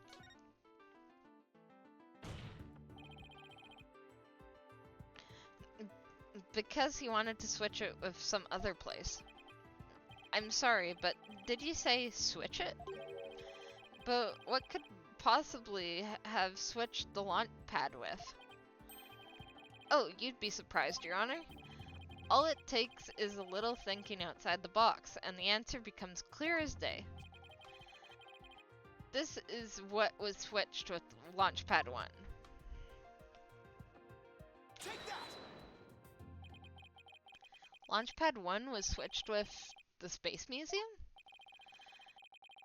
In the past, the Space Museum used to be Launchpad 2. It has all the same features as Launchpad 1, and can even be moved to the Launchpad site. Meaning the Space Museum and Launchpad 1 can also be switched with each other. You can't mean... The rocket the astronauts boarded was not the one in Launchpad 1. It was the one in the spaceship. The Space Museum. What? Balderdash. And yet, it's the only explanation that accounts for every riddle and inconsistency. This is how the Space Center was just before the incident. I see Launchpad 1 and the Space Museum have already switched places. That's right, and with the two switched like this, the astronauts entered the Space Museum from boarding Lounge 1. This allowed the true killer to enter Launchpad 1 from boarding Lounge 2 and set the bomb on the rocket. Come to think of it, the door to the Space Museum from boarding Lounge 2. Welcome, welcome. The Space Museum is open to the public every day of the year from 9 a.m. to 7 p.m. Exactly, anyone can pass through the door to the Space Museum. There's no fingerprint recognition system on that door.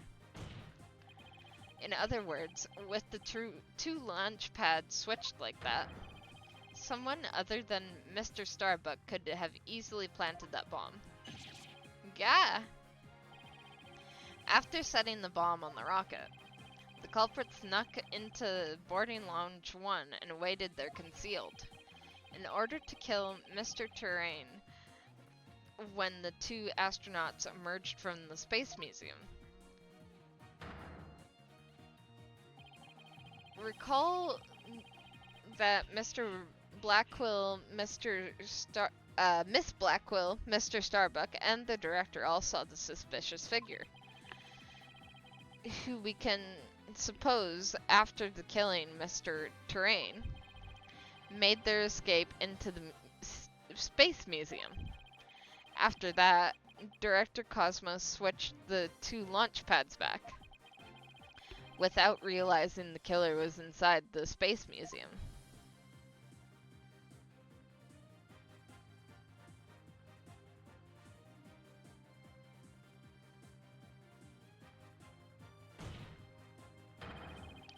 killer then left the Space Museum and made a clean getaway. Nah. Right, Dono. I see you know how to handle a sword and handle it well. Perhaps I should call you Swordsmaster Bluff. I'm a seasoned warrior who can cut down many a prosecutor. Silence. But unless you can prove your theory, it's no better than a rusty sword. That's right. You have no proof I switched the launch pads. Somebody needs a better anger management counselor. If the launch pads really were switched, there might be a record of it somewhere. At this point, Launchpad 1 and the Space Museum were switched with each other. So the corridor beyond the door should be the one that belongs to the Space Museum. Let's see. This is the image of the Launchpad corridor. Do you see anything different when we compare it to the security footage? Huh? That number on the floor. Well, what do you know? It looks like we have proof after all, Prosecutor Blackwell. And if this is just another bluff? Oh, don't worry, it's right here. Right in the footage. Proof that beyond this door is the corridor to the Space Museum. Very well. Answer this for me if you would. What in this footage proves that the corridor belongs to the Space Museum? The number 2 right over here. Yeah, that's close enough. There's one on the floor of the Launchpad 1 corridor.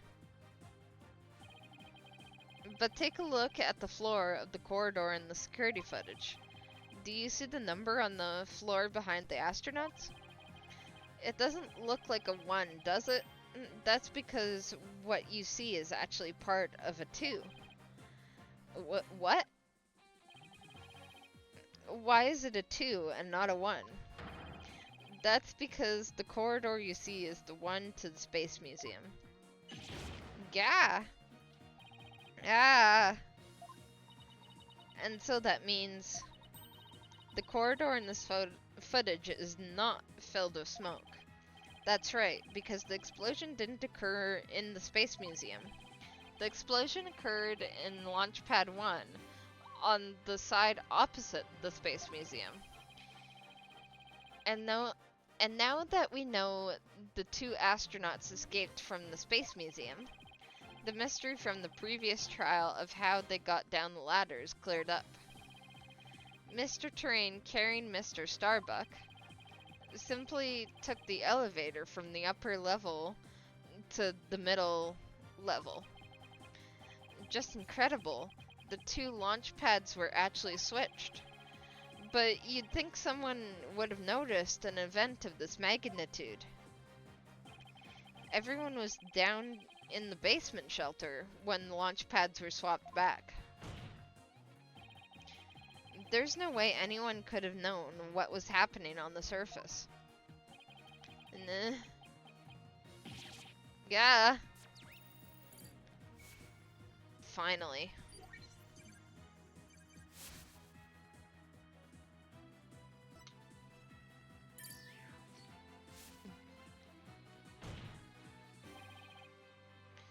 No more lies, Director Cosmos.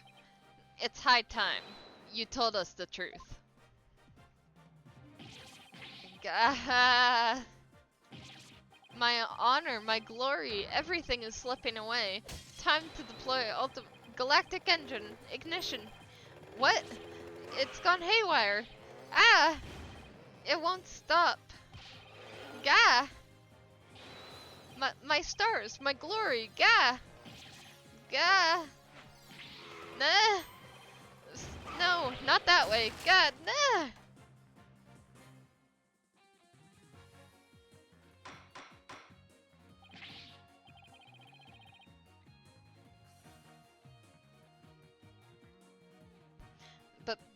Bailiff, your steed after that witness.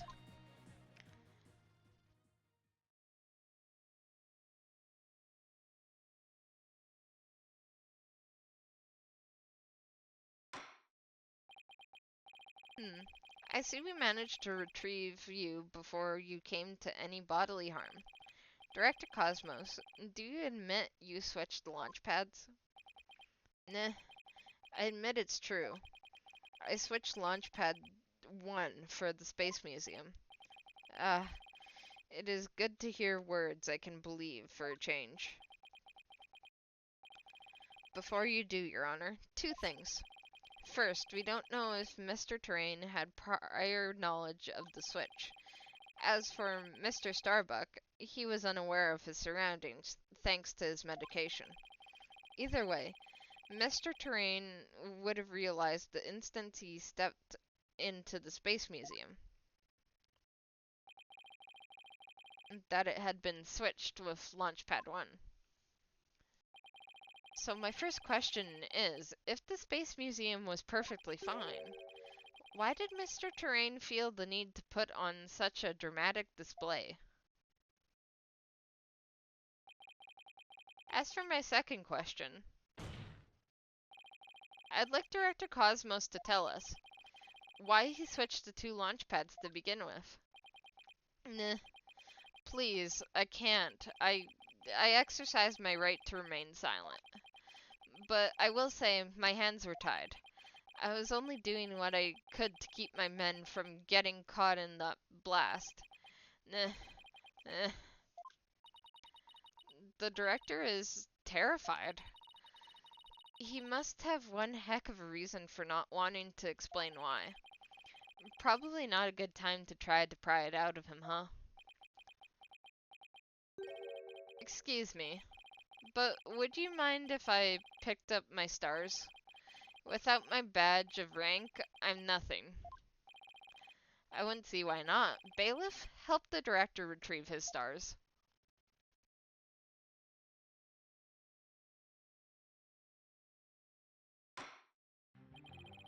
It appears the possibility of a culprit other than the defendant has presented itself. Mr. Starbuck, is there anything you wish to say? I don't get it. Don't get it. What don't you get? Director, why did you do all that? From the very beginning, you never meant for the launch to go ahead, did you? You tricked us. Mr. Starbuck. Starbuck, my boy, I'm sorry. I can't tell you the reason why. But I had to do it to protect the Space Center. Director, will I ever get the chance to go into space again?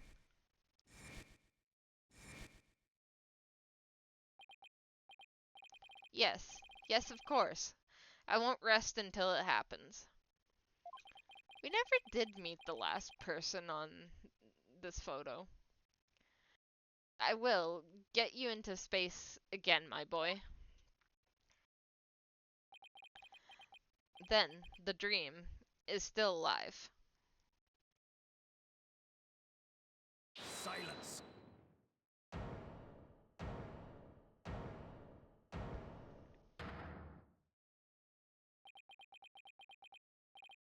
Humph. You're not going into space, Starbuck. But prison, I won't have it any other way. Why are you so hung up on him? Yes, I accept that the launch pads really were switched. And if there were a third person at the scene, I suppose they could have escaped. But I have yet to see proof of this third person escape via the Space Museum. Oh, that's a good point.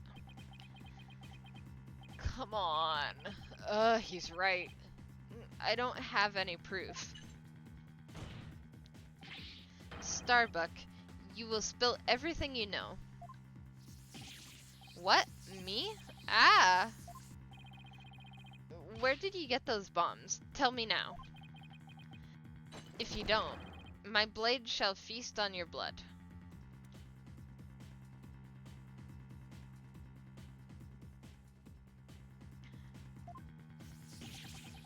Gah!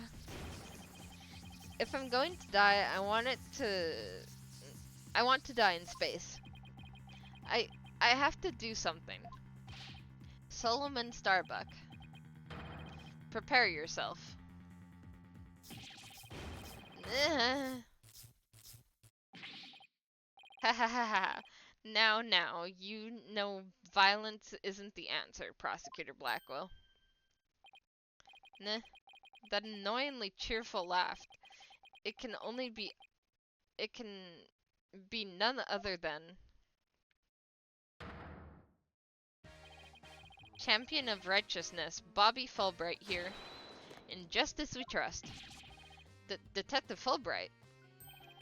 Sorry to keep you waiting, Mr. Lawyer. I hope I'm not too late. I don't believe we had an appointment.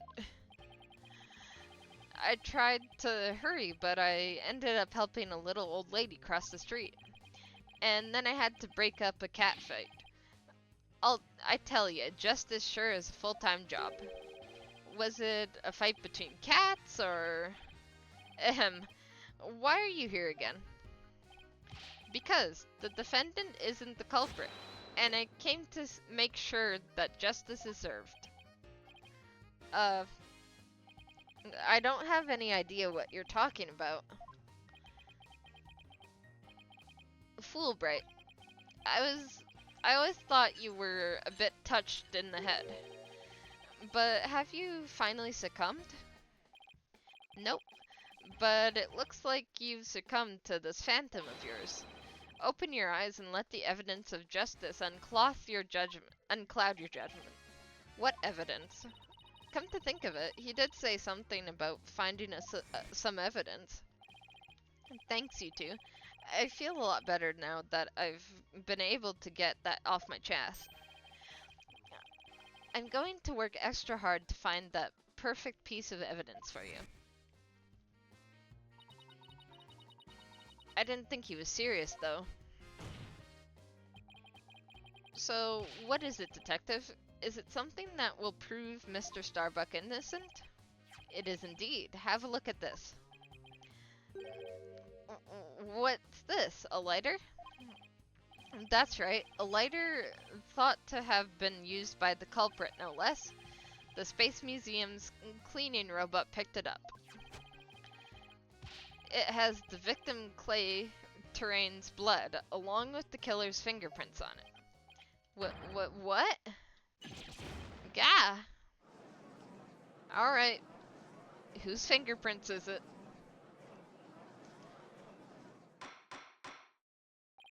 Order.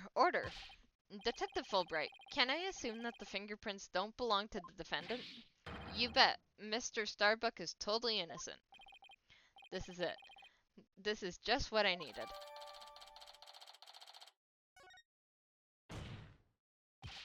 Your Honor, this is decisive evidence that supports the defense's earlier claim. Explain yourself, Mr. Wright. With pleasure, Your Honor. Recall where this lighter was found. Based on that, we can extrapolate that after the killer murdered Mr. Terrain, they escaped with lighter in hand into the Space Museum, where they dropped it. And switching of the two launch pads occurred.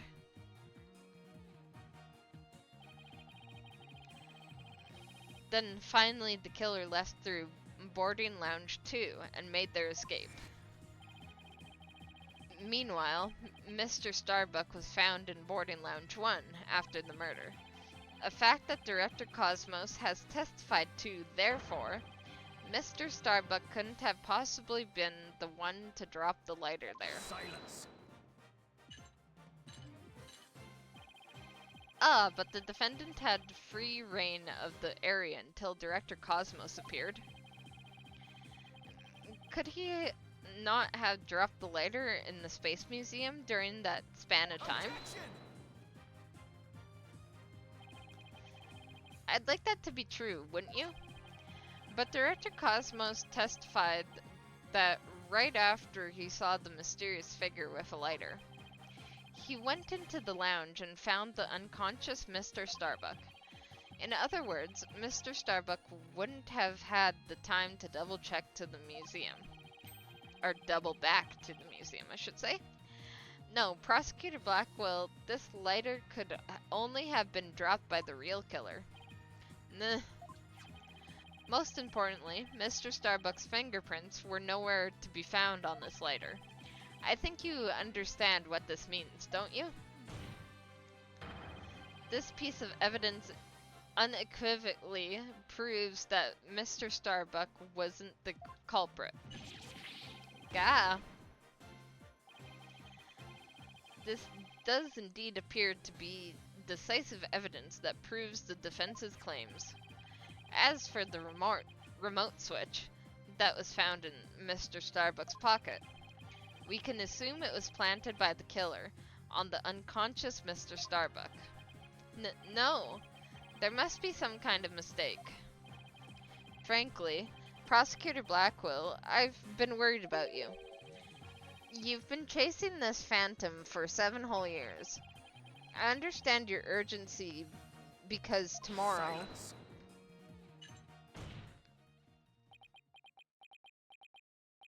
Fool, Wright. You promised never to speak of that. Huh? Tomorrow? What about tomorrow? Given the body of evidence, I think it's safe to say the defendant is innocent. In light of the fact that it was impossible for him to have committed the crime. A few unanswered questions remain, so I look forward to seeing what you two uncover.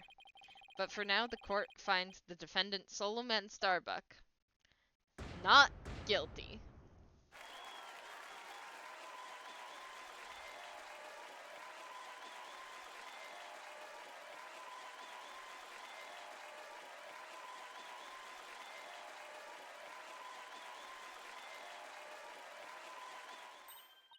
Yes, we did it, Mr. Wright. Looks like we pulled it off somehow, huh? With some help from Detective Fulbright. Mr. Wright, Miss Sykes, thank you, and please thank Apollo for me too. You all are the best. Oh, I wish we could tell Apollo about Mr. Starbuck's verdict right now. Yeah, me too. But that's going to have to wait. Now that a verdict has been reached, I'd like to bring today's trial to a close. Court is adjourned. Whose fingerprints was it, though? Objection!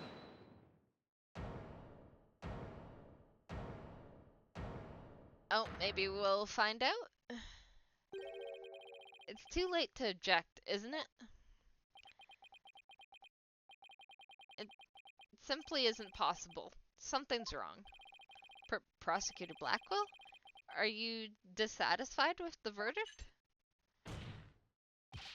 Fulbright, what were the results of the fingerprint analysis for the lighter? Huh? The results? Ha ha ha ha ha. Ha ha ha ha ha ha ha. Well, I was in a hurry, you see, and then there was that cat fight, and well... I kinda got carried away when I heard the prints weren't Mr. Starbuck, so... You have yet to read it? Prosecutor Blackwell, can you read out who the prints belong to? Upon thorough analysis, the fingerprints were found to belong to Athena Sykes? What the heck? How? So says the report. Oh my god, I have chills. What? What? Huh? Me?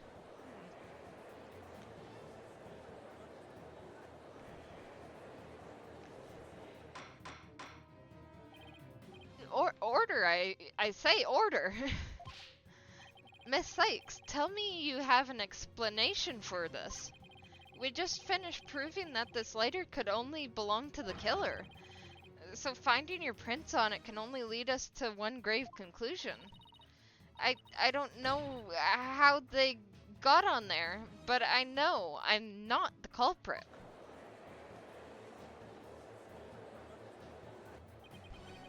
Well, I said I wanted a twist, but I don't know about this one. Then again, this is kind of exciting. Though I don't want Athena to get sent to jail either, so... Yeah, this can't be happening exactly, Phoenix. We built up our argument piece by piece, and I don't think any of our reasoning was faulty. So how could it lead to this? Gah! What what have I done? Please forgive me. I'm sorry. Order. Order. Detective Fulbright, stop your crying. What in the world is happening here? It's like the world's gone mad. Order. Order. I will have order. I don't think you'll have any order.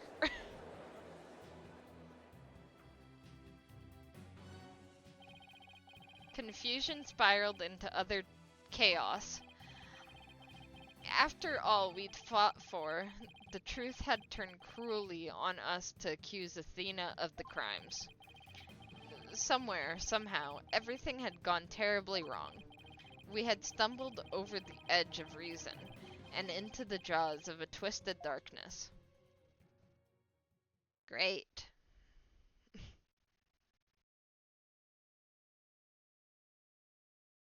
And that's where it ends.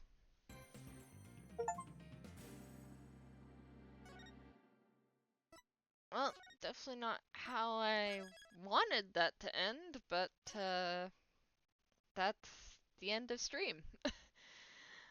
Well, I hope you all enjoyed watching, and hope you're not too mad at that cliffhanger, because I will not be streaming until Tuesday.